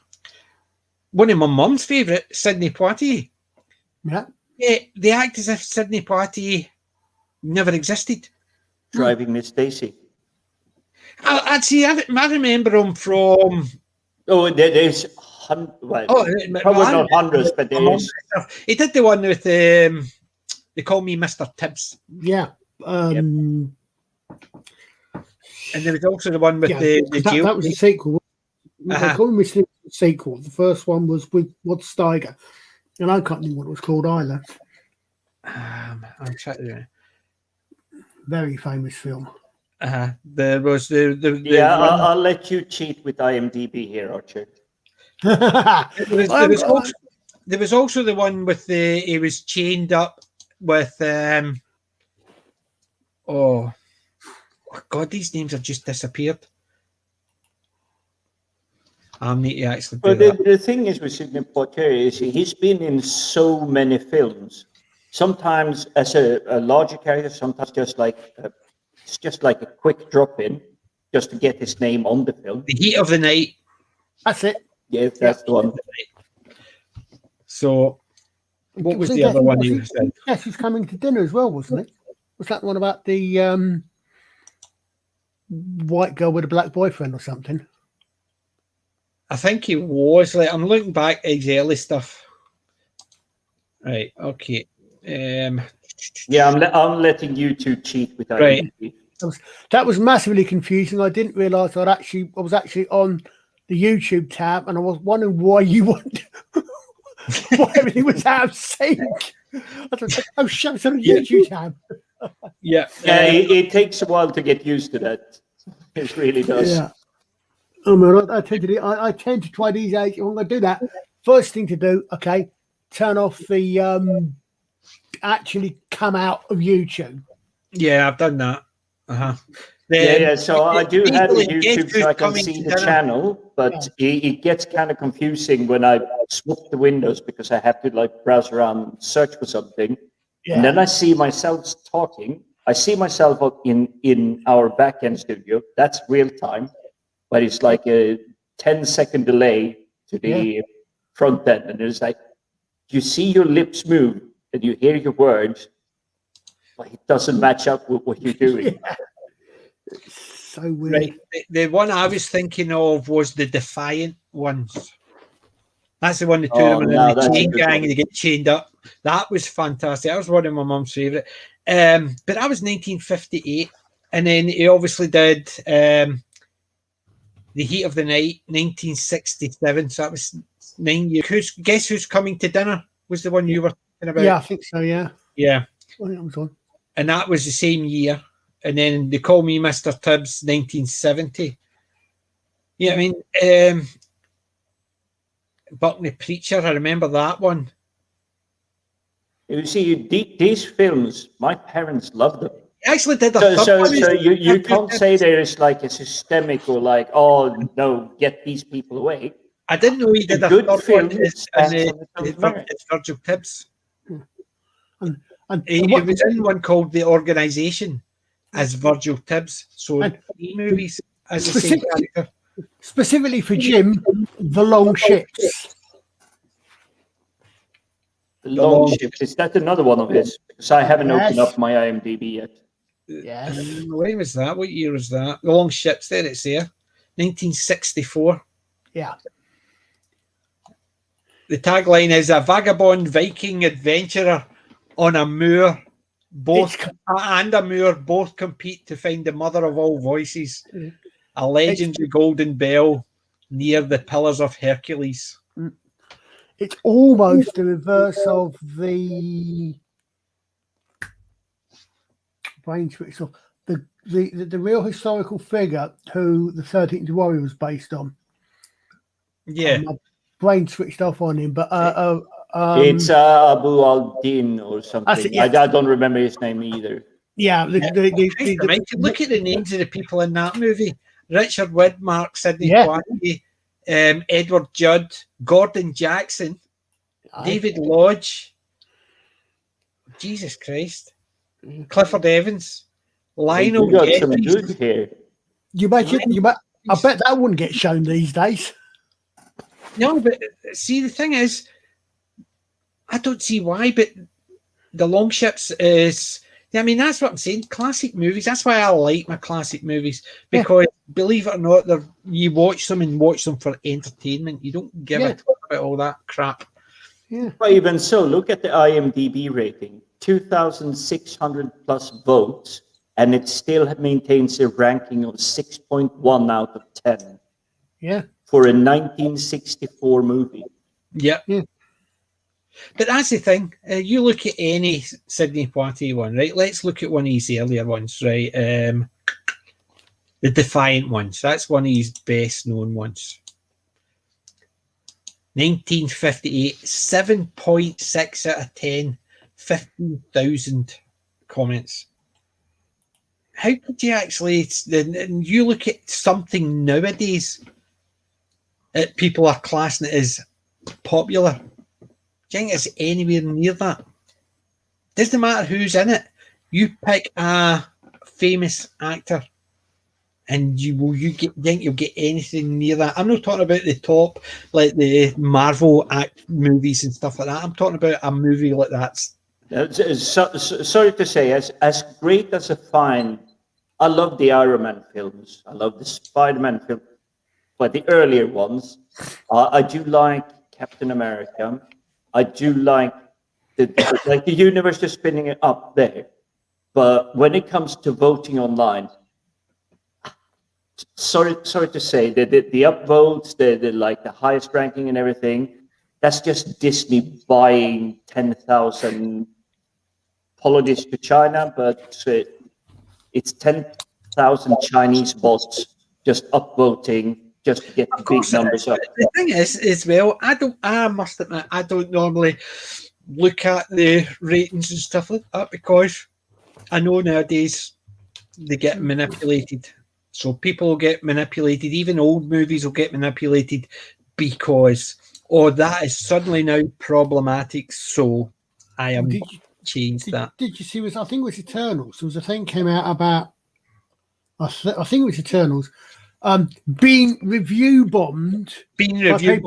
Seen it, right? And then when they were looking at it, most of the reviews were positive. Exactly. They were bombed. They're saying negative reviews, but when you look at the figures, look, if you think between 1 and 10 stars, so theoretically, you would expect perhaps an average of 1% of 10% per score. So 10%, on a complete average, but we know it's not going to be like that. But exactly, 25% or 24% of the scores were 1%, 67% or something were 5 stars. Yeah, whichever way, or 10. They basically review bomb because they actually say it's review bomb, but actually it's no, but it's been review bomb the other way. But it's the same idea. You look at they say how so-and-so got run off of Hangme because of Twitter, and they show 2 comments. And they imply that was thousands. They might have had thousands of comments, but 2 of them were nasty. So they basically says, look at the 1,000 of comments they got, and here's a couple of examples, 2. Out of thousands, if there was thousands, and those were the only 2 ones. But I'm looking at the journals now because I'm hearing very conflicting stories. So I'm right now at Rotten Tomatoes. The critic score is 48%. The audience score is 84%, which means the people that actually watch the film. The critics just go, "Oh, I watched the intro. I'll write a blog piece because I have to be the first." But normally, if the critic score's low, you usually find the audience score high. There's very few that nowadays that both of them are up high. Yeah, I was watching Azzy's review of it early on, and I think he said he was bored. Yeah. I've not yet seen anybody who has seen Eternals The best one was Quarter Blacks. His was the best one. I haven't seen it yet. It was on Friday Night Tights. He basically says his favourite was as he stood up, he turned to the guy next to him who he didn't know, and he said to him, "What did you think?" And he says, "What was it? That was the." He says, "Not too bad. It was only born for the first 3 hours." I thought, yeah, beauty. And that's what he was saying. He says, "I never knew this guy." He just asked him, "What did you think?" He says, it was born for the first, it was only born for the first 3 hours. This seems to start, I think, with Captain Marvel seemed to where it all kicked off. And I remember several people, I think Gary was one did it, but others did it as well. And they looked at it, and they actually they did something really, really unusual. Yeah. They actually looked at the comments. I did myself, and I can't remember what it was, but it was one I did a quick look, and most of the 5-star comments were almost identical. They were pretty much. Oh, I know. I remember Gary's thing when he was an the negative comments were all there were a lot of them who just didn't like it, etc. But most of those ones that I looked at were actually gave examples of why they didn't like it, what they thought was wrong. Yeah, and a lot of the ones that were actually saying how fantastic it was almost word for word. Yeah, but you can do this. I appreciate, Archer, you're not on Twitter and you're a good man. I really bow for the fact that you do that. But I had to go on Twitter yesterday because to set up the shill here at the FFI's Twitter thing to try to contact our people. But but what I do is I'm using something called TweetDeck. Which means instead of just having one long feed and it's like hundreds of messages, I have TweetDeck, which puts them in silos. So if there's a specific word or a tag or a hashtag that I'm interested in, I can have them in a separate channel. And whenever there is like a hype about the new film, I see those messages and they get bundled together very neatly. And I see it's like literally it's just copy paste. It's individual accounts, but they're just marketing accounts. Yeah. And it's like negative or positive, depending on ideology. But also going to say, after see at Twitter, I know someone who uses Twitter, but they don't. What they do is they basically don't follow anyone. And if they do follow anyone, they never post anything and they never react to anything. So basically, it's just there for. They just use it to comment on, to contact people who are on it. Yeah, that's basically what we set this one up for, because some people are on Twitter rather than Discord or whatever. And it's I'm not on Discord. I'm that. I use Twitter, and it's literally usually just for putting the stuff out or else commenting on someone else. This seems. Don't worry. I'm the platform agnostic one here. I'm perfectly happy to jump around anywhere. Yeah, you're the platform slapper. Yes. I'm Maybe you want me today. I'm too old and there aren't enough hours in the day to check 350 different fucking social media platforms. Yeah. Basically, I've got Reddit, but I never check it. I've got Facebook, but I don't really check it either. I just go on and just post the things from my stream. Facebook, I do, but that's almost entirely for keeping in contact with friends and family. I don't. Well, that's why I initially got mine, just so I could actually keep in contact with my family and just check all the pictures. No. I'm the worst of the lot of you. I only use Facebook so I get reminders when my friends' birthdays are. Oh, that helps. Yeah. I can't even say that. Do you know how many people I've got in my friends list for Facebook? Probably like me, 500 plus, but Nope. Not even 20. I had over probably about, well, my dad had more than me. Let's put it this way. My dad had over 700 friends. Ooh. My dad was very sociable because he was in a lot of groups and he was always using it before it hanged me. But I had about 150, 200 thingy, and I went through and deleted all of them, and I just kept Dungeons and Dragons group, my direct family, and that was it. The Dungeons and Dragons, because we used to play D&D and we all used to actually just do a chat session. That was the only thing I used it for. And I would only, if I needed to contact my sister, my mother-in-law, my wife. The other thing I use it for mainly is we've got a couple of my reenactment groups do use Facebook. I mean, we actually had the AGM today, and notification for that went out on Facebook and email. So that was set up. So that's mainly what I use it for more than anything else. Yeah, I only use it for basically Messenger. Very rarely I post anything on Facebook. Just for the simple fact. I think I do actually have a personal Twitter account. Back when I was suggested, when it first came out, I think, and I got overwhelmed after about a day and a half of sort of following people like Stephen Fry. I think I remember I followed things like this because I knew they were quite interesting people, and I think it's still there somewhere. And I was supposed to have it when I was like they recommended I have it for when I was unemployed for checking things, but. Yeah, I think it's still there. I don't follow anybody anymore.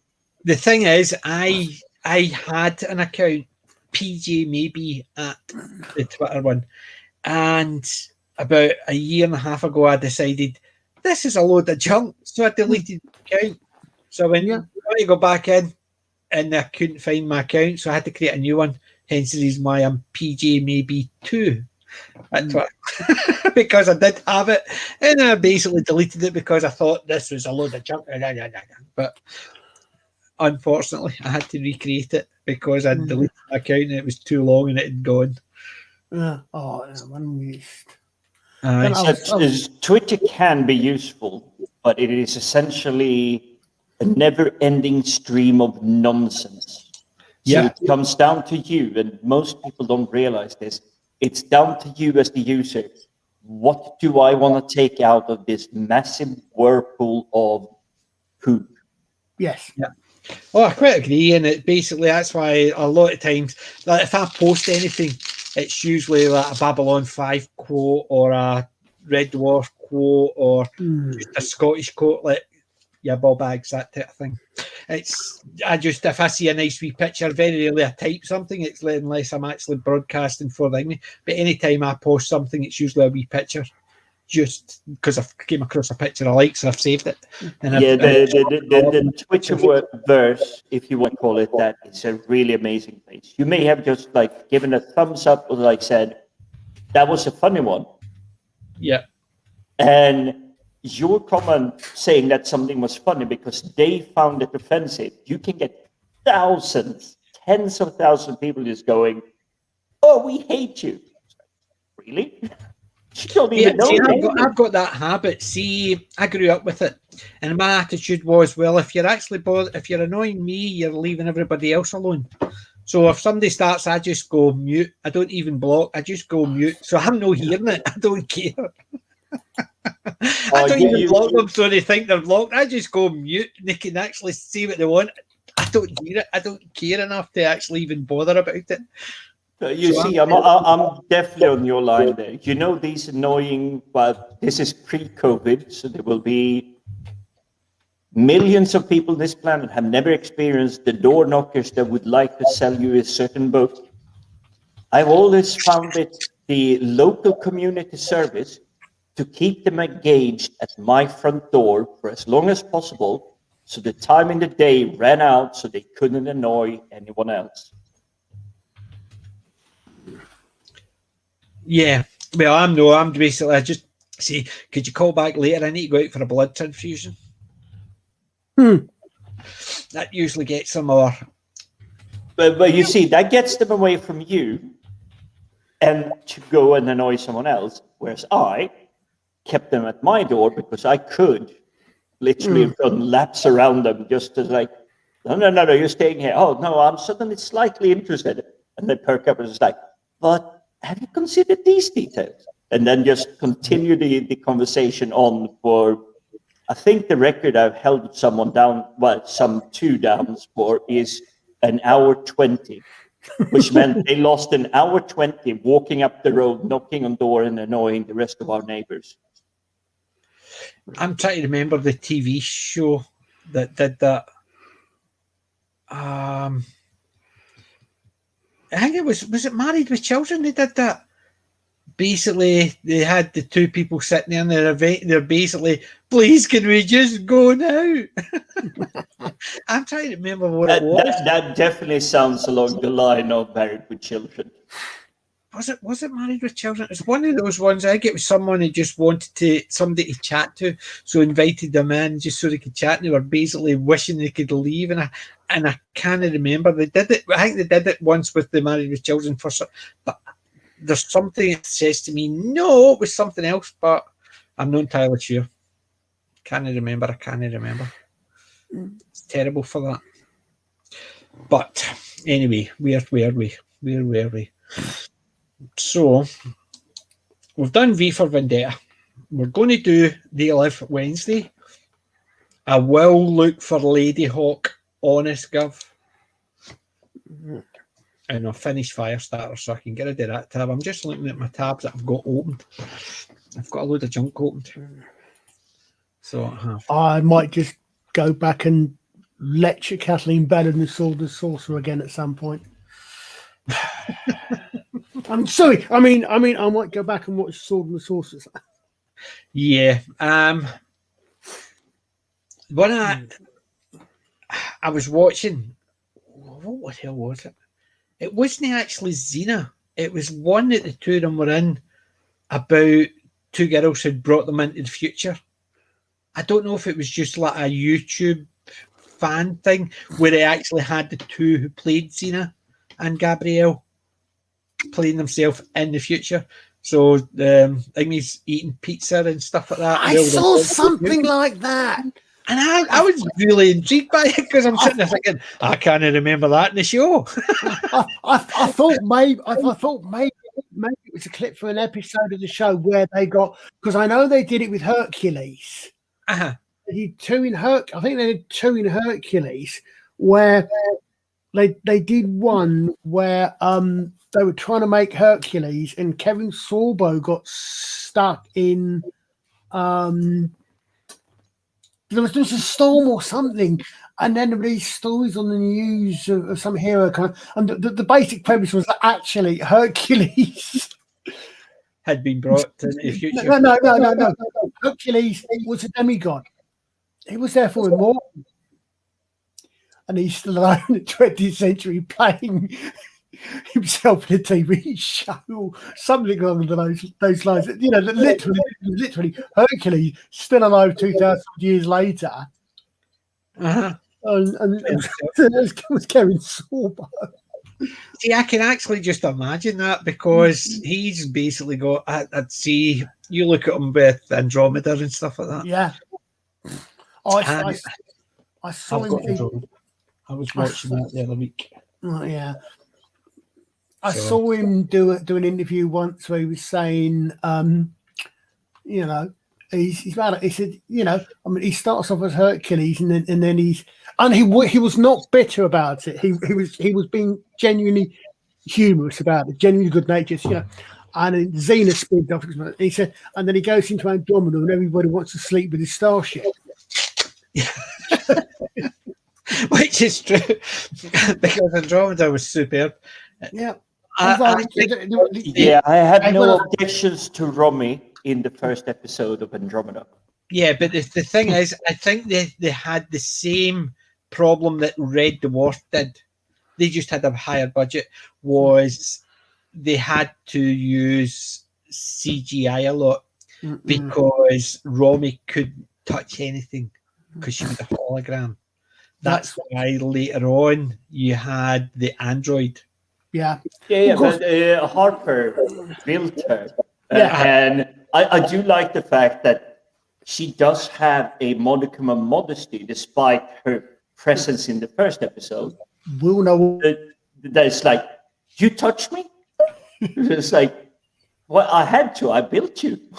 Yeah, but it was the fact is the for realistic reasons was like with Red Dwarf, they had to find a way so Rimmer could actually touch stuff, because having him no touching anything and then having to do the CGI with things passing through him, it was that they felt as if it was going to start costing too much. Hence, I thought it was more along the line of the joke of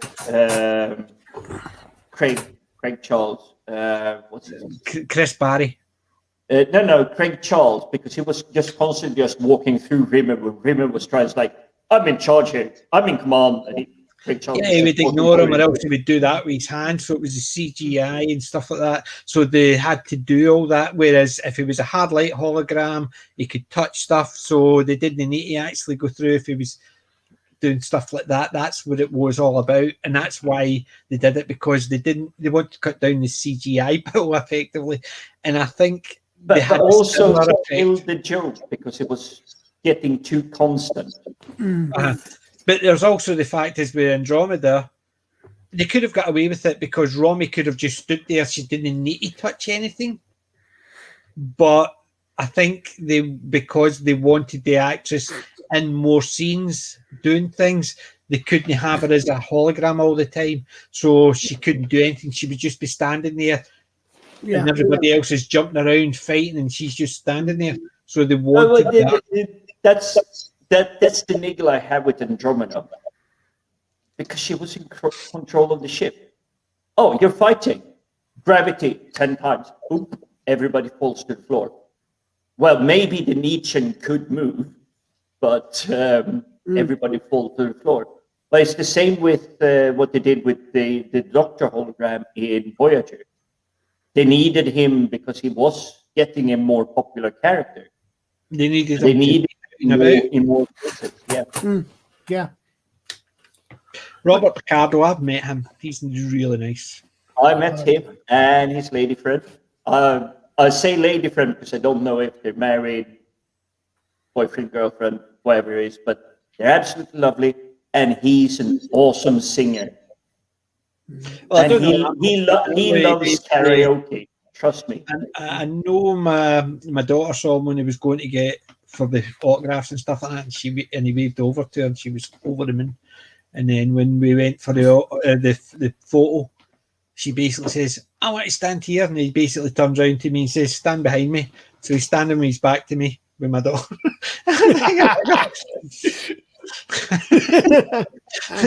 So he's really nice. Just I'm quite happy to take the piss and just basically standing. I'm standing behind him like that. He is very approachable, and since we were talking about Carl Sagan earlier, I believe he's still part of one of these like space program project. I think it's like a charity project or something. It's like getting space knowledge out there, doing interesting like projects and everything. Listen. Well, of course, the weird thing is, about this thing about I don't think I realised it at the time I saw this interview, but of course, it's no good anybody wanting to sleep with Romy. She's sleeping with Daniel Jackson. She's married to him. Yeah, that's true. I heard that. No, I was just laughing there because I kept saying, "Listen, one of my dogs was having a dream, and all you can hear is." Oh, Yep, we got a little bit of that. Your microphone isn't strong enough to pick it up too much, though. It's just the two of them are lying there, but one of them was obviously having a dream. Now, that's all I could hear. So weird as hell. It's just basically the two of them are lying actually behind me. So, Oh, they're probably dreaming of the worst episode of Star Trek Discovery. nah, they've never seen it. Luckily enough, I do not torment my pets. that will be that will be animal cruelty, the highest order. Yes, no animal should ever watch, and I do say no animal, as an atheist, no animal should ever watch STD. Yep. It's called STD. Humans or animals. And you know fine well the problem was these people actually named their program, and they knew fine well with TOS, DS9, they knew what it was going to be shortened to. They still went ahead with it. You see, that's why all the way up you have TOS, the original series, TAS, the animated series, TNG, the next generation, DS9, Deep Space Nine, VOY, Voyager. You had Enterprise, ENT. Yep. But now we come here. It's not a 3-letter one anymore. It's called Disco. Because people are too lazy to say Discovery, so it's Disco. Yeah, but the thing is, they knew when they were naming that program, the naming convention, and they still were happy to go ahead with it. You see, I have a theory. It must have been a toxic male in the writing room. It's like, screw it, I quit. This is the name of the show. And he walked off. And Picard doesn't have one because no one cares. What show? What's that? Picard. Picard. Picard. As I said earlier this evening, the only Star Trek made in the 2000s is this one. Yep, absolutely right. Absolutely right. I would I'd slightly disagree, Jim, because I've got a feeling that Enterprise was in the 2000s. It was. Unfortunately, they started getting a little bit too heavy into the actions. I will say I love a lot of the episodes within it, but as a series as a whole, doesn't carry that much Star Trek weight. No, But there is a lot of Star Trek within it.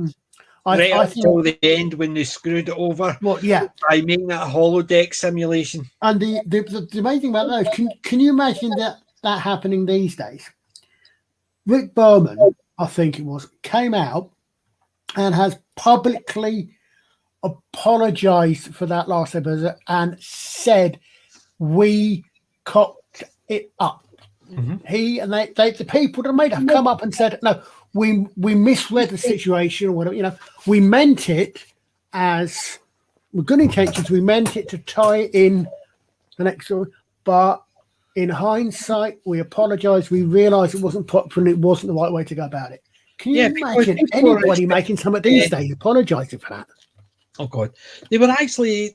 Everybody was expecting the speech to be the final, but that basically just screwed it over. Basically, everything you just watched was unimportant because that's effectively how people are. Although I must admit, I started watching it. I enjoyed it. I thought it actually got better.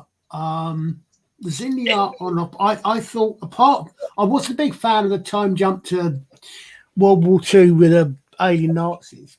Well, see that story, but I did like the way season 4 was. A lot of it was almost. Well, there's a one-line throw away from the original issues about Colonel Green. There's a one-line throw away about the eugenics wars. Mm-hmm. Okay, we'll make a couple episodes about the eugenics wars. You know, they literally. That's the thing. That's the thing when they do a prequel of anything. Yeah. Sequels I can understand, DS9, Voyager and stuff like that. That is after the one before. But see, as soon as you go back to a prequel, and then you've got a prequel that has got better technology than afterwards, then it doesn't work. That's why everybody was going on, even with the stories being bad for Discovery, the fact that, they've got holographic communications, yet they've never had it in any of the later programs. But this is what really, like, I literally wanted like a salted shotgun in my mouth, and like when they had the hologram communication technology, which they stole from Star Wars 40 years earlier. Like, but the thing is, they've got it in an early program, but in all the later in timeline, it doesn't even make sense. It was never there. So, good. We've got CGI. It can do this. Let's use it. But it makes no sense. Does it matter? People won't care. Let's just use the best, and that's when it all fails. Even look, they claim, it's just for the modern audience. But look at the command desks that the pilot and the navigator has in front of them, and compare it with a ship that is supposed to be top of the range of the fleet, the Enterprise from TOS, where they had levers and like big buttons and everything. No, they have massive like iPad touch screens in front of them. Yeah, 10 years before the original series. Yes, that's the one thing that I wasn't particularly a fan of in Star Trek Continues. If you've seen that, the web series. No, almost right from the start, they had on the original Enterprise. As far as I'm concerned, Star Trek Continues is the story of the last year of Kirk's 5-year mission. The only thing that takes me out of that is they've got a ship's council on board. So they're sort of saying, okay, well, the ship's council, Deanna Troy's position, actually existed back in the original series, although we never saw it. And that, for me, was a little bit, okay, no, I'm not sure about, I don't know about that, because the whole point of the Enterprise D is that was a much larger ship, much larger crew and families on board. Yeah. But other than what is the top number they're saying? It's like it's 1,100. Good night. Good night, Big T. Thank you for joining us. Good night. So the thing isn't it sometimes what they're saying, but I believe it's in the films rather than TV shows, that it's like 1,100 souls on board Enterprise. And I believe it's like the TNG era. So Enterprise is obviously a massive ship to be able to host that many people. The one thing I think that I thought I liked what they did, but unfortunately, DS9 had already kind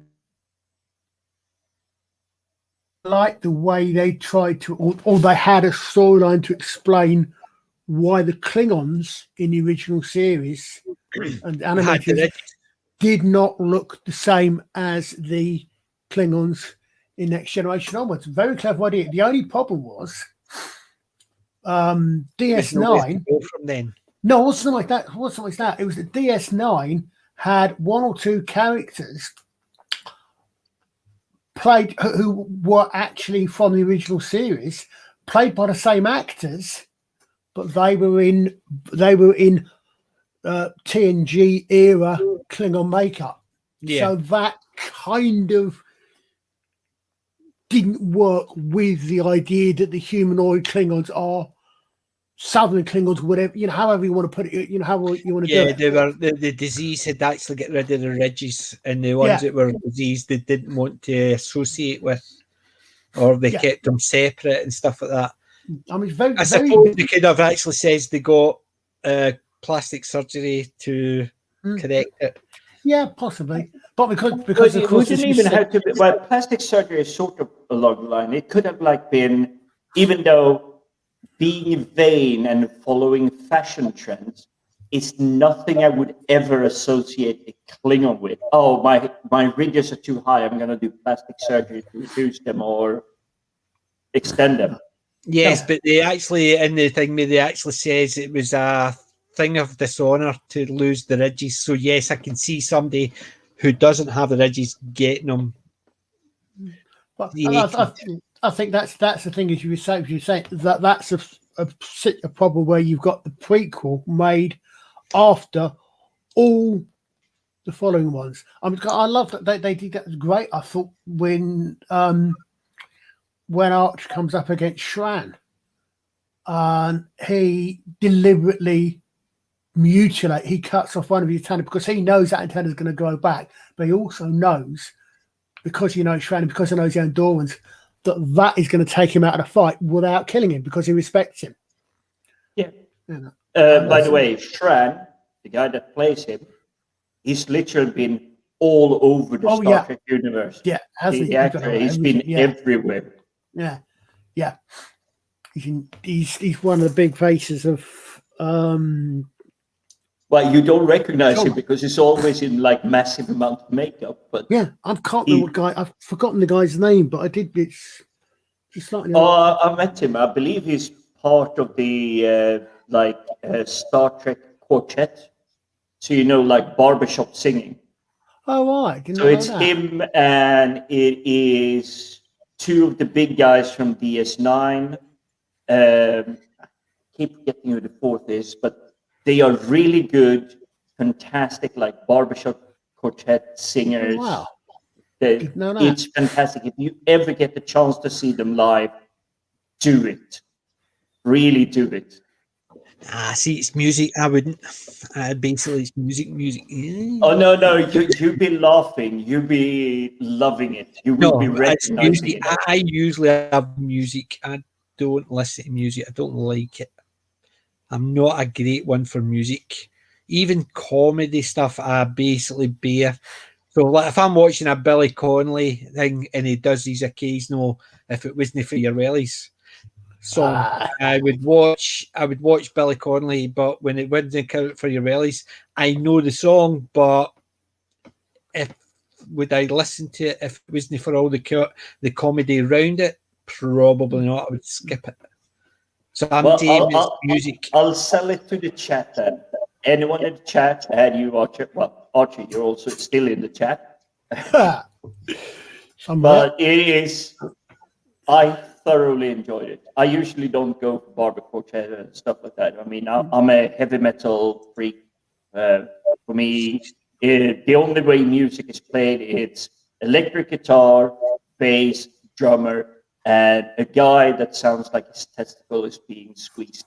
You're talking to someone whose most of his songs are either in Latin or other medieval languages. They're not wrong. That's what all music sounds like to me. No, I was doing like a cheeky hint to AC/DC because for me AC/DC it's what's his name, Brian Young or something. Because he has that really good high voice that he managed to keep. You mean like not Brian Young in the chat? It could be him. Wait, sorry, did I just offend the original singer of AC/DC? I don't know. Well, he wasn't the original. No idea. I couldn't tell you anything about. I couldn't tell you anything about them other than that they're obviously not direct current. Yeah. Although few people get the joke between the AC and the DC. Yeah, I mean, if I'm trying they're obviously older group, it would get that. Your group would go, huh? Well, it would obviously be, and I wish I could remember if they were the ones that killed the elephant or didn't kill the elephant. Oh no, I know what you're talking about. Tesla tried to prove it was dangerous. I know because I saw that episode of Murdoch Mysteries.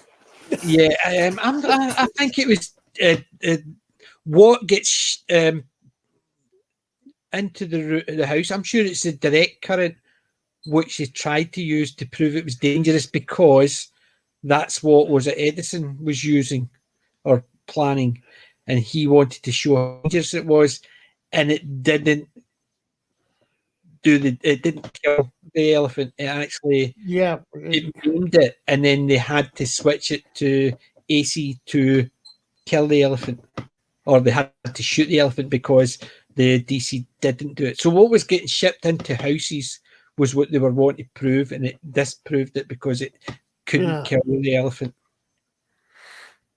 Which, considering they actually were just doing that just to prove a point, torturing an elephant. Goddamn good thing it didn't. Yeah. The elephant had the last laugh. Jeffrey Combs.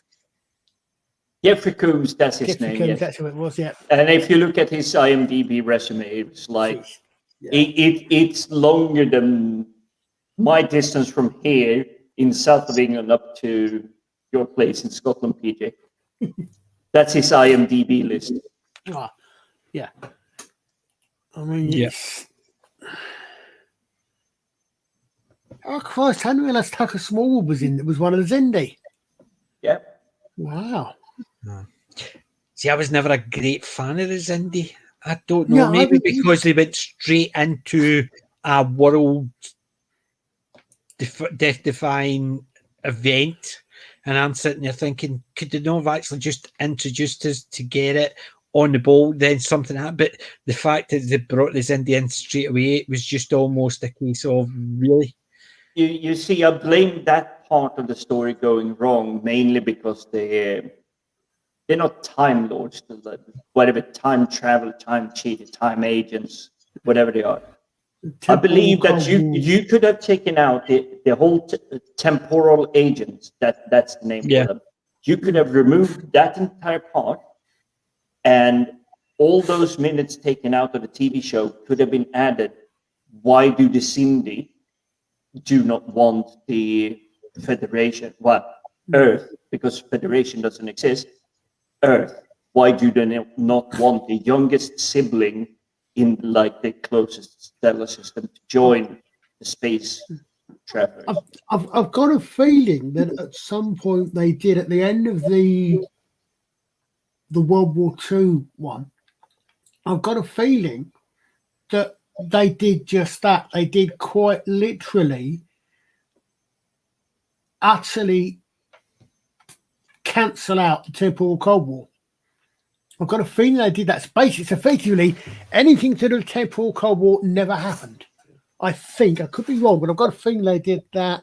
I would need to check that again. I must admit, I'm not sure, but no, it is the way the story sort of unfolds. It didn't really matter what the temporal agents would do. Yeah, because that's why I dislike prequels.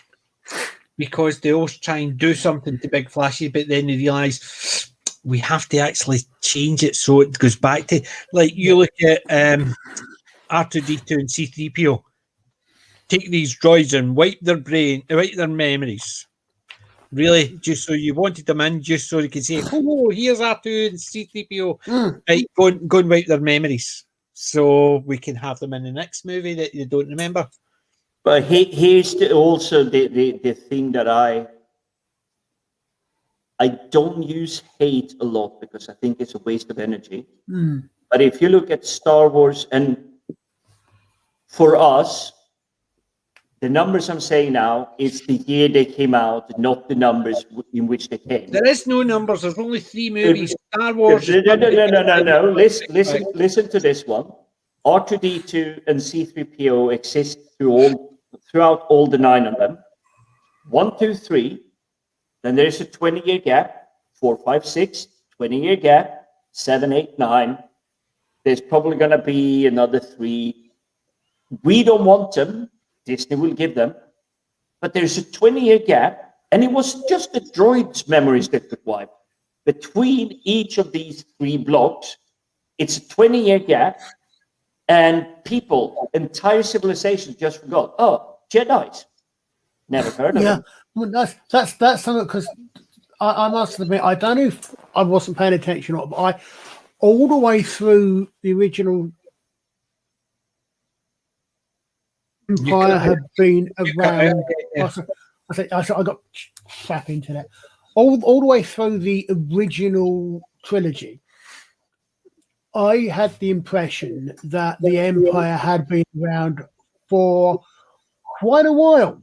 And then all of a sudden, no, it's been around for 16 years because it's pretty much exactly as old as Luke Skywalker. Yeah. And he's 16. What? You know, that's one thing that got me is, as you say, you know, everyone's, you know, you say, I mean, winning one. Yeah, because if you look at the first three, I hate the timeline and jump shoots and everything. But the Empire doesn't really exist until after Leia and Luke is born. Exactly, yeah. And by the time he's grown up enough that, I want to go to Tashi Space Station and buy a power converter, there's a massive empire with the Death Star and everything. Yeah. And everybody's forgotten about the Jedis that were killed literally like 15, 20 years ago. Nobody knows about Jedis. And then apparently in 30 years' time after that, the same thing's happened. But then again, that's because everybody wants to forget that. I say apparently because I have not seen any of the Disney Star Wars movies. I think I've seen one. I think I saw one, and I've just rewatched Star Wars and the Return Empire Strikes Back and Return of the Jedi. All I've seen of the Disney stuff is I've seen The Mandalorian, which I did quite enjoy. I didn't take to it at first, but then someone, I think it may have been like someone that I follow was going to review season 2, so I got back, watched season 1, and did get quite into it, and then watched season 2. And I think I watched a few episodes of the Clone Wars cartoon series. I will admit I joined not all of it, but I joined some of the cartoon series. Mandalorian I like, but Mandalorian isn't Star Wars. Mandalorian is Mandalorian because it's a completely separate culture inside the Star Wars universe. But I mean, it's weird because I genuinely don't. I've definitely not seen any of the new ones. But I'm not sure whether I've seen. Was it whatever the first one was or not? Because I can remember things like Han being killed. But that is from which is from the first one. But I tried watching it again, and I don't remember the first bit. I didn't get go on about the first 10 minutes, but I didn't remember any of it. So I thought either I've seen it and made so little impression on me, I just don't remember it, or more likely, I've seen clips like I've seen the clip where what's his face kills Han. But you're not wrong here, Archer. It's I cannot for the life of me recall anything. I saw the first and second one of 7 and 8. I remember there is a casino scene where they're like doing an Ocean's 11 or whatever it is. That's basically all I recall from 3.5 hours worth of movie. It's like they robbed the casino. That's all I remember. I will say Daisy Ridley, because I've seen her in other films. I know that she's in the film, but in terms of character, it doesn't stand out. The only movie I saw was the first one, and that was, to me, it was just a copy of Star Wars and Return of the Jedi. Yeah.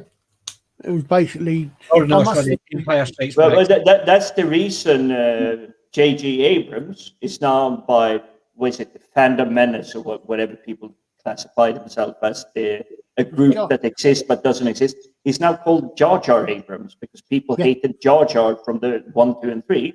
I would say he wasn't my favorite character, but I liked the plot line. Why was he there? The prequels, because... No, they don't exist really. 4, 5, 6, which is basically, that's Star Wars. See, I keep telling you, it's not 4, 5, 6, it's Star Wars. And 5, 6. Return of the Jedi and Empire Strikes Back. There is no number. I was watching, I'm pretty certain, I think it was Critical Drinker. early on today, but I think it was yesterday. I think he had Sargon and at one point it's a Gundam on. And at one point they were talking about that, and someone came up with someone I thought was really clever was Star Wars 1, 2, and Star Wars. The 70s Star Wars, the original trilogy. So 4, 5, and 6 in the sequels they gave up, but Star Wars, New Hope. I don't mind using that one. Someone, Empire Strikes Back and Return of the Jedi. Good ideas, done quite well with the technology available. 1, 2, and 3, quite good idea, just not very well executed. 7, 8, and 9, no ideas, appallingly executed. And I thought that's probably not a bad summing up. Yeah. But see, the way I looked at it was they did the same with prequels across the board. Every character had to be in it. And that's the problem. If they did a prequel all about Anakin, then they shouldn't have had R2 and C-3PO. They shouldn't have had. They could have had Obi-Wan, right? Fine. But you would only want Obi-Wan, and that you wouldn't want anybody else associated whatsoever with it. Even the 2 droids, you don't want anything, and you just concentrate on how Anakin became Darth Vader. No big, and the love. I need sand. I really dislike it. Pick off. It's stuff like that. I will give 1, 2, and 3 one thing. Why is Yoda such a Jedi master? And it's mainly pardoned, but because the fact, okay, it's CGI. He's a benefit. He's a benefit. Yes, but it's Christopher Lee that is the evil guy, and suddenly Yoda goes from like walking stick and everything, and suddenly it turns into like a kitchen blender. It's like that scene made me laugh. I'm not saying it's the best ever, but it kind of goes like, this 900-year-old little creature needs walking sticks and everything. Okay, yet he's very good with the Force. If he needs to, he can spring into action. That gave him a little bit of depth, but it was more for giggles. But I love that scene. I think the one thing that Star Wars has is, as I understand it, Lucas always, right from the start, intended it to be 9 stories, 9 films. But he knew that he didn't have the technology to do the first ones. He knew he didn't have the technology to do parts 1, 2, and 3 the way he wanted it. So we did 4, 5, and 6. And then when the technology improved, he went back and did 1, 2, and 3. And then he sold it off to Disney. See, the problem is that works to an extent because there were books, and accordingly he wanted to do the books. I read, which was a fantastic book, but they skipped over it. Sorry, what was that? Splinter. Splinter in the Mind's Eye. I've read that, and I've read that when it came out. Yeah, it was. But the interesting thing there is there's one thing about that that's quite clear, that either he hadn't told Alan Dean Foster that Luke and Leia were going to turn out to be brother and sister, or I suspect perhaps more likely he hadn't actually decided or firmed it out, that one. Because when you know that Luke and Leia were brother and sister... Look at the first one, they basically didn't know. I mean, brother and sister, that kind of puts a slightly different turn on Splinter in a Mind's Eye in some places. You know, you do sort of want to go a bit, she's your sister. Yeah. You know, I remember is the bit where Chewbacca jumps into the AT-AT and rips those stormtroopers apart. Yeah. But then again, of course, I mean, according to Kathleen Kennedy, they didn't have any comics or stories. Yeah, she was lying. Did they? Stupid. Yeah, maybe she just didn't know. So if she didn't know, then she can't see them.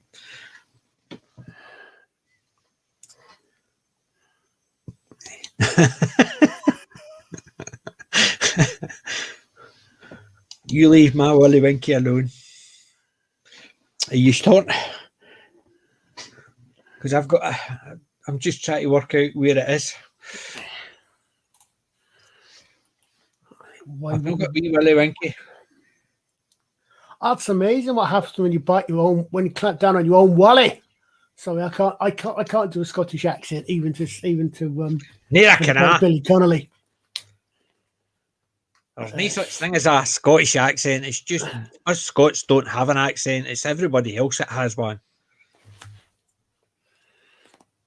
Or you could actually ask Ricky Fulton. See you, Jimmy. Am I right, Jim? You see, there's things like that. Aye, but that's only if you're Russ Abbott. Aye, that's true.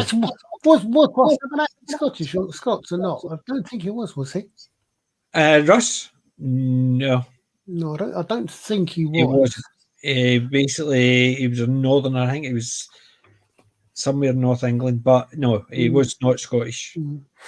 I find that the weird thing is the first time I heard David, because the first time I think I came across David Tennant was in Doctor Who.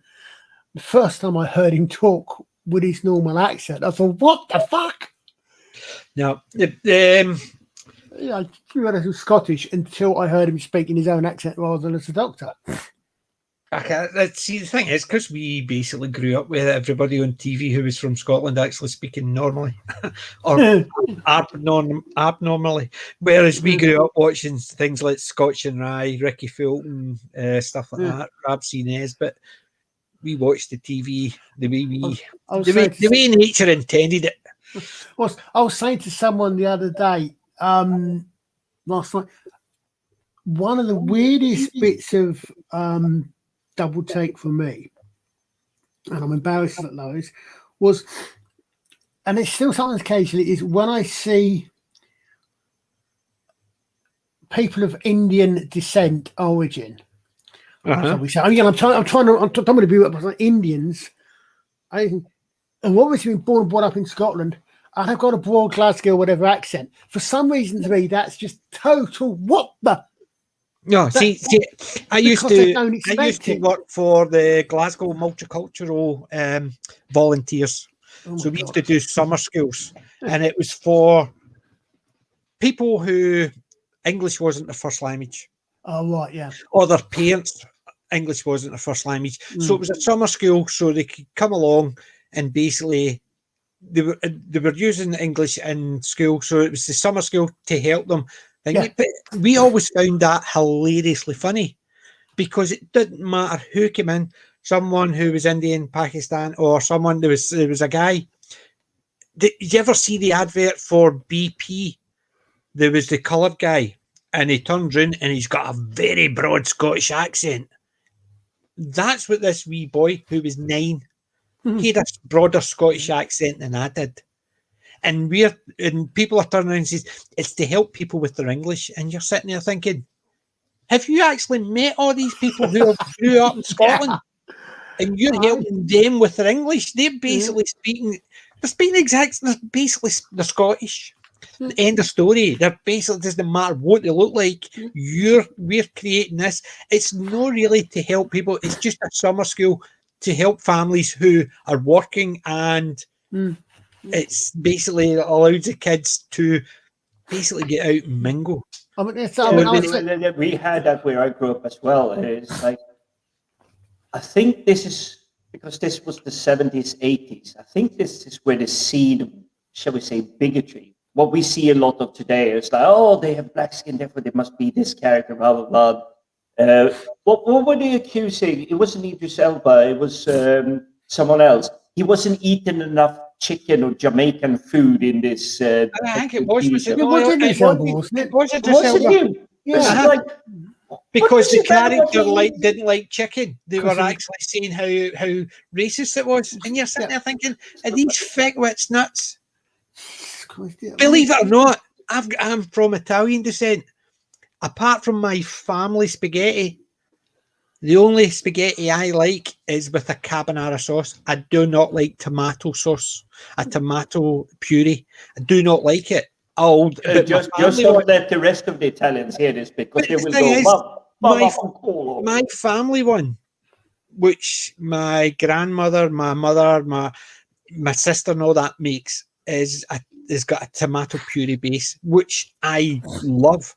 But see, if I go out and I see pasta and it's not got a carbonara sauce, I won't order it because I do not like it.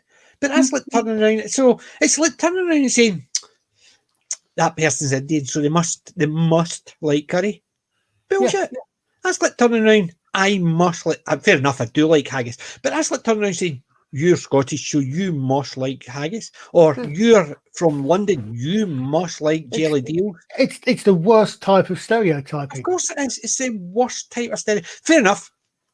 I love haggis. I can't do it, but I hate a pasta with a tomato sauce. Ew. But you see, I'm Scandinavian. I love haggis. I love black pudding. I'm not a great one for black pudding. I love haggis. I like fruit pudding, but I'm not sure I've ever had haggis. I'm English. I've probably been out of England. In fact, I've probably spent less time out of England in my life than Richard the Lionheart spent in England in his life, and that was 6 months. But I don't like. I'm not into sport at all. I don't like tea, and I don't like curry. Okay, so that's at least 2 of the 3 things that should get me kicked out of the club of being an Englishman. Yeah. See, the thing is, I love my tea, but I love my coffee. I love American blend coffee. Yeah. So, any chance I get to get an American blend coffee, I'll get, hands down. But I still like my tea, but I don't like whiskey. I like a bourbon, but I don't like a whiskey. So does that mean? And I don't like wine, so I don't class as a Scot, and I don't class as a European. God, no, I'm not a European. Well, with whiskey, you do have 2 kinds of whiskey. Because you have the proper whiskey, which is the Scottish one, and then you have the extra E, which is the Irish one. And then you've also got the American one, which is a sour mash whiskey, which is effectively a bourbon. Yeah, that's what it's a sour mash whiskey. I don't like whiskey, but I love Bailey's Irish. Oh, I love Baileys. Yeah. I love Baileys. Yeah, I prefer brandy to whiskey, but then I'm not a big drinker anyway. I'm a Jack Daniels boy, so but I do like a nice Baileys. So I do. Yeah, you see, we must clearly be the anomalies in this entire world, considering what you see on mainstream media. Oh, if you're a white person, you can't possibly like this. Oh, you're a black person, you must eat a lot of chicken. So, what? Exactly. It's the low expectations for people. They assume it's the same as, did you watch the one with I can't even remember who it was, and they were talking, and he was talking to the woman, and he said to her, "What have you got to say?" She says, "The Democrats are all going about how all these white people are keeping you down. You can't get there because of these white people." And she turns around and says, "Bill, I can get whatever I want. A white," she says to the guy who's interviewing, she says, "You didn't actually allow me to become what I am. You didn't stop me from becoming what I am.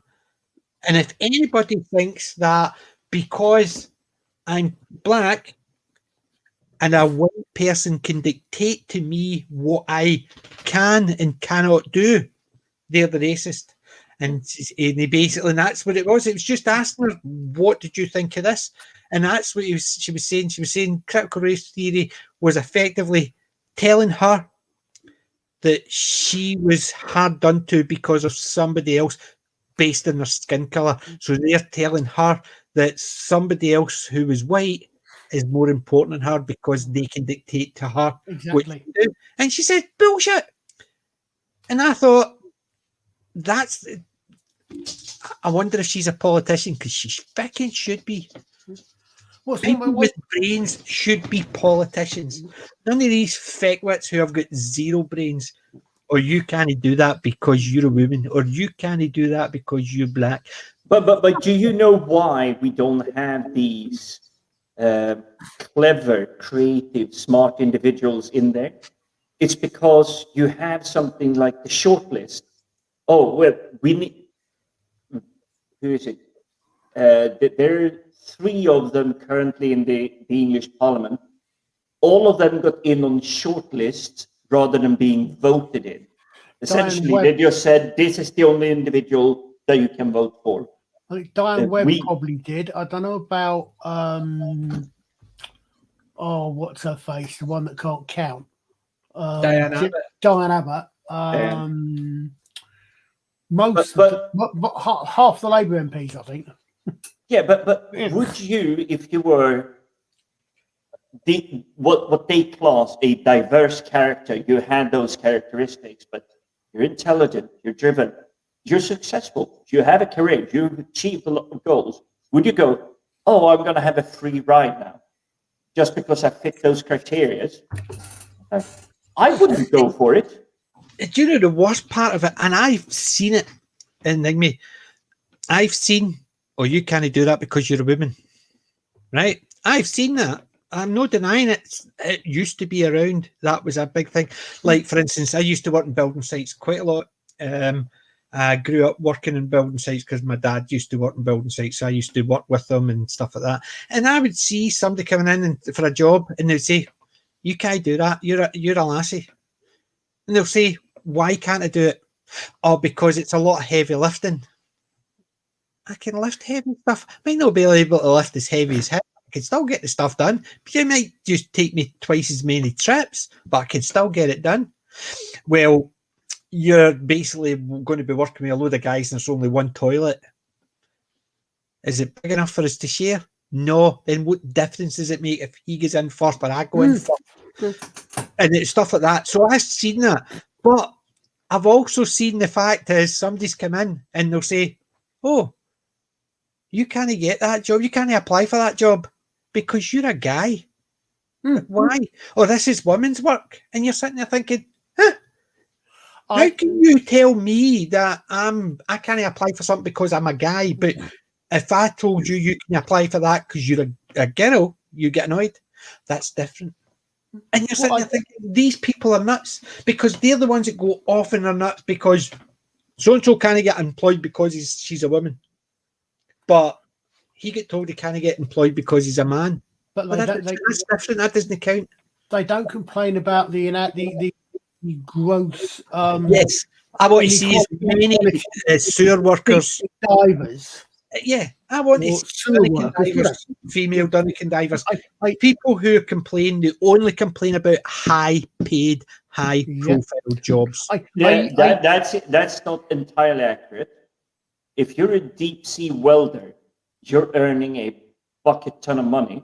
However, you're away from home profile, but it's not high for profile 4 months a year. And yes, there is a very high likelihood that you will die on the job. Yeah. You're high paid, well compensated for what you do. It's dangerous. Yes, but it's not a high profile job. That's what I said. High paid, high profile jobs. 90% of all workplace deaths are males, but who cares because they're only men. I mean, I used to work in I wouldn't do it now, but I used to work, one of the best jobs I had, I was a teaching assistant in a primary school. And it was a small school. It was like the school I went to. It was one class per year. So you had six, it was primary school, 6 classes plus nursery.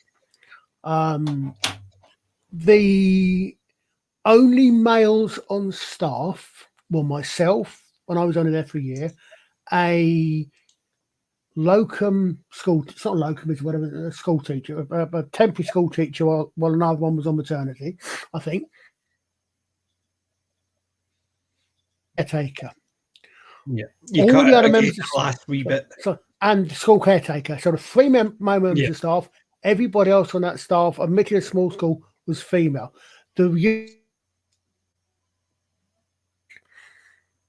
only 25% of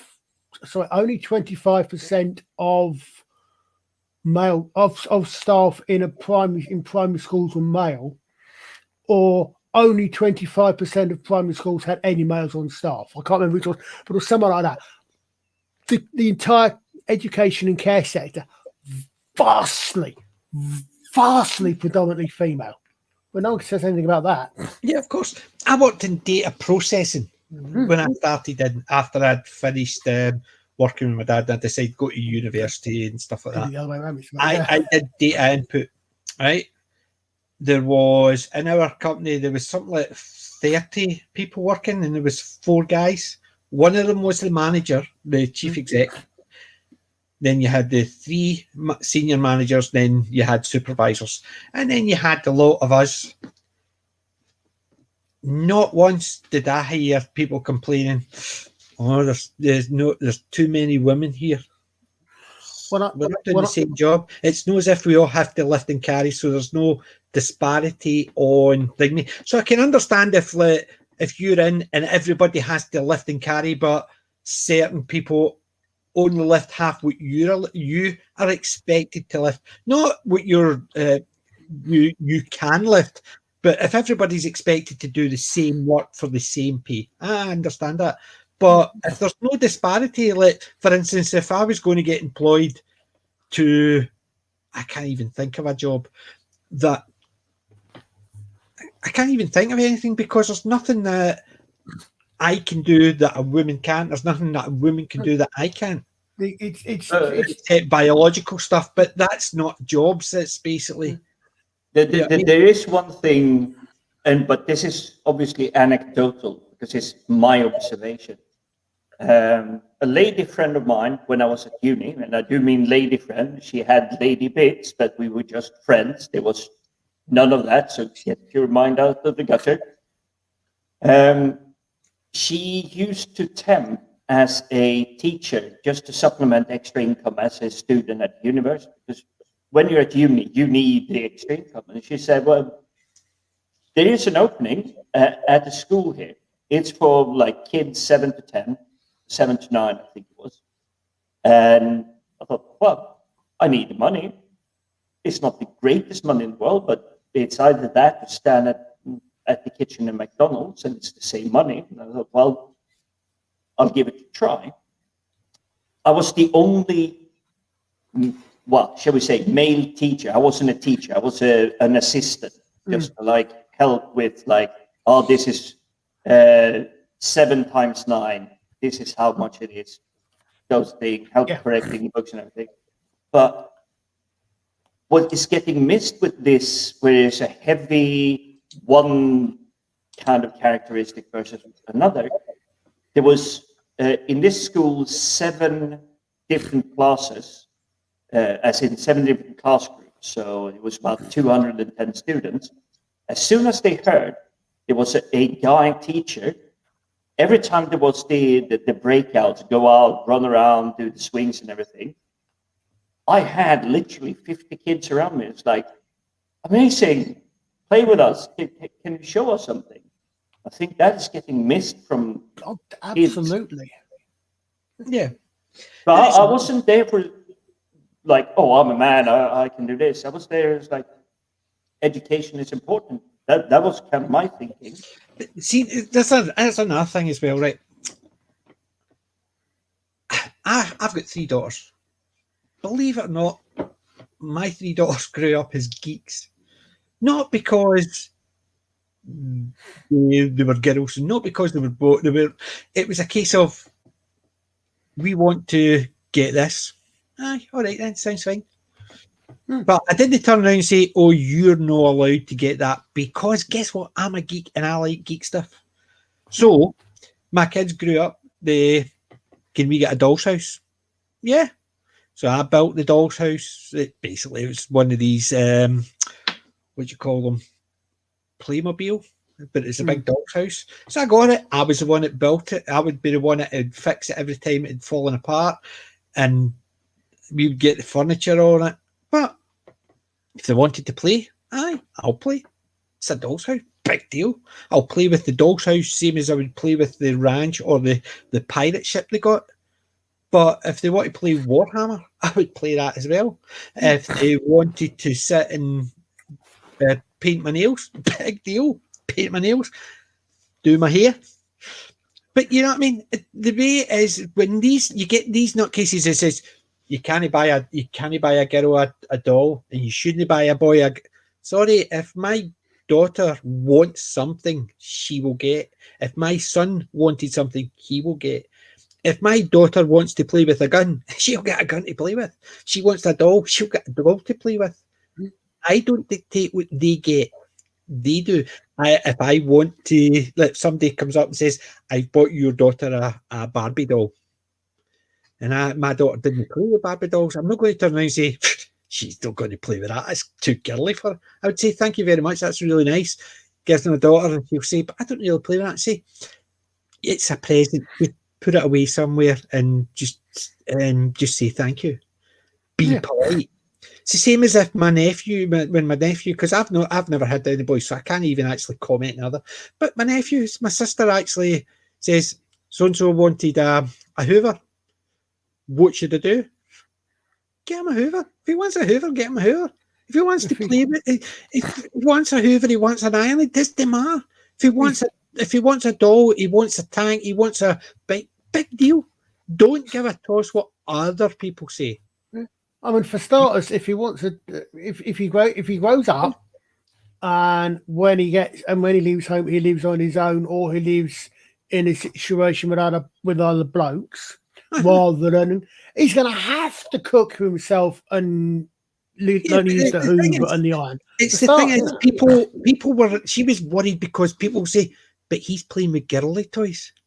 Feck off! Look at my daughters. What are they playing with? Oh, well, they're playing with Warhammer. Is that a boy? But look at you. You're playing with dolls right behind you.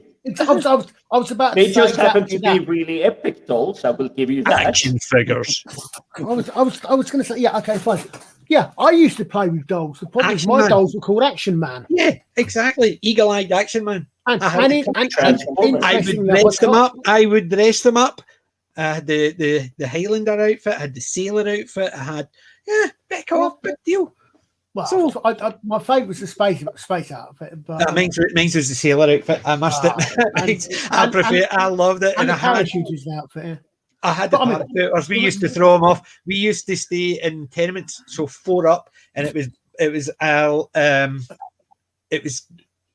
verandas on the front. So we would stand up and we would just throw them. It was great. I also had a couple of, I can't remember exactly what they were, but they weren't definitely an Action Man, but one of them was a Viking. It was almost as if it was Kirk Douglas and Tony Curtis from the Viking. I know what you're talking about. I know what you're talking about. But there were 2 of them. One was a Viking and one was not a Viking. But I can't remember what that. It was one was a knight and one was a Viking. Yeah, what was the Viking? Eric? I can't remember. No, I can't remember. It was a long time ago. But yeah, I mean, I had him the same as I had Steve Austin with a grip and stuff like that. And the safe on the arm. I grew up playing with dolls. I don't care if I called them Action Men or action figures. Big deal. It made no difference. It's the same as most of my daughters, if they played with a doll. People used to call them Barbies, but they weren't. But it was just a name. It's the same as that's an Action Man. Well, actually, it's not an Action Man. This is an Action Man. This is just a figure.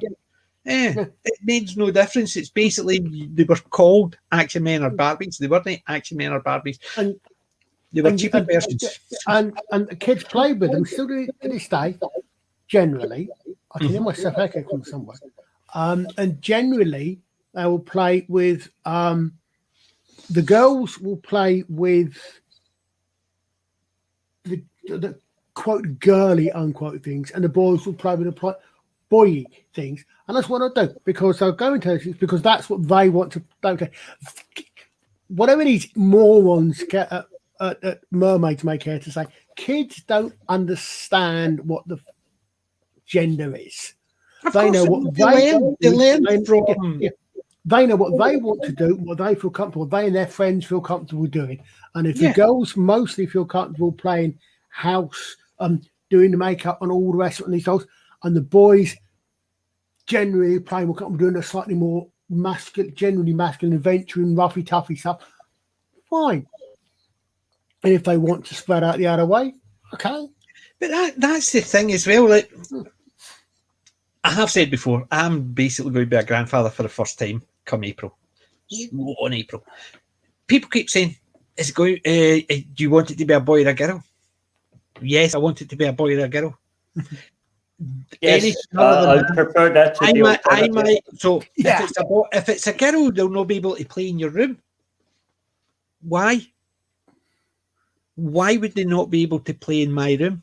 There is nothing in my room that says boys only or girls only. There's in my room means don't fucking touch grander stuff. That's what it says in my room. But as I said to the guys, I'll move all the stuff that I like above that height. Anything below that, the kids can get, no problem. Anything above that, I'll make sure that it's too tall for the mains. However, so if it's a boy or a girl, so if it's a boy and wants to play with that, I will have no issue. If it's a girl and wants to play with that, I will have no issues. If it's a boy or a girl who thinks, I'm not playing with all this junk, this is all crap, then what will we play with? It makes zero difference what matters to me. It makes zero difference, but if the toddler crawled in to your room and said, screw this, I'm not playing with that, there's only one conclusion from that. They're not the geek yet. No, it just means that what would you want to play with Grander with? Whatever it is, we'll play. Well, we're watching Doctor Who, or we're watching Babylon 5, or we're watching... I'll still have my stuff on, but it doesn't mean that just because Shorty doesn't want to play with the toys or watch the TV, well, we'll do what you want, but I'll still have my TV on. Same as I would turn around and say, well, you want to watch My Little Pony, for instance. Well, we'll watch My Little Pony. But while we're watching My Little Pony, I might actually still have something on that I'm watching, or whatever, headphone in or something. The thing is, why would I dictate to anybody, kid, grandkid, whatever, what they should like? Because I'm one that says, just because you like something, sorry, you instead of it that way, right? Just because you like something and I don't, doesn't mean it's wrong. But just because you don't like something I do, doesn't mean it's wrong. Because if we all like one thing, what a boring world that would be. Exactly what Mum and Dad used to say. What a boring world it will be if you all like the same thing. Exactly, because you would be one TV show, there would be one actor, there would be one actress, there would be one piece of music, there would be one picture to colour in, because it would be boring. Everybody likes different things. And if we all like the same thing, God in hell, that would be actually mind-numbing. But the scary thing is, this is coming for the people that scream, we want diversity. It's like, yeah, we want diversity, but we want you all to be the exact same. Yeah. Which is crazy, because they don't want diversity. No. They want conformity. Yes, exactly. You're only allowed to be diverse as long as you agree with what we say. Because if you're black and you don't agree with what they say, internalized white privilege. It's surprising how many words the current president actually turned around. If you don't vote for me, you ain't black. No. That's what he said. No, actually, I agree with you entirely. The thing is, he couldn't even get that right. What he said was, if you don't know if you're going to vote for me or not, you ain't black. In other words, if you haven't made your mind up, he didn't say vote for me. He said, this is the thing, you couldn't even get that right. Mm-hmm. What he actually said was, effectively, if you haven't made your mind up, you're not black. He didn't say what way you should vote. That's what he meant to say. No, I thought he says if you ain't No, black, he said if you haven't made, because I paid quite attention to that. He said if you haven't decided if you're going to vote for me or the other guy yet, or was pretty much like you ain't black. Everybody thought he said. Everybody heard it. It must have been the soundbite I've seen then. But because everybody, I remember everybody thought he said or heard it as if you haven't, or if he almost certainly meant to say if you haven't decided to vote for me, you're not black. But that's not what he said. What he said was if you haven't made your mind up yet. I know. He forgot to say if you haven't decided to vote for me, you ain't black. That's not what he said. That's what people thought he said, but it's not what he actually said. But it's the same idea. They get people who will turn around and say, well, I'm a conservative. And they'll say, well, you can't be a conservative, you're black. They go, yeah, exactly. Or you can't be a conservative. Did you ever see Coupling? You ever watch Stephen Moffat's Coupling? Really good. The first 3 seasons especially. The 4th season's mediocre at best. It's not very good because one of the main characters left. However, there's a bit where Patrick he's a conservative, very Tory orientated, right? And one of the girls, who was it? It wasn't Jane. It was one of the other ones. Basically, very Labour liberal. And a gay guy walks in with Jane because he keeps on saying, "This is not a date. I am gay." Oh, you just don't know that, and so am I. And he's going, "You're fucking nuts." But he's sitting down and he's saying, "Don't talk." The girl turns around and says, "Don't talk to him.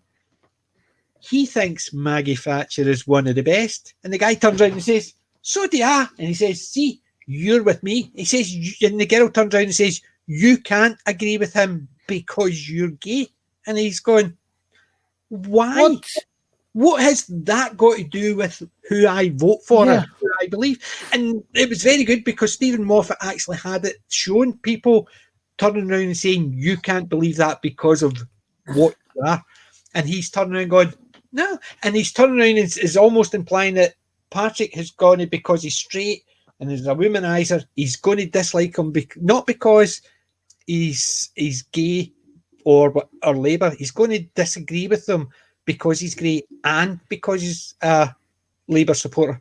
But he turns around and don't think me. So Patrick had zero issue about his sexuality, zero issue about his politics, and he actually quite liked him because of his politics. But whereas the one he does like, his friend they were trying to chat each other up, she's the one that's actually got the issue with his politics. I mean, the thing is, these people are nuts. I mean, we tend to remember that actually that the official title is Her Majesty's Loyal Opposition. Uh-huh. And that's you should be, and discuss, and they should be able to you should be able to discuss things and disagree and not agree with things. Well, that's the thing. They're the opposition for a reason. They're meant to oppose. They're meant to actually bring out things like, "Wait a minute, you realise if you do that, this will happen." Whereas these days it's more a case of, "Well, I've got an 80% majority, I'm still going to do what they tell me to do." Yeah, it's a case of, "We're going to do this. That is terrible. That is racist." Well, actually, it was the stuff you actually said the last time you were in. We're agreeing with you now. Oh, but it's racist. By the way, Joe, who actually built the cages that the kids were in? Who's now keeping kids in cages? Well, exactly. It's basically Obama. If we take this a slightly different angle here, we've all heard about the glass ceiling. Women cannot achieve anything. No, according to Doctor Who, I saw her flat crashing through it. Exactly. Was she going down? If you look at the two highest position that you can occupy in the United Kingdom, the royal seat and the prime minister. The royal thing is a different thing. The royal No. I do understand that, but for the last 60 years, those two seats have in majority been occupied by women. Unfortunately, they don't count because they disregard the Queen, and the women in the prime minister seat were both conservatives. No, not in the last 60 years. It's not been last- predominantly women. Yes, it Well, no, has. it's- No, it hasn't. You had Margaret Thatcher, Yes. and you had Theresa May. Yes, but if you had a timeline, so you had the Queen for 60 years. No, but I'm Yeah. saying you said in both of them, but But in both of them in total, so if you take the 120 years, it would be majority. No, 63% would be. It's geeky, but if you look at it that way, there's been more women in power for that time. Interestingly, Let's look at the thing, right? The Queen is if there was a male heir, she wouldn't have got it. Simple as that. Now, Actually, she did get it, despite there was one, but he abdicated. He basically abdicated, but he got it, and And he then never had he any kids abdicated, so anyway. he had to step aside for her to get. But now it's the firstborn. It's no longer automatically going to the male. Prior to that, you had the Queen. You had Victoria, who was the most successful royal. So yeah, that. However, prime ministers, they act as if Theresa May was the first and only. Sorry, Yes. she wasn't, because Margaret Thatcher was there first. And in India, you had Indira Gandhi as the prime minister, and they can't turn around and say, but these Golden two Meir. don't count. Why? Because their politics were different from you.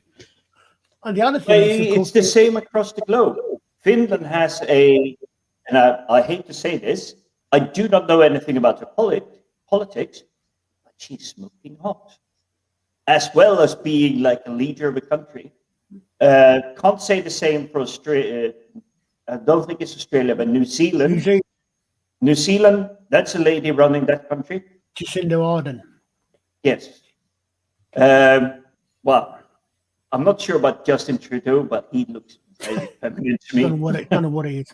Well, in all I do not fairness, know what he is. there's certain things that I've heard things like more wars are caused by men, because if women were in power, the wars wouldn't have happened. Bull.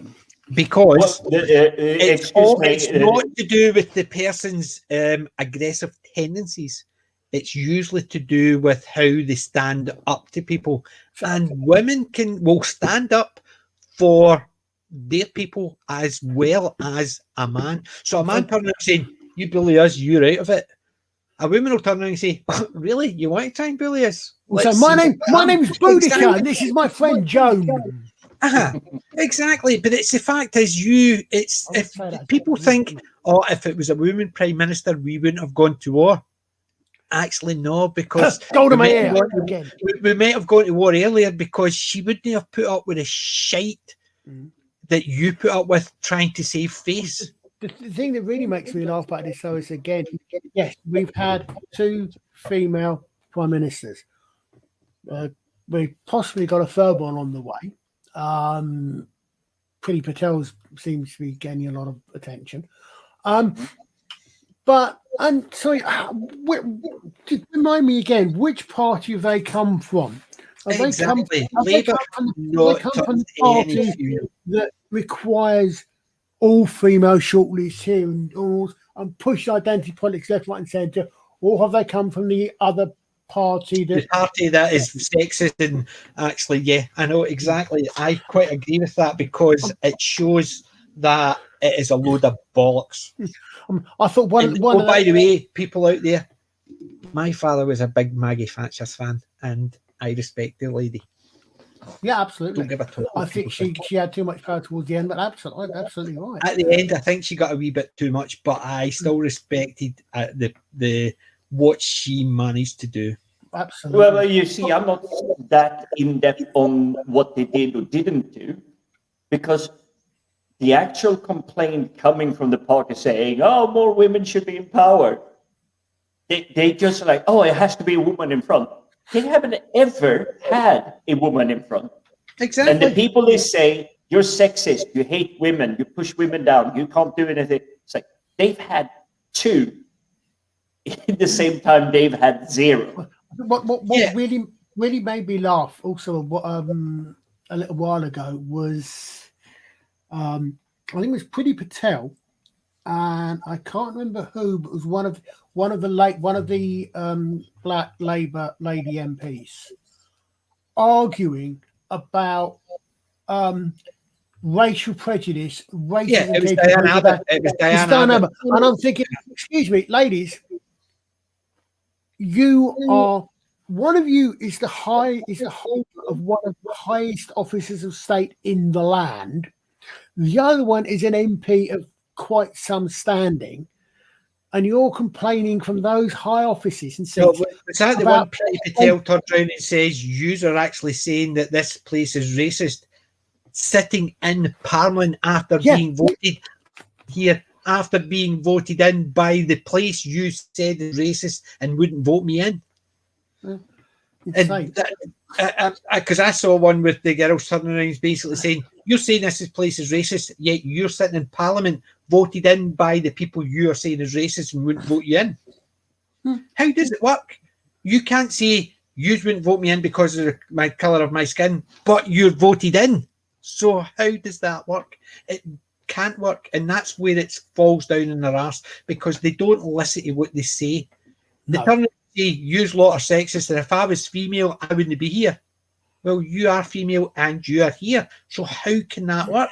Exactly. It's so amazing, the high level of like epic trying to fall on the floor and just completely missing the planet. Yes. There is that, I think his name is David Lammy, and he's on interview, live TV, and saying there is no police officer to be found here. And in the background, there's a police officer standing right there. It's just going. It's like the American. A mostly peaceful protest. Oh God, yes, burning behind them, and you're sitting there thinking, these people actually just do not care. They'll basically just say what they want. They do. Did you see the one on? You would have missed it again, Archer. There was a Twitter thing. Basically, they were showing I think 20 or 30 stations in the US.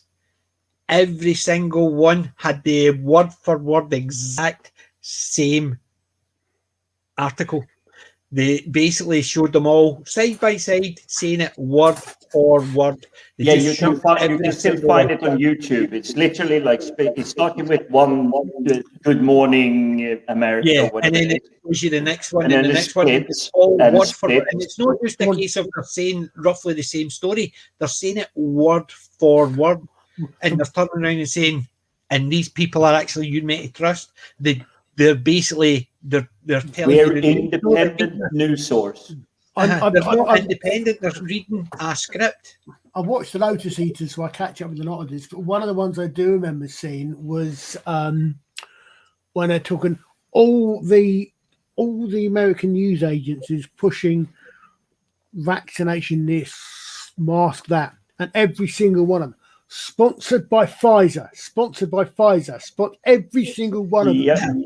But there was the one that they were talking about was all to do with a threat for democracy. That was the whole line, and it basically the word for word was exactly the same. Every single channel said exactly the same article. They basically said the exact same words throughout the whole article, and it was fucking amazing that basically these people can't turn around and say we're independent when you said the same as the other 28 people word for word. It was the same thing they were saying on some of the things about the was it Virginia election where the Republicans won the Democrats. Yeah, a threat to the democracy because they didn't win. Well, some idiot coming in and said, was it somebody some idiot coming in, I think it was one of the colour, it's completely saying, I'm describing the governor as the COVID variant Trumpism, and as Delta variant Trumpism, and I thought, oh, you. Well, it was the same as Larry Elder. They were calling him a white supremacist. And you're sitting there thinking, are these people actually listening to themselves? there's a black governor, and they're calling him a white supremacist because he disagreed with them. And they're saying we're not racist, but he didn't agree with us, so he must be a white supremacist. And you're sitting there thinking, these nutcases. Right, guys, we'll need to finish about 5 minutes. Just so we're 5 minutes. We need to actually because. So I'll round off with my comments, but I do have a second follow-up because we did miss something this evening. But I will say, I'll echo what I said earlier. These people are claiming they want this diversity or like ethnicity or this matter and background and like Paul says. As soon as they do not get what they want, they will actually attack the very person from such a background and claiming that they are the absolutely opposite. It's like, who are the real bigots? I don't want to call them racist or... You can tell it racist because they turn around and say, as a ex-person, sorry, you don't speak for all those people. You speak for yourself. So if you're saying, if I went as a white male, sorry, that means nothing. I'm speaking for me. I'm not speaking for every white male in the fucking world. So saying as a white male means nothing. So if you say as a black male, as a white woman, as a black woman, it makes nothing because you're only speaking for yourself. If you think qualifying it by saying your ethnicity, your sexuality, whatever, means you speak for every one of them, then you're fucking nuts. Because that's like turning around and saying, as a conservative, we think this. Well, that's not how it works. So saying, as a Christian, we think that. That's not how it works. Because you might have a belief system, but it doesn't mean it matches it right across the board with everything. And the thing is, how many people say something and assume everybody else agrees with them? Well, I think it comes from a deliberately imposed system of guilt. After all, let's be honest, this is coming from the party that supported slavery. Well, we already know. We've seen the Sargons one, the video about the history of it, and you see people reacting to that, and they go, geez, that video is amazing. That video is amazing. But it's the fact is, sorry, I ain't guilty about anything, because guess what? I never done anything. So why the hell should I feel guilty? Actually, the only thing any of us ever did regarding the slave trade was helped pay off the debts, which were finally paid off about 6 years ago. I thought it was actually about 15 years ago, but no, 2016, anyone that has paid tax inside the United Kingdom before 2016 has I thought it was 2006. I thought it was 2006. Amazingly recent. But what really makes me laugh, I say laugh, it's cynical, is they go on about the white saviour this, white saviour that. Yeah, where 95% of them are white people trying to come in and help the black people. Oh, usually the ones that are actually going on about how terrible the white saviours are usually the white people telling the black people, don't worry, we'll save you. Yeah. It's the same as look at that fitwit Lenny Henry. Used to love him, but he basically turns around and says, we don't need no white saviours. And then they go and fucking actually say, right, give money because... And you're sitting there, you just told us you didn't need us. Now you're wanting more money. No. You object to whatever it was going to.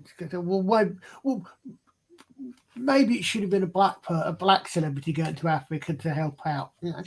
Yeah, but the thing is, they're only going because of celebrities. Because truthfully, do we care who's going over? No, because they're not the people. If they had just a crew and just filming, I can understand, but the fact is, a celebrity going there as a multi-millionaire, I've been sponsored by yous and taking it on expenses to come here to tell yous to give us more money. Well, see the money you actually took off them for your flight and all the crew. Give that back and see some of your millions. Give that, then that'll save maybe 100,000 of us having to put money in there from the pocket we can't afford. I don't mean to pour hate on the poor lady, but Angelina Jolie, gorgeous lady, loved a lot of her films. But if I gave 1% to a really poor area, and if she gave 1% of what she earns or have in wealth, who do you think will have the greatest impact? And who do you think can afford getting rid of 1% of their wealth?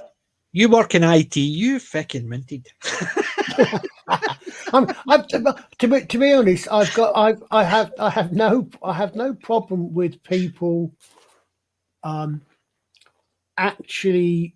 Well, I say I don't. I never used to have problems with people actually using the fact that they have some celebrity to draw attention to something. Yeah. But I don't have an issue. It's when they try and make you feel guilty for Yeah. not doing it. Yeah. But you look at the amount of celebrities going, oh, I gave this amount to charity. And then it turns out a couple of years later when the tax accounting goes through, actually, you never paid any charity. No, what they do is say, I gave X amount to charity. To what they say is, well, actually, instead of paying tax, you used that as charitable. So instead of paying $500,000 in tax. Yeah. There are those people too, but there are those people that go out and say to the world, it's like, I paid this amount in charity. And it turns out a couple of years later, they actually didn't give anything. No tax deduction, no nothing. You've just been reading the Amber Turd. It's not. She's far from the only one. She's definitely not the first one. Yeah. Anyway, guys, I'm literally flagging here, so we'll need to finish.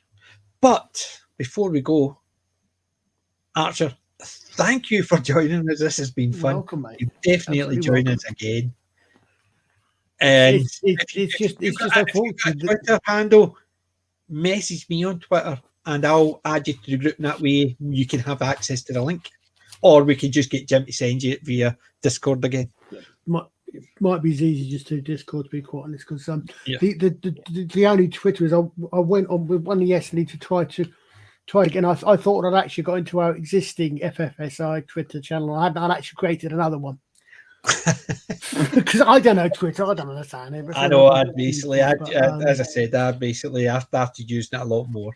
But but thank you very much. It has been fun, and you're always welcome. I do appreciate that you have got other things you do before you come on. That's why you're on later. It's frustrating in that sometimes there's nothing on, and other things there's 2 or 3 bloody things on. And you're trying to catch up with one, because I did it with the Friday night. I haven't even caught up with Friday Night Tights yet. Well, I've caught up with that this morning, so I did, because I haven't missed most of it last night, but Friday Night Tights, but I'm literally, as I said, I've got the history buff sitting there, and I've got a couple of other things sitting lined up. I've also been trying to catch up with Time Team and stuff like that, so just try to get around to get all these things. And a Monday night's a bad night for me because I play Magic, and so I can't watch Fat Steven Seagal's Babylon 5. I don't always miss it, so I usually try and catch it later on, but I don't always get the whole thing because there's so many bloody things on. That's the worst thing. She's trying to get at times when nobody else is on. Ain't happening. Yeah. I've got American Reacts, the Guy Fawkes Day to watch. I've got Dadism Vindicated. I've got Sargon's just done a diversity advocacy was on this evening. I've got, I think I've finished most of Drinkers Open one. And I don't think I've even, have I actually downloaded someone that should be, History Buffs as well. That's just immediate stuff. So, and by the way, see what Not Brian Young says, I can see Wee Willie Winky, PJ. That's Wee Willie Winky running through the toon, upstairs, downstairs, in his night goon, tapping at the windows, rapping at the locks. It's everybody in their bed. It's past 9 o'clock. It took me a wee while to actually remember the fucking. I knew it was. I couldn't remember what. Yeah, I couldn't remember the rhyme. I knew it was the rhyme. It is. It's the Wee Willie Winky rhyme is basically It's so I clocked it and I'm sitting there thinking Wee Willie Winky and I'm going because you leave my Wee Willie Winky alone, boy. That's what I was thinking. Oh, do you I will say this because we're rounding off now. thank you so much to everyone in the chat. Yeah. You kept us honest, as always. As always. And it's been a good one. It has been, but thank you very much. And remember, Wednesday, we are going to be watching They Live, and we're going to talk about that. Next Saturday, we've not decided yet, but it could be anything, so we don't know. I think he's coming back to you, PJ, so it might be one from your collection. Ooh, that could be fun. I'll need Mind to look you, we're getting into Christmas season soon. Well, that's what I'm saying. The December, because it's still November, we've still got things to go, so we could just actually pick a movie and just general tap. But I would point out the next Sunday is Remembrance Sunday. So Remembrance Sunday is Remembrance Sunday. Nice Heartbreak Ridge. So I don't know if perhaps something. Or we can do. I don't know. Battle of Britain. Oh yeah. Battle of Britain for next Saturday. Next Saturday. I've watched a couple of very interesting X reacts to about the 13th, about the Battle of Britain, not the film, about there was a timeline video about the 13 hours that saved Britain. I think I've seen that, but I've not seen it for a wee while. But I've got a load of documentaries as well. I've got the Spitfire one, which is it's one of those ones because I do a few timeline ones because they got you on the YouTube channel. Yeah, and again, it's on these X reacts to or Y reacts to or watches. Then I'm just thinking. I was just thinking if you've got nothing, if you've got looking for a subject for Saturday, it's Sunday, so it could be a good idea to actually look at that. What I'll do is I'll speak to Wend and Darren as well and see if they've got access. We need to get a movie we've all got access to, but we'll do that, and that sounds perfect. So thank you for that, and guys, thank you for joining us. Remember, hit the like, share, and subscribe. It's basically the subscribe. Know that I'm actually please. Oh, get it. Anyway, remember, I ain't old. I'm classic. Absolutely. PJ right. Maybe and the gang out. And I just need to hit this button and we're gone.